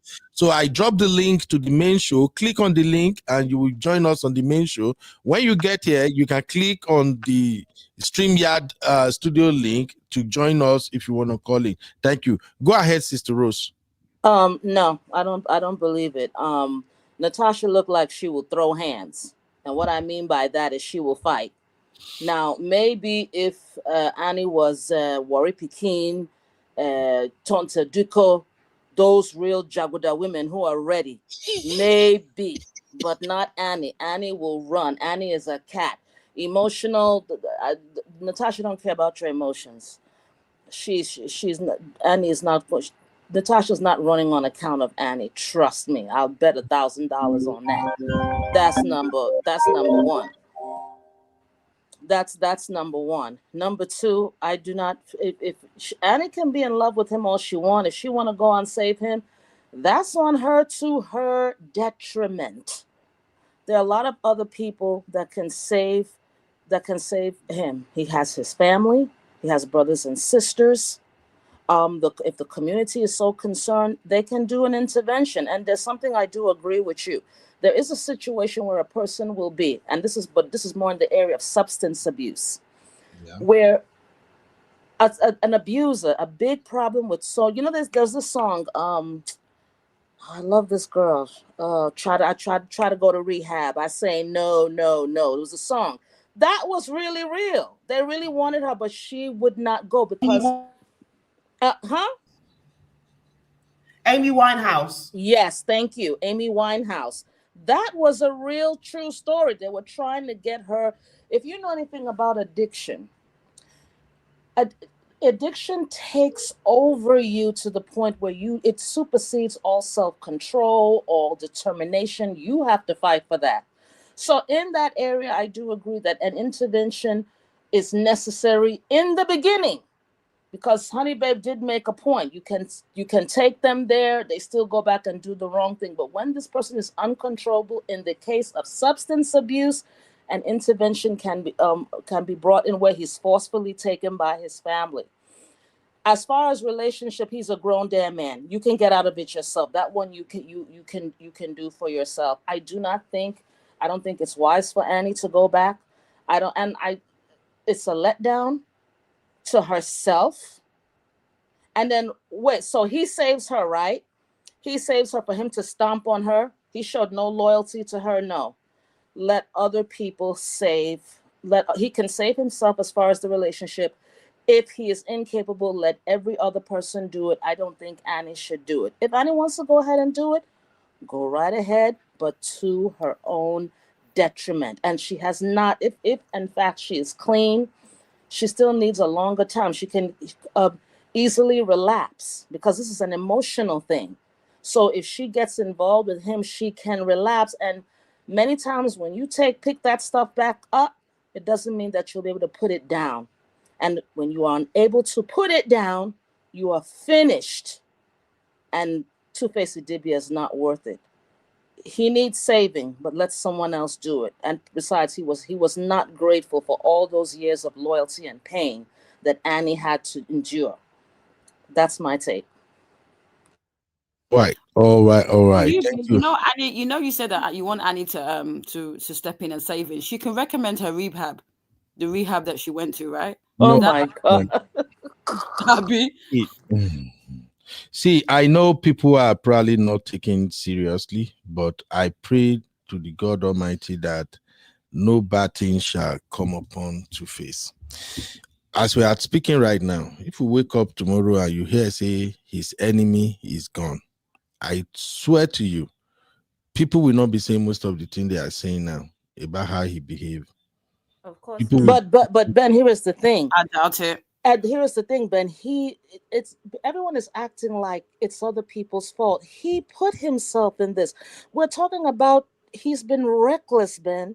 There's never been any accountability for himself, for the people around him. You're going from one woman to the next, having babies. Where is the self-reflection and the introspection to say, listen? Actually, Sister Rose, he's been very clear about the fact that that's the life he believes in. Okay.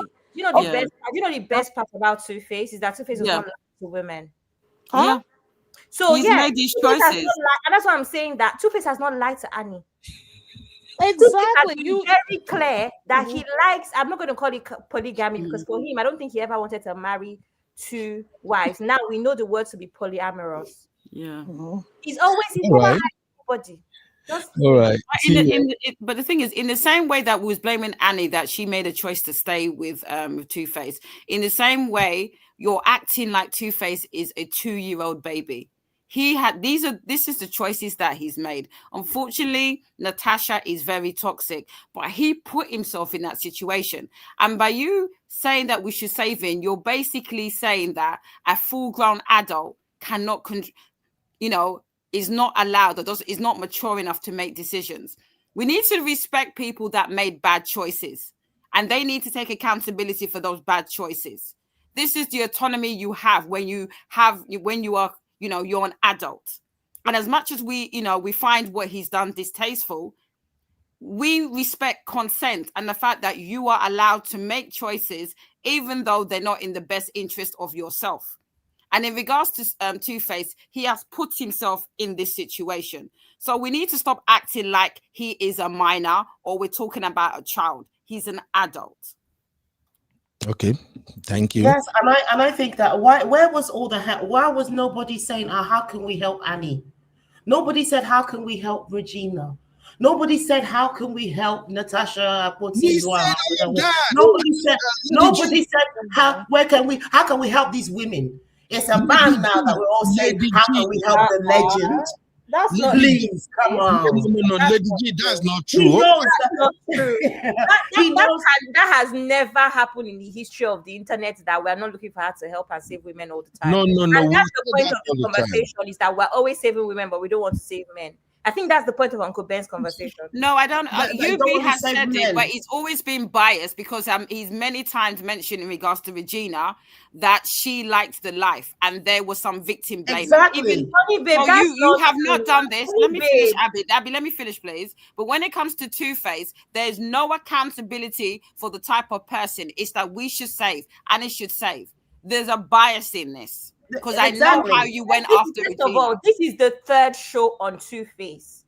When you join a third show, it means that a couple of things have been addressed on the first and second show. Exactly. I already said that a couple minutes ago, that this particular show is about moving forward, what can be done to remove Two-Face from this situation. Moving forward, what advice can we give to people that are not Two-Face in this situation? We've addressed these flaws. I did a show about it briefly so this is the fourth show actually, because I did a show on Recap Central. That's how it works. I don't know what else to say. And on we're just not buying it.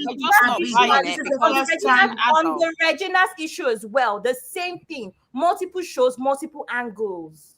We have to consider all of this. Yeah, but the thing is, with Regina, she was groomed. Was Two-Face groomed? All right, let's move on. It's totally different situations. let's move on. Like I've always said, the reason for doing all of this show is for people to learn. I may give recommendations, you can give yours. Anybody who find themselves in that situation, they can choose which option is best for them. I've told us what happened, what I observed in the case of Natasha and Tuface marriage. Natasha is the husband in that marriage. She's so powerful. She has a lot of influence over Tuface. And I've also said that Tuface himself is an instigator. I don't know if you guys heard me say that from the beginning. I am not sparing Tuface. What is happening to Tuface is karma.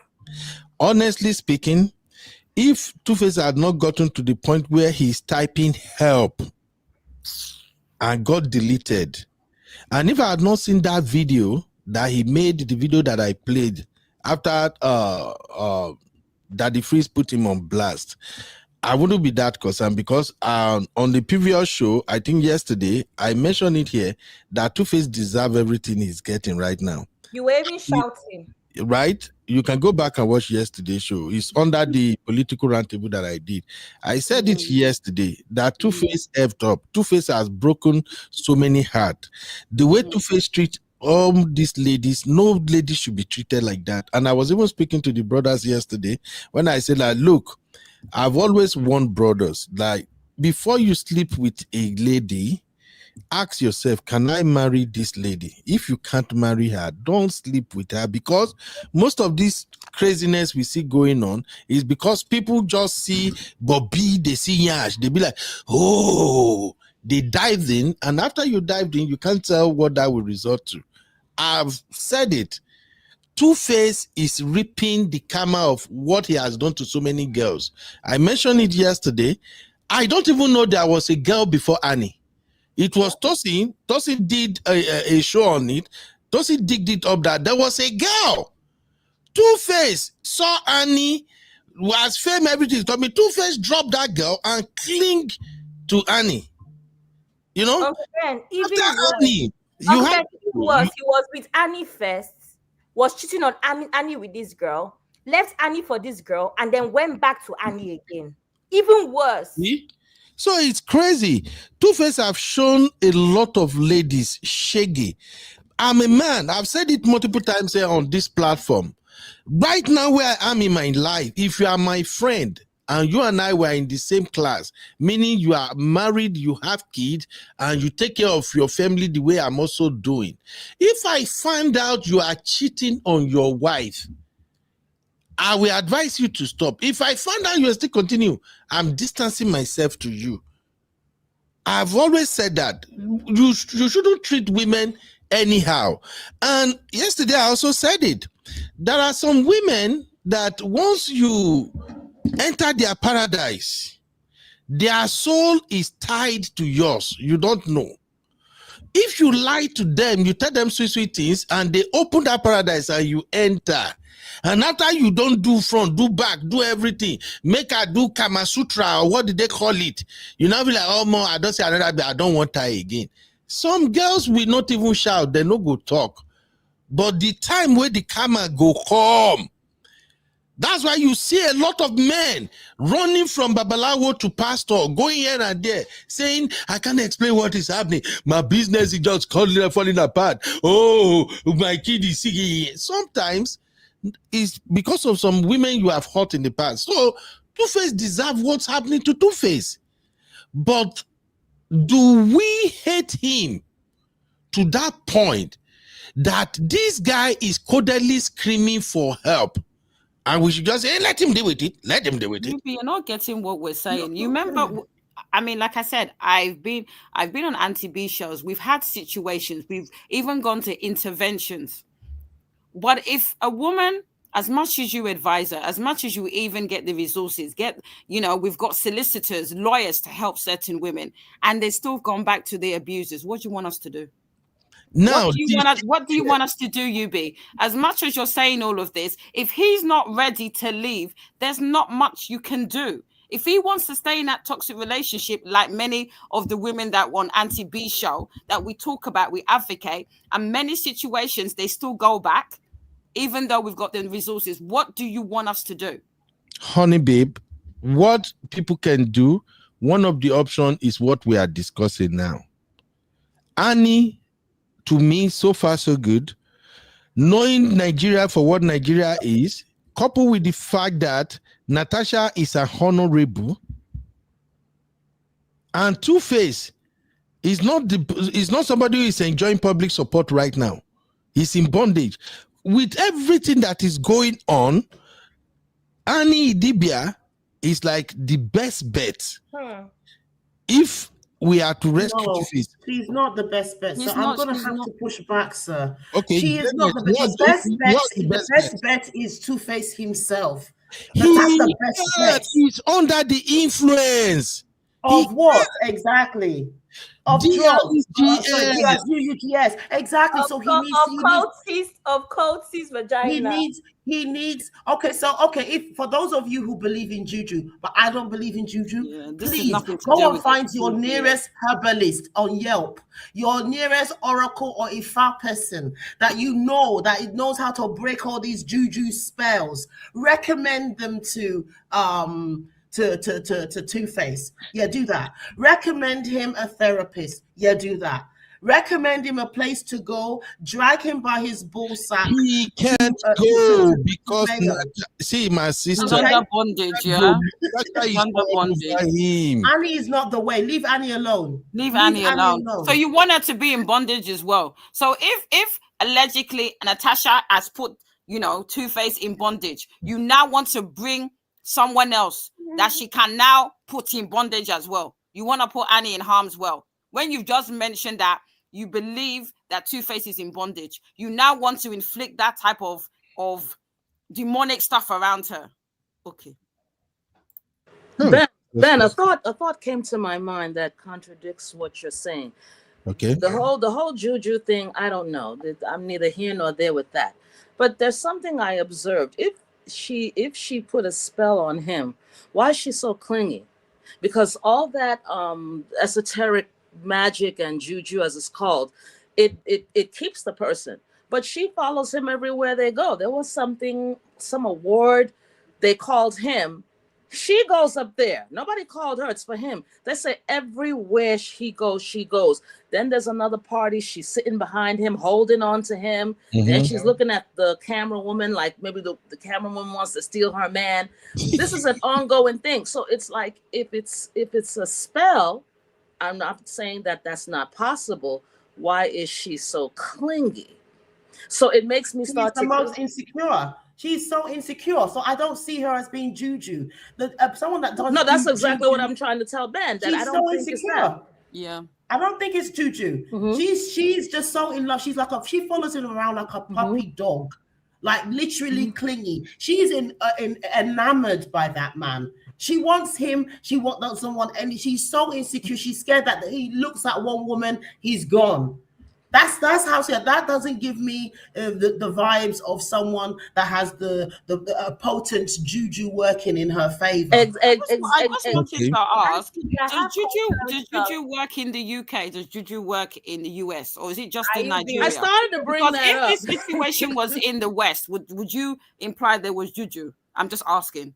Honey babe, are you not seeing when there's white people like even on high streets? Have you not seen high streets signs to come and get a love spell in London? What? In East I have London. I have a friend in university. Honey, when you have time, go and search white magic something on YouTube. You see that. I understand. I have a friend in university that I don't want to say it, but she was a white WITH. Yes, we even lived in dorms together. So I get exactly what you're saying. But what I'm saying to you is that everything comes down to juju, and it's not in every situation. I personally am very indifferent to it because I believe in the higher than higher, which is my God and Jesus. I don't believe in all this poppycock because I'm not going to give that thing power if we believe in the Bible, and I assume we all do. Yeah. But my issue is that why is it in situations like this, rather than call the man what he is, which is a fool, and he has issues, the first thing we say is that he's in a bottle. Is in a bottle, yeah. Everyone's in a bottle. When something Yeah. doesn't make sense, he's in a bottle. When He's in a something doesn't bottle. make sense, it's juju. It's boring. Yeah, and the thing is that people I know that are into that sort of thing, they have a certain confidence about them. You know, they believe in whatever it is that they're doing. It's their belief system. I think if it was really juju, I think that Natasha wouldn't be so clingy. She'll be almost leading him with a leash in public, you know, but she's the one following him around. And I don't see juju as being the thing here. I just think that it's drugs is that's the main deal here, and that's what he needs to get himself out of. He needs to wake up to the fact that he's an addict. He's a drugs addict. He's a SCX addict. Yeah. And he has to own up to his addictions. He needs to face these demons. Let's stop blaming the women, because he is the common denominator from all these women. He is the one. He is the problem. All right. Thank you, Lady G. I have contrary opinions about her being clingy. Before you go, Abby, do me a favor. Who is this guy hanging out with Anne? Swanky Jerry. He's swanky, my boy. Swanky, swanky. Is he gay? I cannot say swanky. They say he has a wife. Why do you assume it just because Honey of babe, hold on, honey babe. Abby. I cannot say that Swanky is gay because he has not publicly said that he is gay. Okay. That's what I'm going to say. But of course, I'm going to say that he is. Maybe we can say he's queer, in the sense that he's different. He dresses a certain way. He hangs out a lot. He hangs out with a lot of queer people. So I don't think gay is the right word to use because it is very suggestive of what that means. But we can use the word queer. It's a question. I just asked a question. Is it I know what G-A-Y? you're saying, but I'm just saying that you assume that we just because cannot. of the way he behaves? We cannot You say say what? that because he hasn't. I said, You why have to do you come assume out. that just because of the way he behaves? Okay, I'll come back to that. Abby, finish what you're saying, please. Yeah, so I think for the purpose of fairness and just being politically correct, maybe queer is a better word, because gay is more suggestive when he hasn't come out himself to say he's gay. But I understand why you've asked that question, sir. Okay, so honey babe, your question, honey babe. I think my question is that why do you automatically assume that he is not heterosexual just because of the way that he's behaving in this video? No, that is not why I ask. Why did you ask? Okay, let me explain. Thank God, you guys that are watching now, you are the one who tells me who the guy is. I don't know him. Are you getting my point now? I just saw Annie in a club. I saw a guy walking her down the stairways. I saw the guy hanging around her right there in the club. And because Annie kind of have this bangy body now. I'm a man, and every man knows what I'm talking about right now. Annie has this bangy body.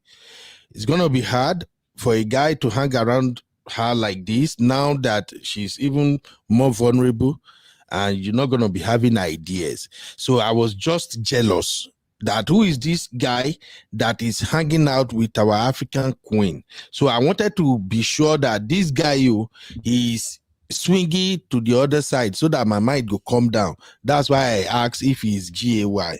Do you get me now, honey babe? Yeah, he's her close friend. Yeah, they used to be in the Netflix program together. Okay. Okay, so that's just why I asked. He is their Uncle Ben. He is her, Annie and Tubaba's stylist and long-term friends. So he's actually friends with both Annie and Tuface, technically. Okay. I wanted to say something about social media.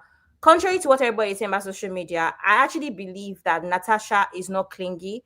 I think that Natasha actually desires being known with Tuface, and also desires is one of those things where even if you remember, Tuface's team and everybody, his friends and family, are accusing her of post and delete. When he posts something, she deletes. Also accusing her of posting them. Subaba is not known to post his love life, of which we can actually say that's true, because when he was with Annie, he didn't post her either. He's known to post only artists that he supports and his work life. All of a sudden, he's posting Natasha a lot. That says a lot. I think that there's more of a desire for her to be known in industry, for her to be known to, attach herself to him in a sense more than she's clingy in quotes. That's my opinion on her. Yeah, I think she wants to be the original African queen. That she wants to be the original African queen. Think that to do is not working because she's clingy. Yes. No, Very Natasha true. wants to be known on social media. If you calculate everything, even the rush to get pregnant and have his baby, I think she's really, really trying to be that woman. That is so crazy. That having baby That's is my just opinion. crazy for me. I think she's basically in competition with Annie, and that's all I say. She saw all the. I think that's all I say. She wants to be the original, like I said, African queen. Yeah, thank you for saying that. I actually said all of that when I started their segment, that from my point of view, I think Natasha is in competition with Annie.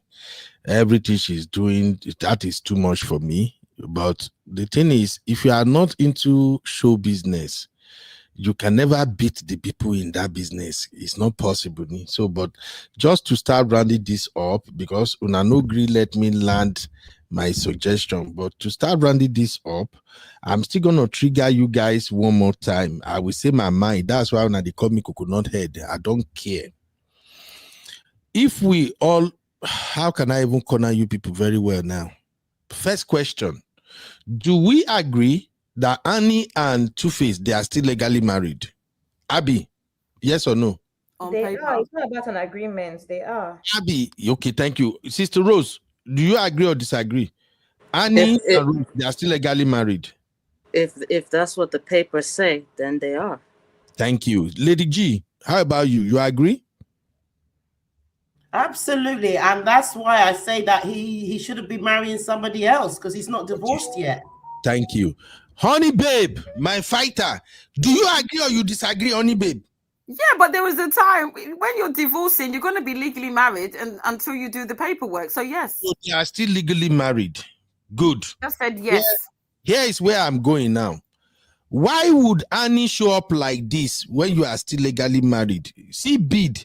If you look at her towards the down there, she has a bead. See her pink fingers. See her open. Abby, what's the name of this cloth? Is this crop top? Yes. Crop top, right?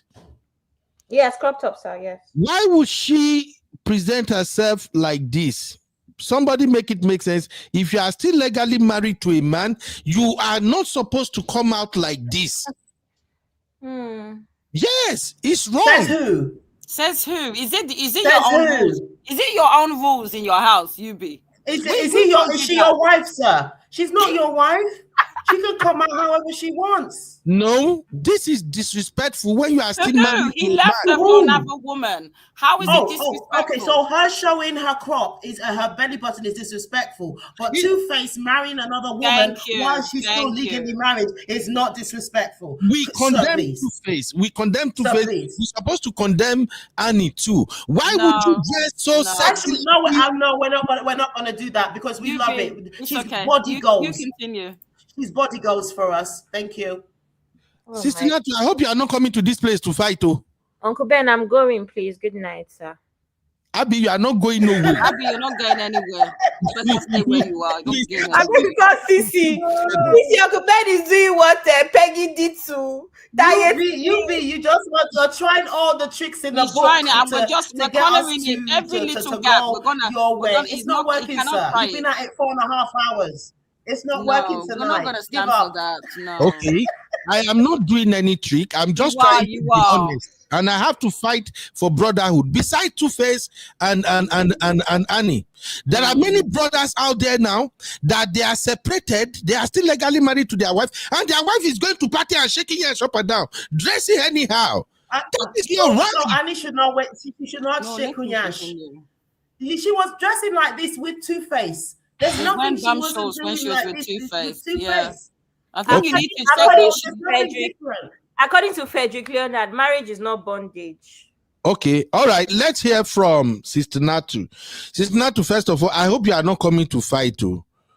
I hope you are coming to help me. I'm coming to fight you. I've been avoiding entering this studio and you'll be triggering me till I entered.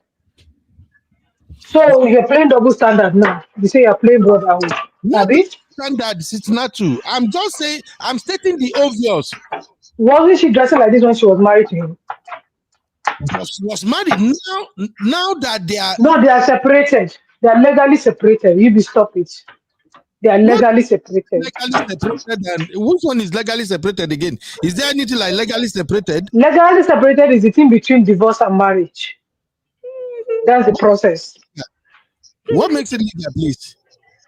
Well, because the paperwork for divorce, the paperwork for divorce is in place, and they know that they are separated. Everybody knows they're separated. So it's okay for him to be with another woman and impregnate another woman while he's still married, and for him to have another baby outside. Uncle Ben, really? Really, Uncle Ben? Somebody put Uncle Ben on timeout, please. Uncle Ben, what is legally And he doesn't understand. He's acting out. He doesn't understand. Have you know you what not said? I think so too. I was like, what is legally separated? I don't understand. It's not to don't carry me go where I don't understand now. No, legally separated, it means that like they start processing divorce. They're not together. They're separated. Do you want me to explain it to you since I'm the one that's been divorced? You go through the because I don't think you understand. Wait. It's very simple. You're married. You go through the process of divorcing. You are legally separated. It takes in the UK between 7 to 8 months. Until then, you are legally married, but you're going through the process. My God. I'm done with I don't understand that you guys don't understand legally separated. It's not hard.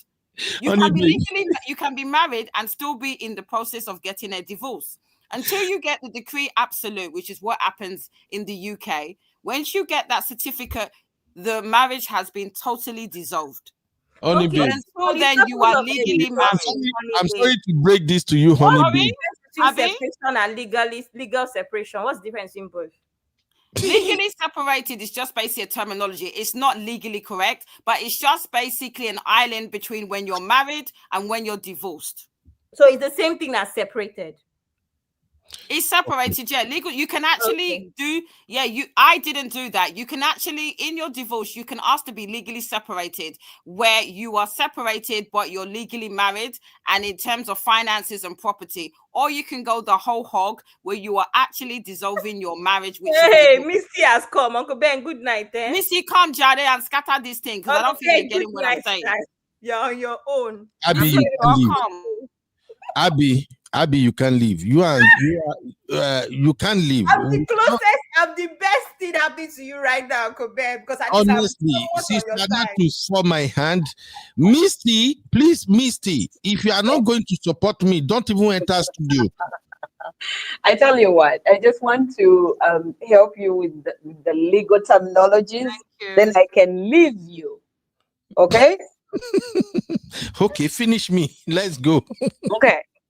So when Honey Babe talked about a legal separation, she was right.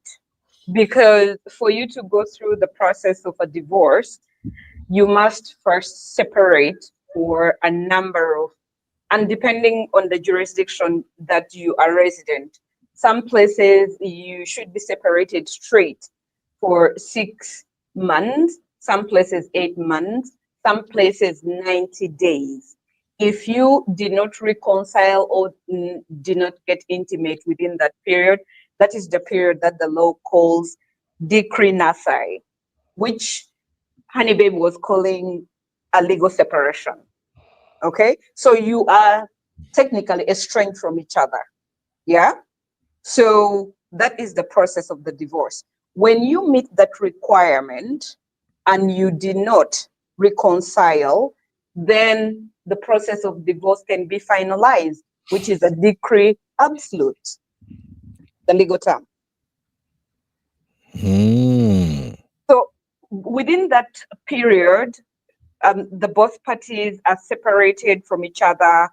The other one has gone on to contract another marriage, which is bigamy, because he shouldn't be marrying anybody at this point in time, because there's an existing marriage. He could date, but marrying, that is null and void. It's not legal in the eyes of the law. Okay. Misty, let me quickly ask this, my sister, since you are making it make sense. Is it legal for a woman during that period of separation to be hanging out in clubs with men who Okay, so that is not a legal question. I'm sorry to cut you short. That's not a legal question. That is a moral question. Really? Yes. It's a moral question that you're asking. And morality in law is totally disregarded when it comes to something like this. Because if you are more concerned about the way Annie is dressed and less concerned about what her estranged husband is doing. He's gone ahead, impregnated somebody else while there's a subsisting marriage. Which one is even worse, morally speaking, if you look at it? Or you're just being sexist and you're like, it's okay for a man to go knock somebody up while they're separated. It's okay with you. So, Misty, are you saying, as a man, if I'm separated from my wife and we were given a period whereby we may still reconcile, and she started jumping on club, wearing all these things, posting them on Instagram, like just like Annie is doing right now, are you saying I cannot sue for emotional stress? There's no law for it. So funny. I have just told you. How about suing you first for bigamy? Exactly. How about suing you first for bigamy? The law is not going to address something like that. What is the basis of your claim? What is the ground of your claim? If you very much want to be with her within that period, the decree side, then you have to work towards the reconciliation. Yeah. But if you're not, then she's doing this, she's causing me emotional pains and stress. This is part of what push. Oh, that one will fly. Everybody leave the studio. Everybody leave the studio for I you. want to leave Everybody. the studio Everybody because leave that's the why studio. I call you. It's not making sense. Uncle Beno, do you realize he is the one who preempted the separation by putting it on social media? So when you, for instance, let me tell you, if you are married and you have your wife, you decide to separate and you walk out of the house, okay? You leave the house. There's no agreement that you put in place for your separation, whatever. The law automatically looks at the parent who stayed in the house with the children as the one with the upper hand to have custody of the children. It stops being a 50-50 or shared custody. At that point in time, it becomes 80-20. And so the wife who remained with the children will take 80% of the custody. You who walked away, you take 20%. So you've put yourself at a disadvantage already, because the law looks at you as somebody who is capable of abandoning the family. You literally abandoned the family and walked out. Okay. So, Misty, just one more question, because I see all these sisters, my sisters are fighting me like mad in the comment right now, and I don't see what I did wrong. I'm only asking question for educational purposes. So Joe said, this is those village people speaking through UB. What have I done, people? Anyway, Misty, please, just one more question for you, my sister. Okay. Legally speaking, can Annie Idibia go rescue Tuface in this dungeon he has put himself? So legally speaking, she has no obligation whatsoever to rescue him. Legally speaking, she has no obligation to rescue him. No, it's not an obligation. I'm just saying, would that be overreaching if she think, right now, Tuface is really in a mess, honestly speaking. And I'm beginning to see the reason why those guys are coming out to tell people what's really going on. Right. Remember, Annie have two beautiful girls for Tuface. They are grown now. We have to think about those children's mental health too. The way Tuface is being dragged right now, those children are on the internet too, they can see it. And from all indication, Annie seems like she's still deeply in love with Tuface. She changed her Instagram back to Annie Idibia 1, which means a lot. So No, Uncle Ben. She She step Uncle in. Ben. No, you that does not mean a lot anything. Stop it. Don't use that as a don't use that as a point. No, I think we he's have just trying explained to to you. explain that. No. We have explained to you. She's been married for this guy for 20 years. Divorce has not been finalized. All her documents and everything is in a DBR. So if she has to get payment for it, I know someone that had to change her social media name to her father's name to be able to collect her payments from Facebook. So she all her business is under a DBR. She has not changed it. That's Me, not you what know, happened here, though. Can I just explain? That's the point. Just hold on. Jesus. Let's start finish first. Uncle Ben, but you May were Edoche is still using Edoche. Is she not? Okay. Is she living with him? He has going to have 3 kids. Okay. You change stop. her name, Uncle So Ben. that's your point, Uncle Sister Natu, Ben. right? Okay, Abby. The explanation is not even necessary if she did not change her name. Her name has always been Annie Dibia1. When you have a verified page, it is almost impossible for you to change your acts. The art is what matters. Okay. I can go and add my surname to my name right now on Instagram. I can go and add a new whatever, but I cannot change my Abby at Abby Ogunsoya very easily. You can't. You can when you are verified and a celebrity. So she never changed Annie Idibia1. That has always been a constant. The only thing is that on her bio, she added Idibia when before it was Annie Macaulay. It doesn't matter what you do there. That's why I'm saying it doesn't matter. That's what I want to correct. She's always been Annie Idibia1. She removed Macaulay 3 days ago and replaced it again with Idibia. Meanwhile, when Tuface referred to her as Annie Macaulay, she changed it to Macaulay. That does not affect anything on social media when you change your bio. It's just updating your bio, nothing else. So you are telling me of all these days, weeks, and months, she shouldn't have done that. It is when Two-Face is collecting basketball that she changed it. And that does not tell you this girl is still in love with her husband. Yubi, let me tell you Uncle something. Bello, Uncle Yubi, Bello. no, quick question. Let me land. Yubi, let me tell you something about people like Annie. And I'm also in that category. We might be in love. We might be doing everything. But the day that we turn our back and say we're not doing. Don't sit down there and be deceiving yourself that she's still might be in love with you. She's not. No, she's not. What signs do you have? And have you seen that shows you change of name? Please stop it. Okay, so Misty, I'm coming to you briefly, please. Okay. When we take this poll, I did not read the result of that poll because almost all the sisters said they were all trying to unalive me with their instant answer. They are voting that vote. I don't think. So when I asked if your toxic ex is about to die and you can save him, will you save him? Misty, this is your answer. This is what you said, Why are you Misty. dragging me here now? That was so much earlier in the.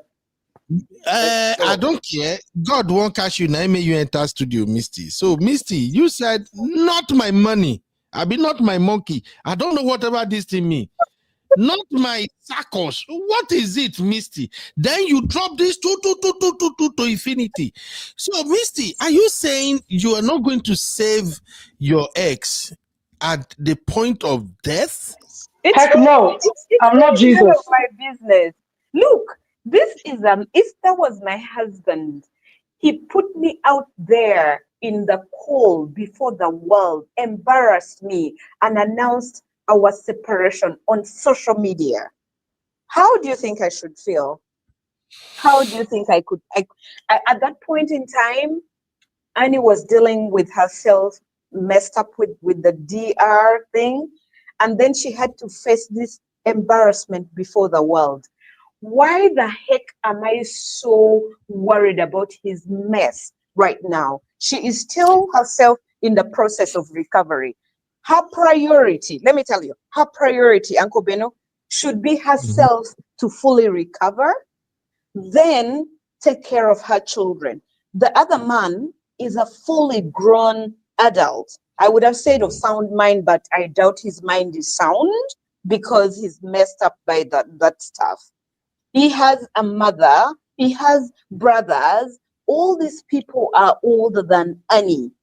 Why do you want Annie to be the one to be running to save him? He needs to come to a place where he can realize that whatever is happening to him, he's in a bad place, really toxic, and he needs to extricate himself from there. Nobody can do it for him. He needs to hit rock bottom first. As for the name, you ask that why is Annie still using Idibia? In law, you are allowed to use your husband's name, which you adopted after marriage. You can use it even after the final, after the marriage has been finalized.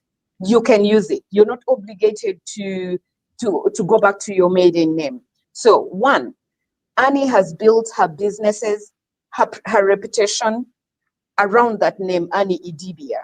That is how she's known. That is how she has brought money. So the law permits her to retain that name if she wishes. She will, of course, may still be in love with this man because they've been together since they were teenagers. And they have 2 children together. That is a bond that you cannot break. They have 2 children together. That's a forever And bond. that is the reason why you are supposed to save your ex. Not necessarily. I'm telling you, I'm not obligated to. If my ex is evil and putting me out there in the cold, I don't owe him anything. I really honestly don't. See, Misty, you don't owe him. We're just talking about. Yeah, but that's a moral aspect of things, which I can choose. Sir? I can choose to do or not do. Okay. Sir, can I ask you All a right. question? If your wife cheated on you, sir, and you ended up separating, and then you heard that she was in a bit of trouble, would you save your cheating ex? I will. I will be there in a Doubt it jiffy. very much. You sir. lie. You lie, Uncle Ben. You lie. You lie. I'll be there. No, you lie. No, it just add to the pains. This is how I think people don't really know how to pay people back at times. When you step in and you save them, you add to their pain. You let them feel missing. I think when people do that, they actually think that the person is going to say thank you. Let me tell you, you will not get that thank you back. So if you're going to save someone because you want to say, boom, I was the best thing for you, you're not going to get that appreciation. So it's the same thing when you give to people. People will not always say thank you. That is life. So when you're now helping someone with this preconceived notion that, oh, I want them to appreciate what they've lost, or I want them to appreciate that I saved them, you are going to be very disappointed. Do you know what I'm getting from all of this? I'm getting this energy that women wish their toxic ex dead. No, I know you're gonna make No, it. no, we wish ourselves. No, we don't. But we don't. But we just say.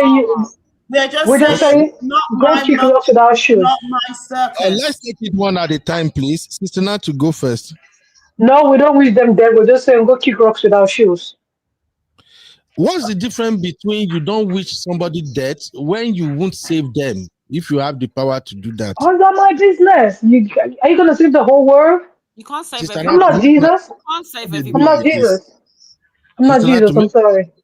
I'm not Jesus. We're not Jesus. So it's the truth. We're not Jesus. We can't save everybody. Even in terms of women that we advocate for that are, you know that, Sister Natu, when we're on Auntie B's show, there's many women that will tell a story, Auntie B's talking, and they're in the background. We advise them, Auntie B will tell them they still didn't listen and stay and still went back to the husband or the DV person. You can't save the world. Only babe, you are missing it up. This is not about going back. We can't save everybody. We cannot save everybody. Only babe, it's not everybody. We cannot save everybody. We can't. No, Father of your children. I don't agree with you. Just the Uncle thing is, Beno. the exes for a reason. There's many toxic exes out there. Whether you seriously, especially when it comes to violence, you seriously expect someone that experienced DV to now save that person when probably they were, they narrowly escaped with their life. No, you need to be mindful of what you're saying. Uncle No, Beno, right. do you realize that? And then also, sir, you have to Hold understand on, that please. even if Annie is supposed to go to help, it has to be Two-Face that asks for her help specifically. He has to reach out to her. She should not volunteer herself. He should Lady ask G, for her help.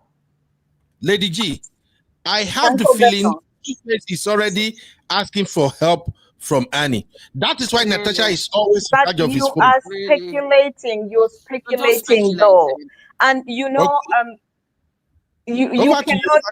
Annie is still in the process of recovery. You cannot put her put her back in a toxic environment. She will not be very helpful to him.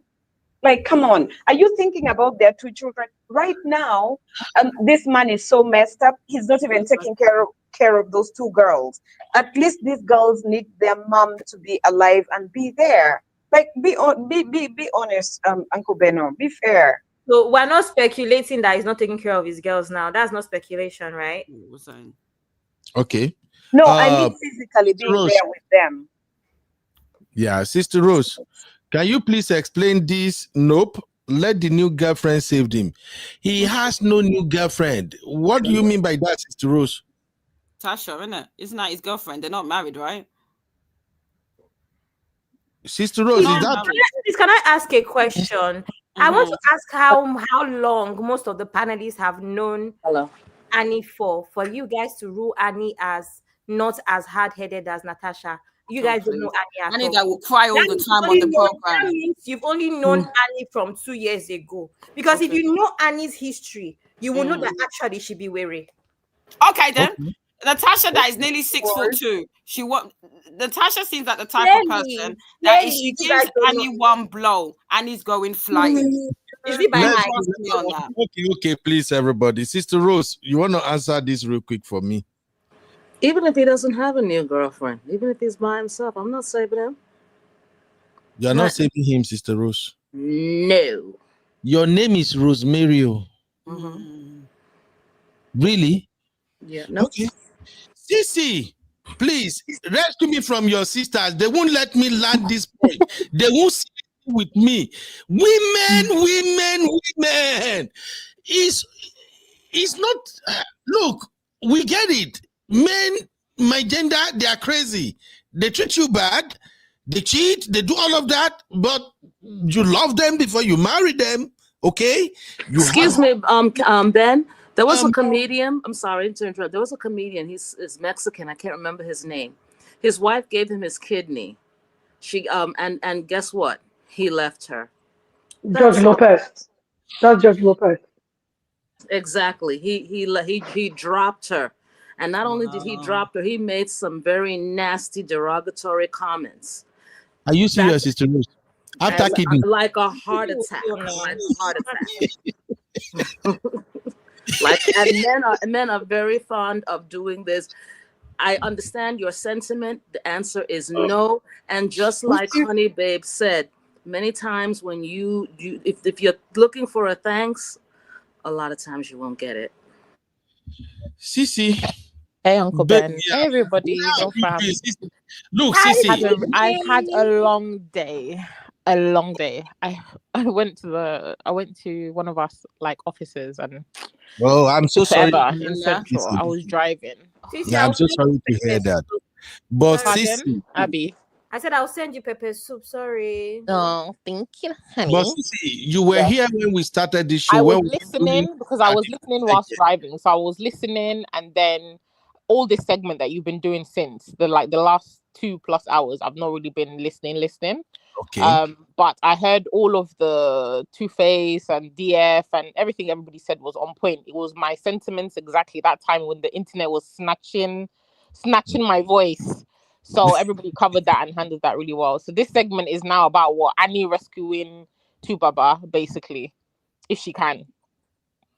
All right.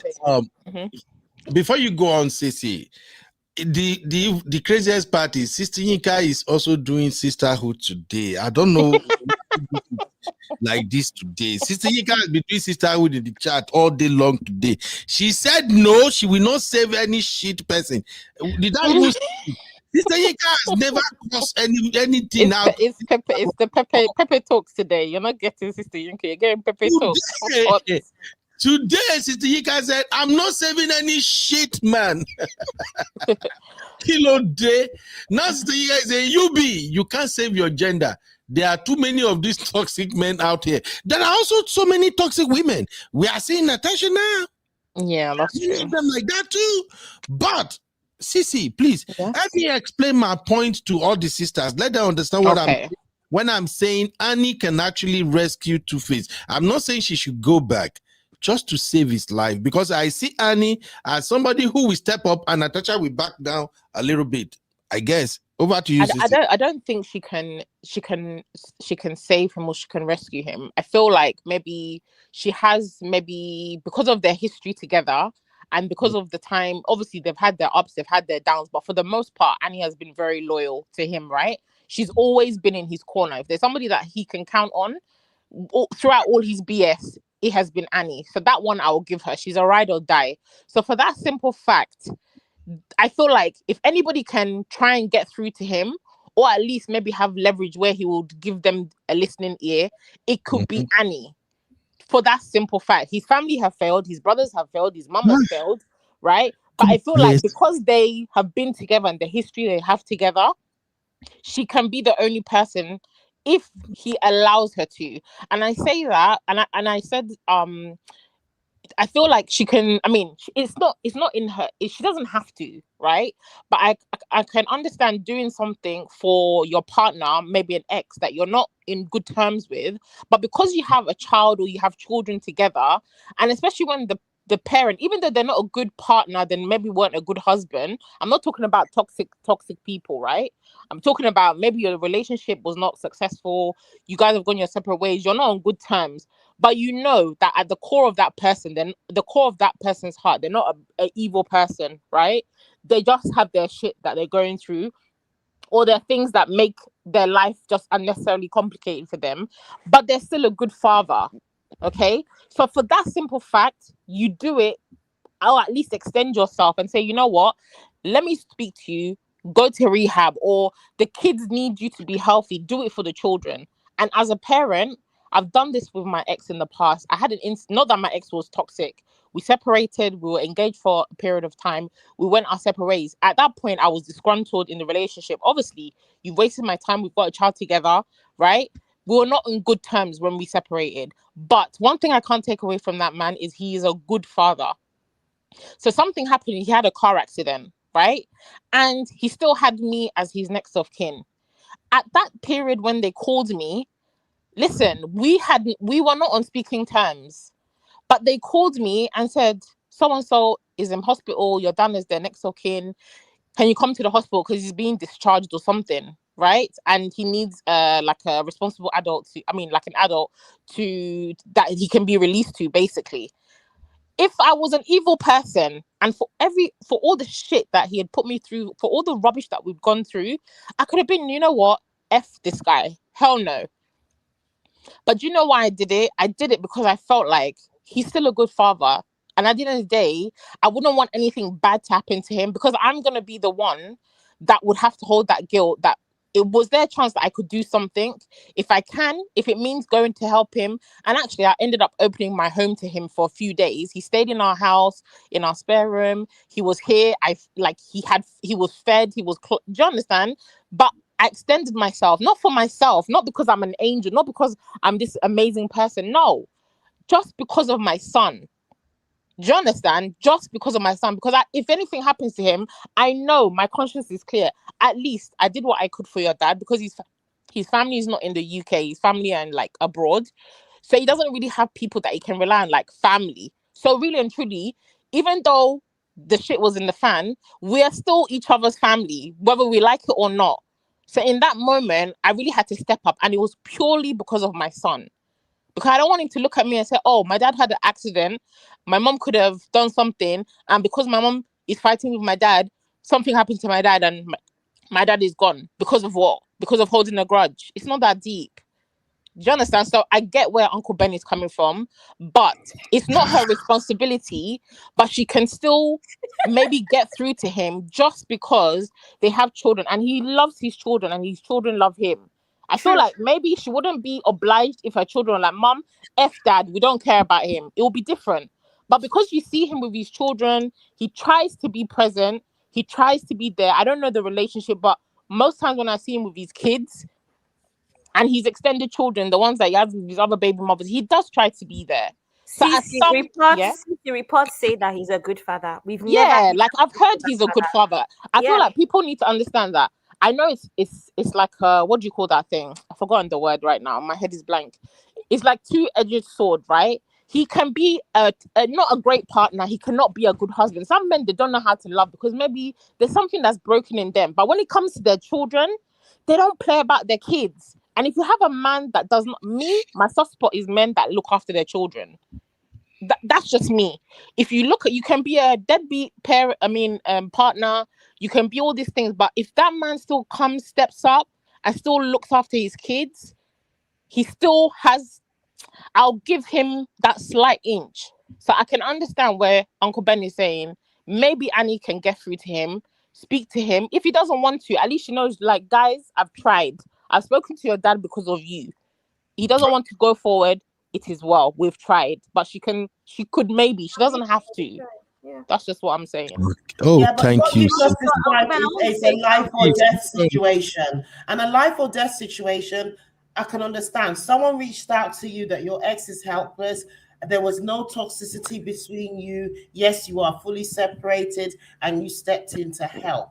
This is a situation right now where Baba can easily walk away should he choose to. It's not a life or death situation. It's not an emergency. If we're saying that he's if he was saying he's in a domestic violence situation, if we're saying that the woman is controlling him, if we're saying that she is the one holding his phone, is that not a person that's under duress, being held under duress? So how much more if it was a woman held under duress, ma'am? He can easily get into a taxi and go and book a hotel. Lady This G, very be for minute. real. If we were saying if it was a woman that was, if Natasha was in Tuface's position, everybody will be here saying he's holding her, he's oppressing her, he's older than her, she can't live. Come on, let's be for real. The man Regina seems Daniels to be presenting. I'm not talking about Regina Daniels. I'm just talking about. Hold on, Jenna, please. She rented an apartment. Two-Face can do the same. They're both under the She's not under. But she's Lady G, hold on, please. But she's not. I mean, she's not presenting. To me, Regina is not presenting as somebody that is under the influence, heavily under the influence. Regina presents as somebody who is still very coherent. She's just having a good time. She smoked shisha. Maybe she smoked a spliff here and there. That is not somebody like Two-Face who clearly has a chronic drug problem. Whether he wants to come out and say it or not, you can tell he's erratic. Whether it's drug, whether it's alcohol, you've seen the apartments the pictures that were put out of their apartment. There's paraphernalia of drug taking everywhere. That's not somebody that you can say he's in their right mind. So I'll give him that grace that he's not acting right now. He's not acting as somebody in his right mind from what he's presenting. Right? Thank you. Whether he comes forward and says, I'm fine, I don't need help. That is what people who are drug addicts do. How many drug addicts will say, I'm fine, I'm not high, I'm not doing this? They're shooting up every second. That's how these people behave. I That's know, how but women who are in women who are in domestic violence thing, they'll have a black eye, they'll have a broken rib, and they'll still be saying that they're fine. Nobody has touched them. They just walked into the door. Can we be for real? Yeah, but we'll not be telling them that they should leave. They have a friend that's saying, come to my house. I'll come and pick you up. They'll still refuse. So how is this any different? Yeah, but that's the thing. Is that the same way we say to DV the same result will happen if Annie comes in right now. Lady G, let me turn this round so that we can round up, please. I know this is a heated conversation. Uncle Beno, may I leave the studio now? Yeah, I'm gonna leave as well. Thank you, Misty. Yes? Final Misty. Hi, I'm gonna go. Hold on, honey baby, I know you leave. No, So I don't want to go. You do your thing. I'm going. Okay, your final take before you leave. I I think I stand by what I said, because the thing is, what I'm saying is that I deal with a lot of cases because I'm coordinating a lot of care people, and there's a particular gentleman. He's been in AA for 25 years. He says he's a recovering AA, and the thing is that it took him almost 10 years of being an alcoholic before he actually realized he had a problem. And even now, he religiously goes to those meetings, and he's been 25 years sober.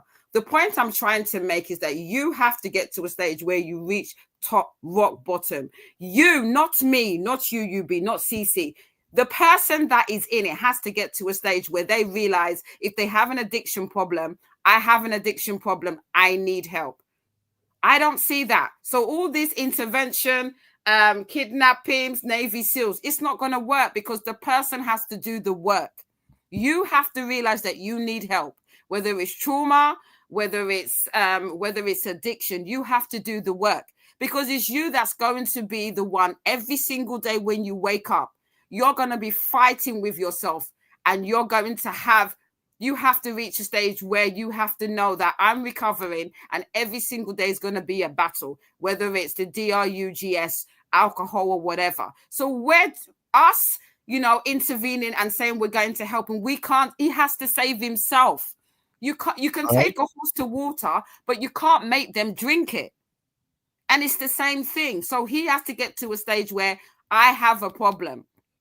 Yes, there is DV. Yes, there needs to, but I guarantee you that personally, if Annie was to go there, number one, he wouldn't even listen to what she has to say because the disrespect is there from the fact that he left her and for another woman. And number two, I personally believe if anyone wants to intervene, he'll say that I'm fine with Natasha because he's in denial. Yes, I understand that when you're an addict, you don't behave properly. But what I'm trying to say to you, we say this with DV victims. How many times do we say they run away they go back 7 times, how many times before they finally, it's the same thing with addiction. If you don't accept that you have a problem, then all the bundling, driving them to rehab is not going to make a difference because they have to decide they need help. That's all I wanted to say. When Baba is ready to say, I need help, he knows what to do. I guarantee you he's in denial. He doesn't believe that there's any problem.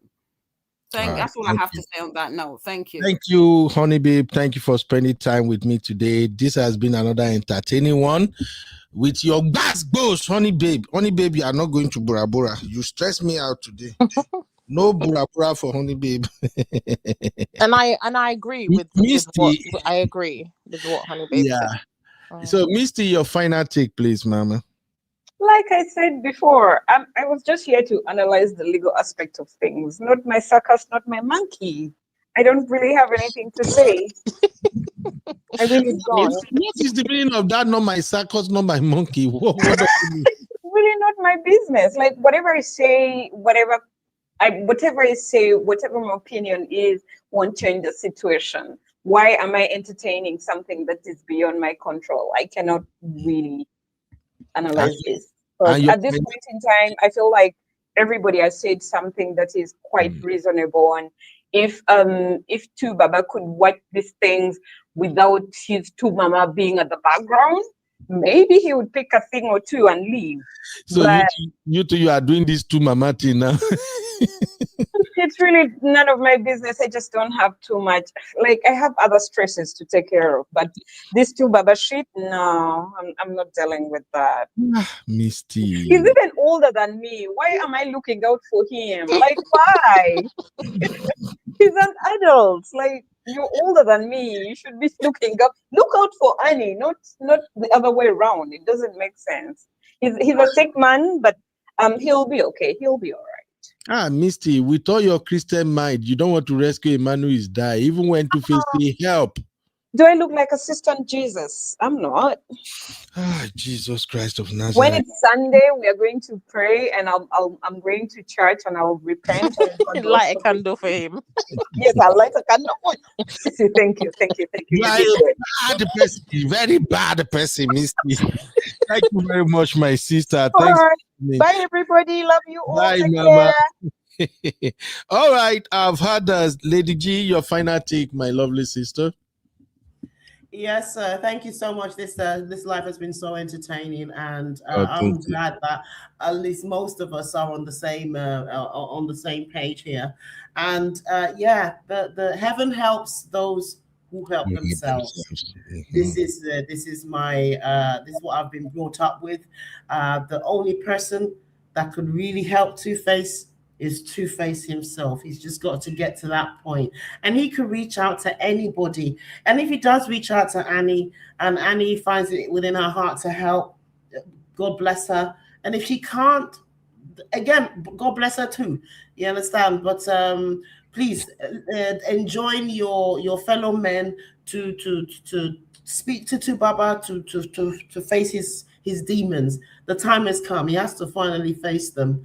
And I wish him all the best. I mean, it gives me no joy to rain on his parade, as it were. But the thing is that it is what it is. Addiction is very, very complicated. He is an addict. He's an addict to sex. He's an addict to drugs, and he is an addict to the drama of it all. That's all I can see. And he needs to get himself out of there. He has to make the first step.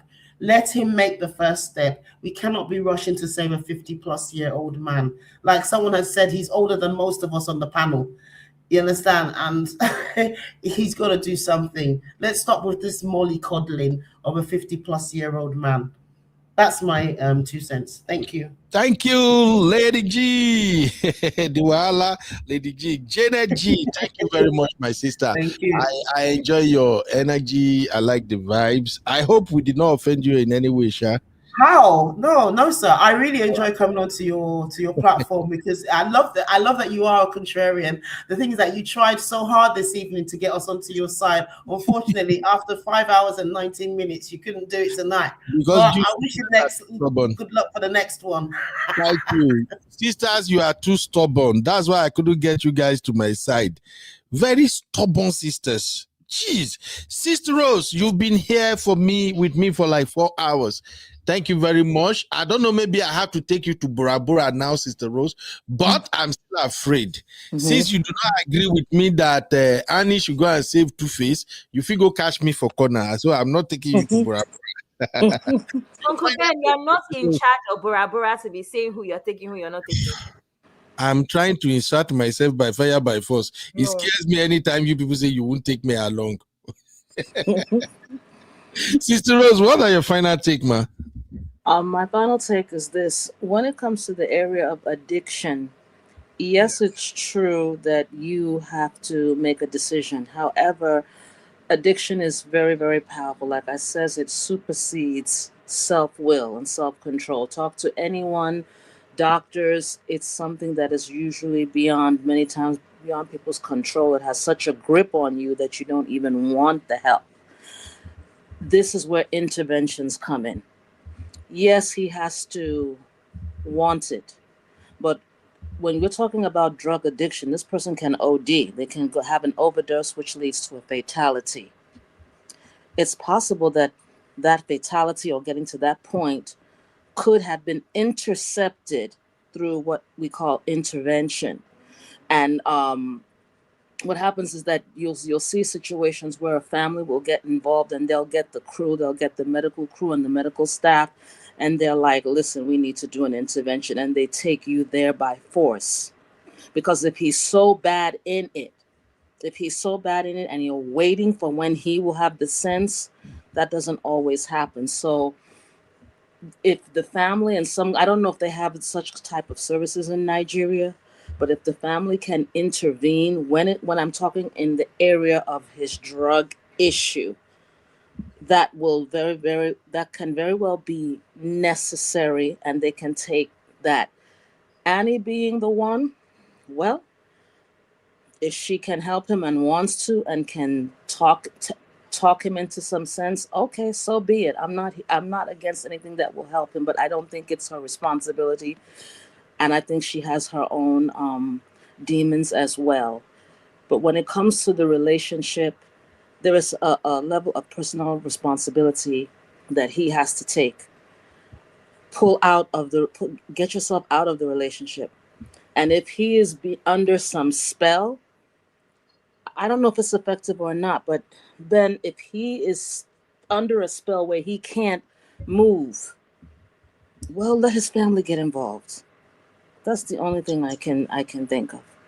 Thank you very much, Sister Rose. And just like you said, Sister Rose, let the family get involved. I'm seeing this news right now.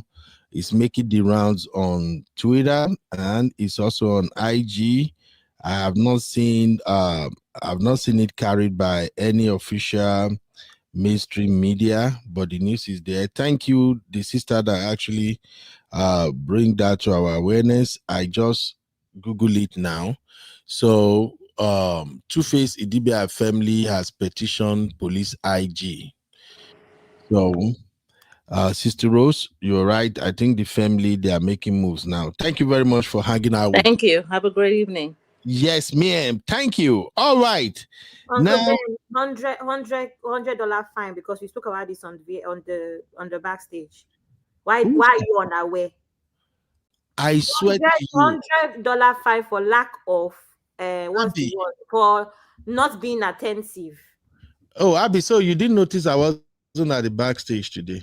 I'm just saying it doesn't matter. It's still $100 fine. Abby, kilo day. We already spoke about this. I didn't go to the backstage. Probably maybe my girls would have shared it too. I didn't check anything. Abby, you know what's up now.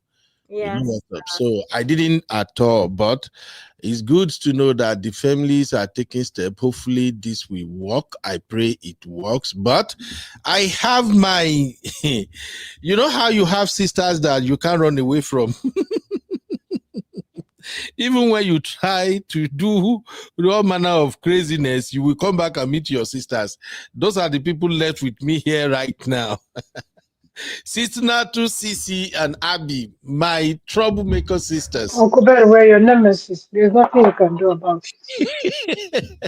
I know. And I no go even cut me slack. Just allow me make I just, Slack. Some. For your case. You want to stress us today. Sister Natu, please, man. Now we hear that the DBR family, they have petitioned the IG to help them go and rescue their 50 years old man. 50-year-old boy. To go and rescue a 50 years old man from 31 years old Pekus he fell in. This is actually dated 12th November 2025. The Inspector General of Police, Nigerian Police Force. Okay, and the petition reads, petition for the investigation of the alleged assault, financial misappropriation, substance abuse, and threats to life involving Miss Natasha Irobosa Osawaru. Abby, you're having a show tomorrow, Abby? I'm not doing this show. I'm not doing this one. I'm doing Dirty December, good vibe show. Okay, maybe I will just react to this. This thing is loaded. Why would Tuface family refer to Natasha as Miss? MISS? Did you guys? Because he's not married to her. They have to hear that part. Uncle Ben, why are you doing this now? That's her name now. Her name is Miss. Can they call her Miss? Her father's son name. No. No. Oh, you want us to call her Dibia. Then that's her name now. Uncle Ben, okay, let me give you an example. If I marry my Mr. Konko in let me calculate in August. If I marry Mr. Konko in August and I don't change my name, I'm going to still be Miss Ogunsaya. You cannot call me Mrs. Do you understand? You cannot call me Miss, my whatever surname, because I'm not married to my dad. So you can't call me Mrs. my father's surname. No, in this letter, they are referring to her as a single woman. Because her name is Osawuru. I agree. Are they not married? Sister, not to help me out. Abby, they try to twist my belly. This is very simple. It's not simple. Because they are married. She's married to who? She's married to who? That's not the reason. Abby, wait. Documents, if somebody's name illegally their maiden name, you cannot refer to them as Mrs. their maiden name. That's what I'm asking Uncle Ben. Who is she married to? Let him answer me now. Who is she married to? Tuface, traditionally, customarily. No, that was thing that they did. You didn't hear when these people were talking on DF. They say it's like introduction that they did. Oh, married her. Introduction is not married. They paid dowry. Okay. Okay. They So play. the petition, no. And the petition is that the police IG should investigate and blah, blah, blah, alleged physical assault, alleged unauthorized access, and transfer of funds from Mr. Innocent Uja Idibia's phone and bank account, alleged seizure of personal property and travel document. Tuface is feeding these people what's going on with him. Number 4, actions that have allegedly caused financial loss, reputational damage, and professional setbacks. Number 5, substance abuse by means in blah, blah, blah, allegedly resulting in violent behavior, causing Mr. Innocent Uja Idibia, professionally known as Tuface Tubaba, emotional distress and financial loss. 6, information suggesting a possible violation of marriage laws. What's the is it bigamy? Yes, bigamy, marriage Information laws. suggesting a possible violation of marriage laws. That is bigamy. Brackets, And bigamy. and fraudulent misrepresentation, which we request be properly investigated to establish the fact. These incidents have reportedly caused Mr. Innocent Idibia severe emotional distress, financial hardship, and public embarrassment. More importantly, his personal safety and mental well-being appear to be okay. Now we have already done 5 hours plus. What I'm gonna do, I will reach out to my sisters, either Sister Marriott, D, Misty, or She Tinker. I will see if any one of them is free to come and help me break this thing down, because this I know be lawyer, but I think the Uncle family Ben, don't stress any of my sisters out. Please don't do that. them, they need to come and help me break it down. This thing is not making sense. I don't think the family can sue Natasha for all of these things. It don't make any Why sense. not? Somebody that I don't tagged think so. DSS last year. She what? The mother, did you not tag DSS last year that she's begging DSS to bring Tuface out of Yes. Seriously speaking, I think I have to reach out to our legal minds, let them come and break it down. I don't want to take my coconut head, analyze this thing. All this allegation is not looking appropriate. Why Tuface himself saying that in reality, he is fine. So why would the family put all of these charges on Natasha? I don't get. This is just freaky crazy, man. But we have really done a long time. I never even chopped since money. Misty, if you want to help me break it down, that is fine. But Sister Adnatu, your final take, man. Misty say you should drop link. I don't drop link for Misty. Unless if Abi can hold it down, no wahala. But Uncle, you know what time it is in that way where Abby is at right now, right? It's going to take another 1 hour. Uncle Beno, I want to explain this to you in a space of less than 5 minutes. Okay. Okay, ma. Okay. So you were asking whether this is a basis for filing a lawsuit, right? Yeah, by the family against some lady who is allegedly married to Tuface customarily. So you see, people like to have their day in court, and people can bring all sorts of claims. So if they have the court can grant you what they call standing if actually your claim has merit to it. They would make all that assessment, and if they feel like, okay, you have merit to this claim, then they'll permit you to go proceed with your claim, right? So now, he who alleges, if you allege these claims, you must prove it. So now, since the family is the one that is alleging, they have the burden of proof onto the other party, on Natasha. Natasha's lawyer will not be doing so much.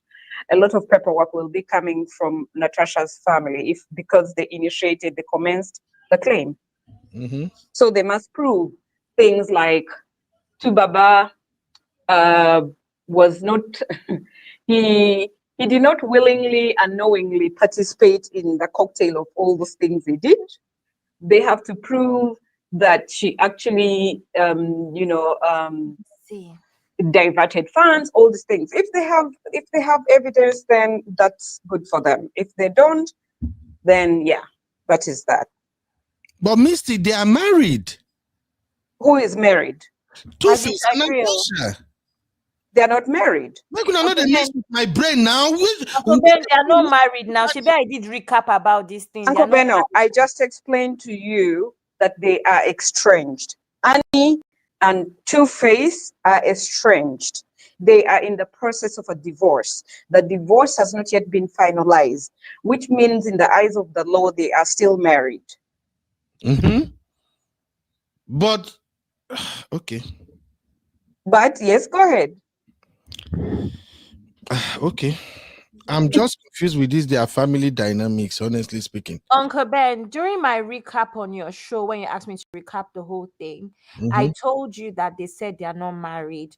Tosa and Kaka said that they are not married, but they don't want to dive in, what's the word?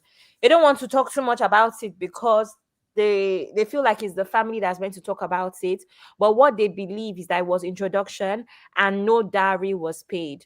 So even traditionally, they are not married. Legally, they cannot be married because Tuface is still married to what's her name? Annie, and had a divorce. And then during that show, we explained what bigamy is to you.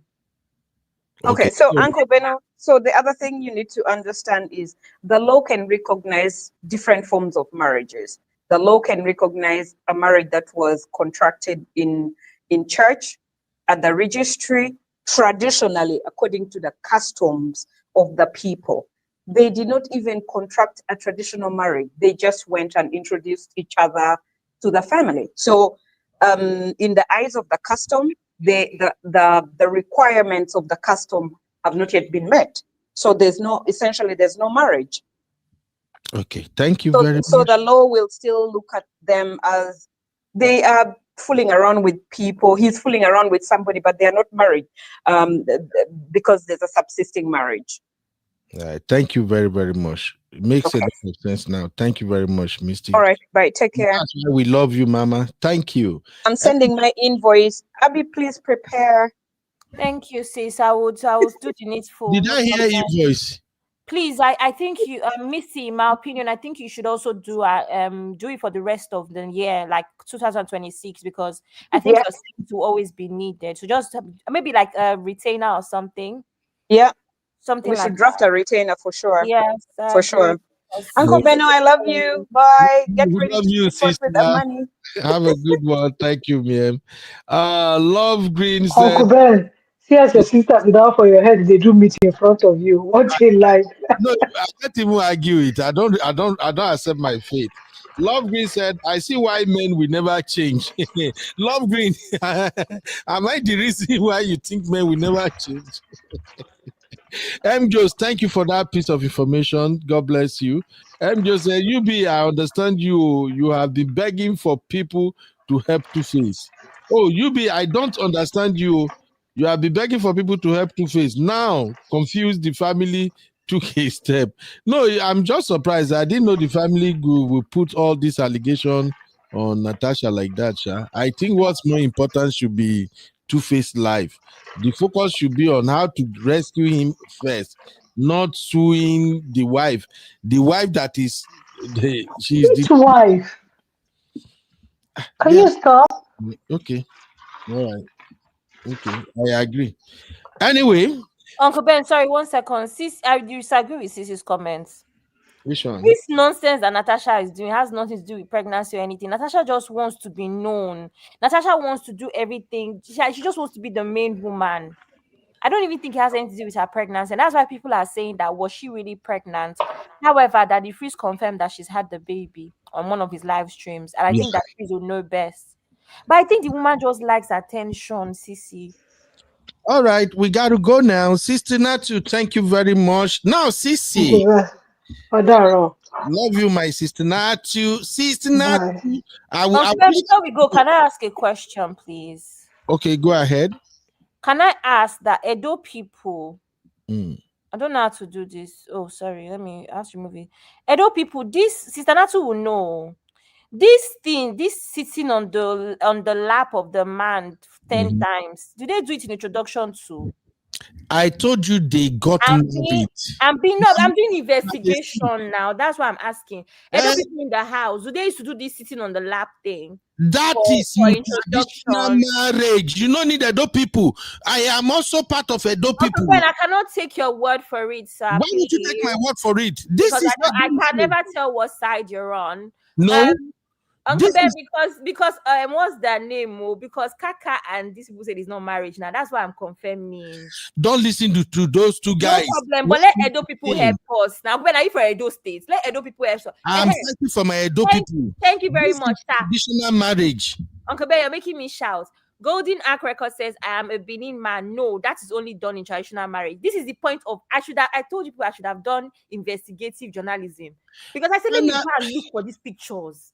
Abby, the same thing Golden Ark is saying is what I'm telling you. This is traditional marriage, not engagement, no introduction. But I did not want to take it from you because I can't tell whose side you're on. So I wanted a neutral party. I'm on the side of Tuface Idibia. Exactly why I want a neutral person to answer the question. You know? You are stressing me and out. I know that Edo people, they do this thing where they put the woman on the man's lap 10 times or something like that to confirm that they're married. So I went to investigate and I checked and I saw the picture and like, this is what they are doing here. So is it introduction or is it marriage? So Abby, now that you confirm that it's marriage, I'm okay. Now we have... Abby, you see that thing in Edo culture is very powerful. Each of the time they carry the woman yash, sit down for the husband lap, it represents something. It means say you will sit here, you go born pikin here, you will enjoy your marriage here. This marriage is forever. And all the ancestors where they are around, they go say, Ishe. So I know about it because I've attended an Edo wedding before, and obviously, so I know that's why I went to go investigate as everyone was talking. I'm like, this thing, is it not that thing? That's why I brought it here. So now that we have this picture and we confirm it, it means that Kaka and waiting be name Tosan. They are wrong. It is well. That's what I'm gonna say. They are wrong. Sisi, my paddy. Uncle Ben, I need some clarification because I was listening to the beginning of the show. Please, why did I almost crash when I heard one man Mo say Team CC? Please, what man went to Mo? Leave me, free me. That's that my was brother, so funny. You need to share. Thank you, my Abby, for looking out for me. With me because I defended you. When I heard that, I was like, sorry, what?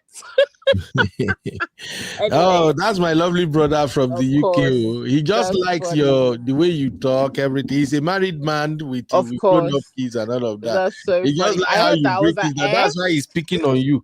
The way my brother Chucky is speaking on the Abby, that's how he's speaking on you. Because Chucky, have you ever given me money? Chucky, in fact, Chucky gave you money on your show. I put the Natasha spell on you. So start giving me money. Start giving me money so that I know that it is real.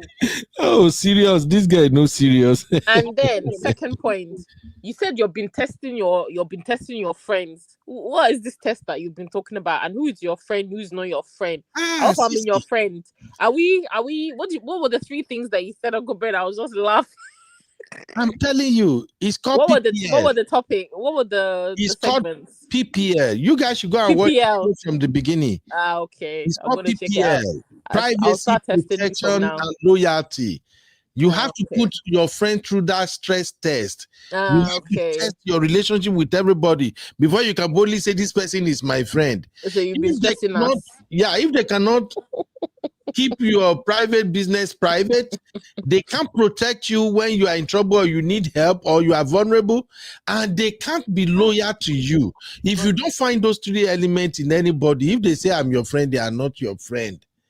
Go and watch the segment on Daddy Freeze and it was good. You were right. You were right.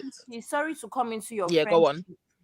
Please, Uncle Ben, do you have like 10 more minutes? Because these are the issues. I knew it. I knew it. Okay, let Ella, me. Uncle Ben, 1 second. Ella said, "Are you busy? Are you going somewhere?" Because I have time. Ella said, "I'm from Edo State. We do traditional introduction the same way because it's the same thing in Yoruba culture. This is the same thing in introduction in Yoruba culture. It's not that different. Besides the rolling with the boys, I knew Uncle Ben. That's why I said I don't want to hear from you. I'm coming. No, I'm coming. Ella. Wait, so Uncle Ben, let me finish. Ella. Ella said this, and then Golden Arc Records continues and says, but because Natasha's father, Mr. Desmond Osawiri, was not present at the traditional marriage, the ceremony is not traditionally recognized. Okay, we're getting somewhere. I love it. Ella says again the same thing, and then Golden Arc continues, a woman don't give their daughter out in traditional marriage in Benin. If her father is late, I'm guessing, her husband will play the role, not her mother. Okay. A woman doesn't give their daughter out in traditional marriage in Benin. If her father, okay, same thing. So, Mr. Godi Ark, I've never covered this aspect of their wahala before. Are you saying the father of Natasha is not in support of this marriage? From what I gather, that man is old. The father is dead. That's what he The father is late? Yeah. Okay. So if the father is late, so far the Kingsmen are there, the Umunas. I think this is traditional wedding. No. The father is not late though. Sorry, because they said the father is a powder pusher.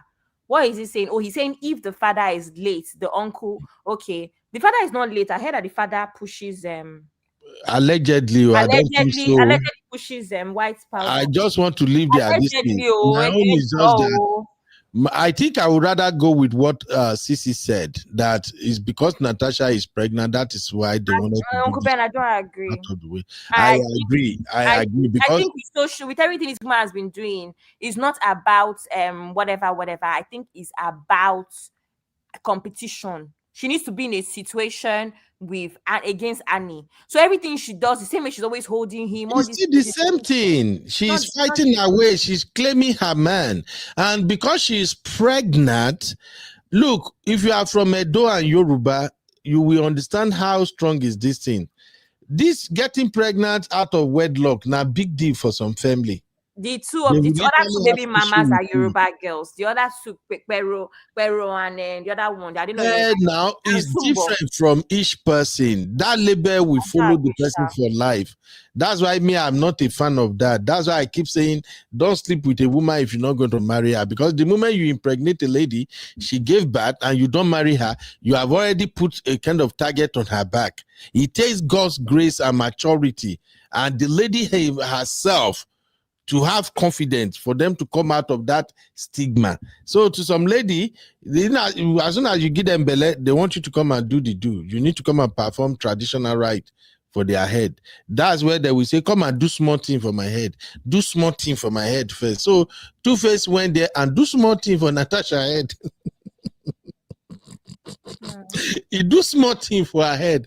Anyway, this has been a great show. I would like to end this show with Sisi, help me answer the only question Abby ran shine away and run away from today.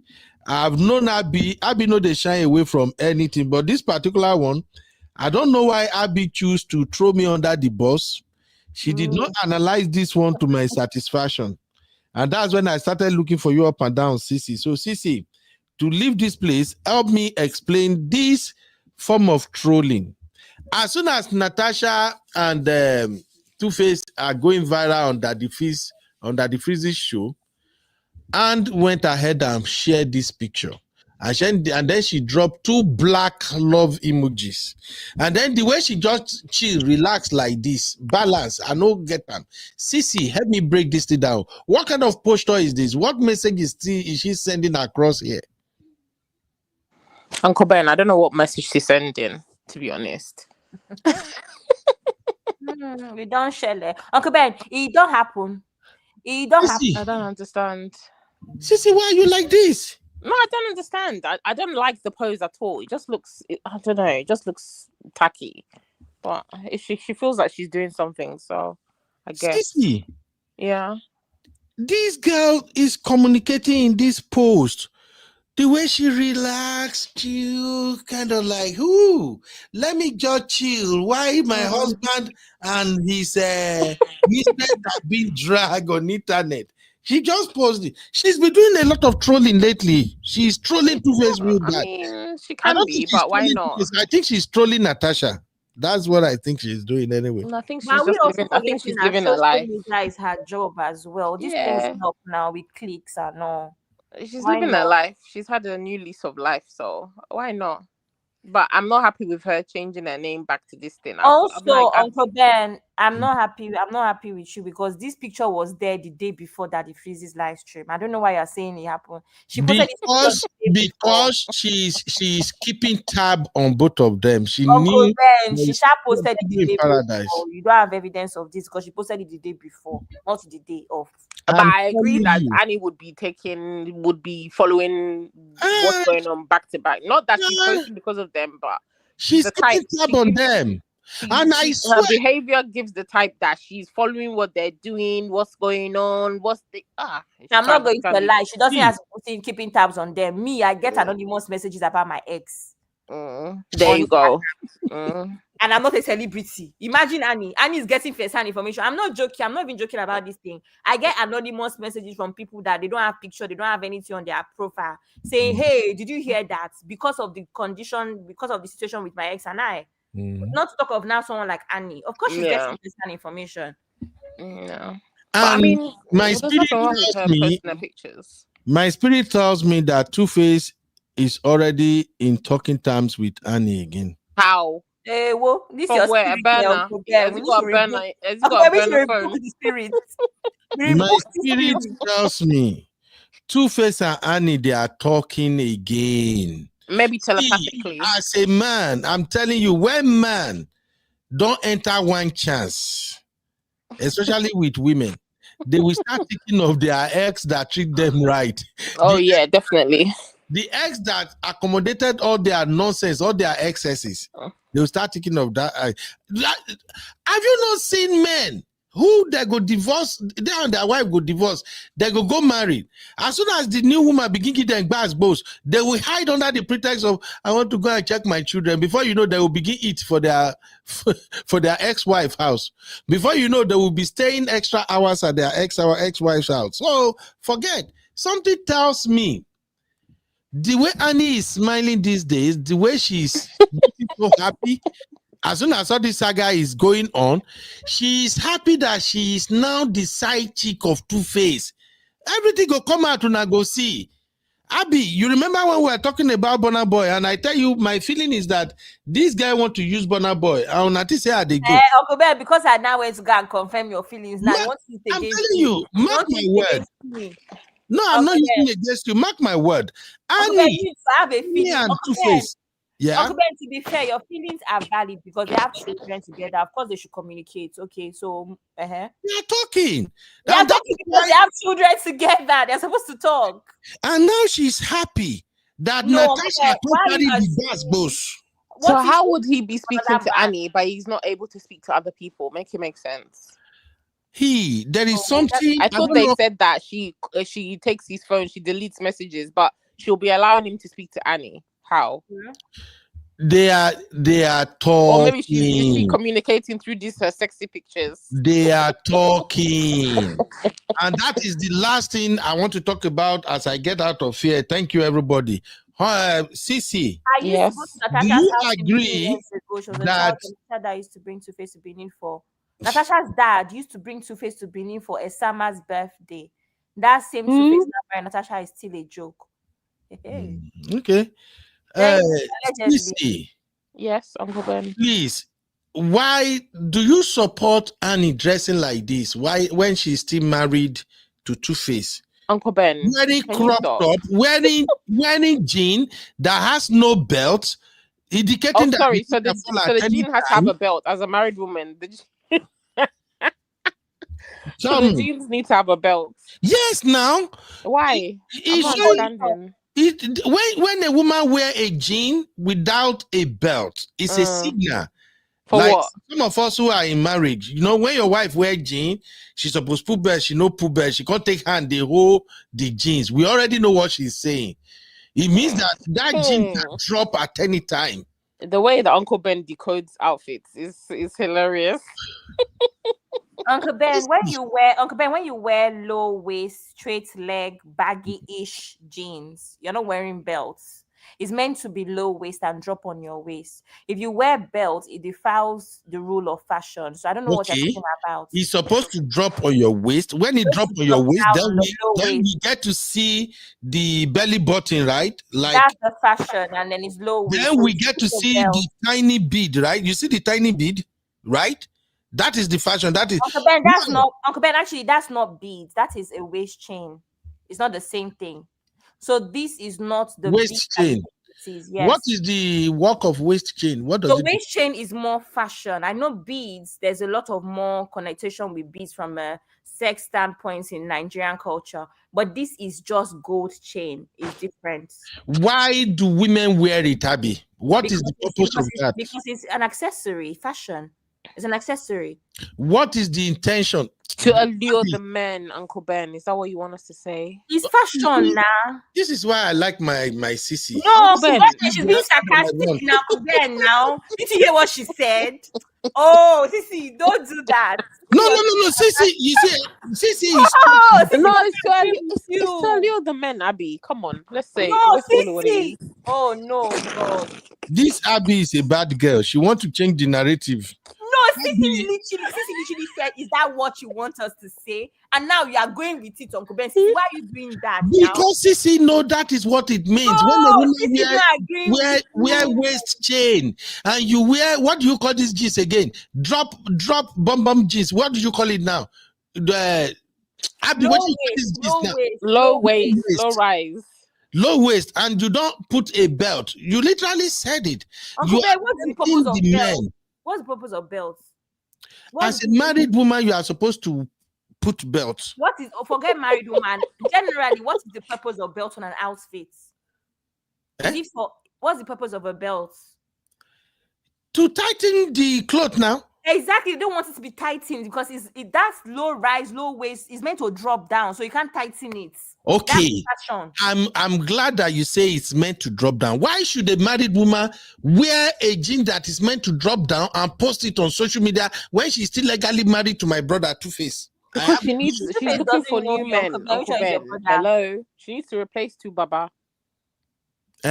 She needs to replace two Baba. Annie is not going anywhere. So then why are you bothered with what she's wearing?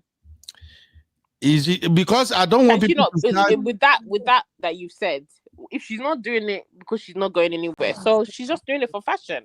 So we can leave her to wear her clothes and wear her jeans low and have her cleavage out and whatever. Because she's not going anywhere, so she's definitely doing it for fashion then. She's not doing it to entice anybody. Because her man is still Two-Face at the end of the day.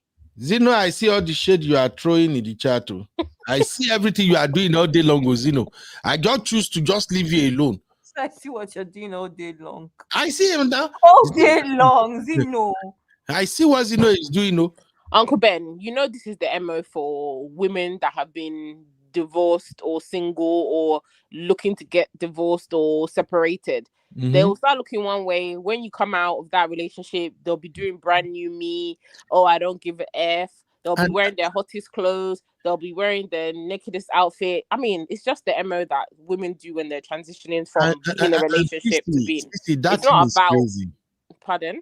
That thing is crazy. They want to give. My thing is, why were you not doing that in the marriage that you were in? Why should it be when you? No, but I'm not saying it for Annie. I just feel like dress well when you're in the marriage. Dress well if you're separated. There shouldn't be. Apply for Annie though. Yeah, it doesn't, because I feel like she's dressed like this before. I don't see anything different that she's doing. Thank you. That does not apply to me. She just looks healthier and she's just putting herself out there more. But I've always seen her dressing like this. She's always had a good figure. She's always been wearing short outfits, like, fitted things. I don't see any difference. And well, I like always played the role of a celebrity's wife, and she dresses well. And she's a celebrity herself. That she's an actress, so she's always played that role.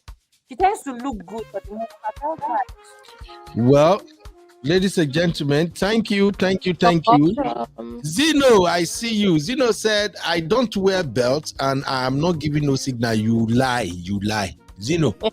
Even your voice is giving signal. Make I tell you now, in case you don't know.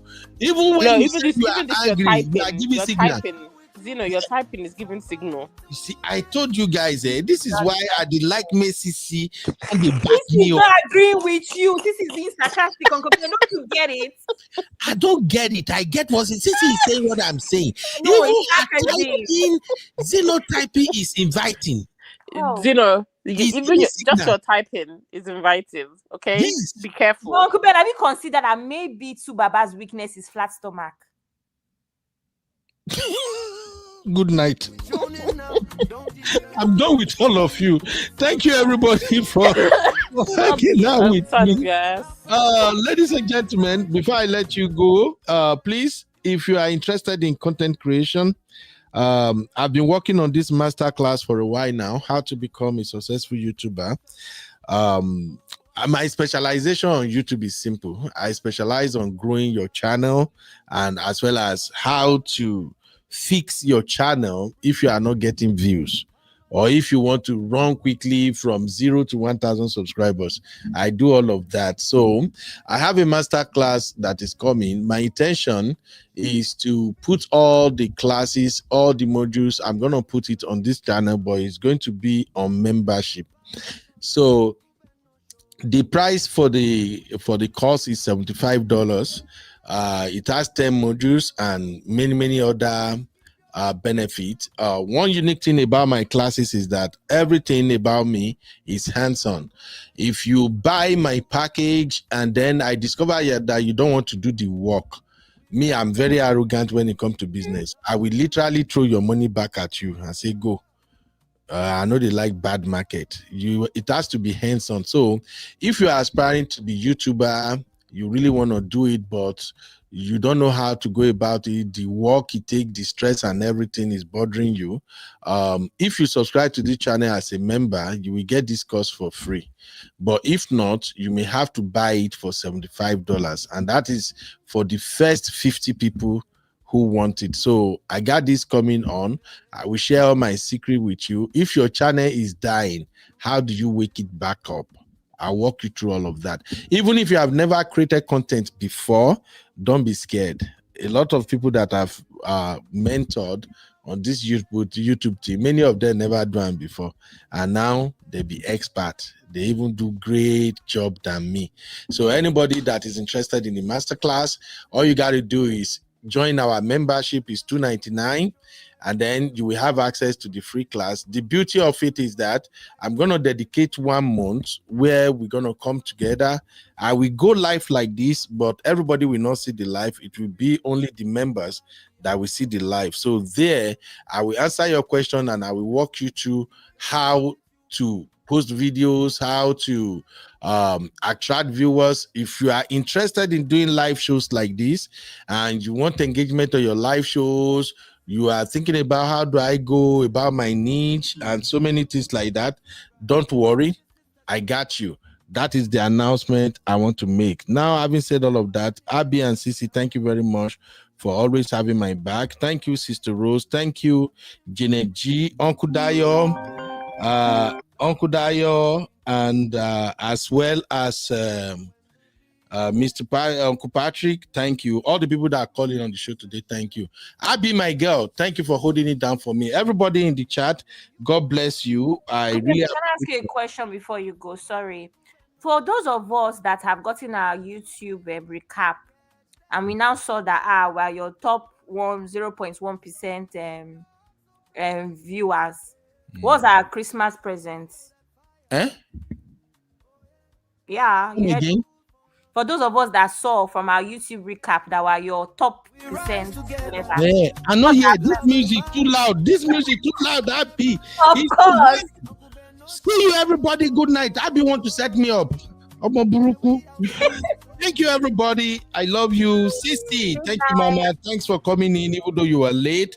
But I always like the fact that you always support. And shout out to my Auntie B of Obodo Yimbo TV. As always, Auntie B was here earlier, and Auntie B was making me laugh with her comment. And again, go to Qualisa Inc. Go and get yourself good fragrances for Christmas and New Year. Bye-bye, everybody.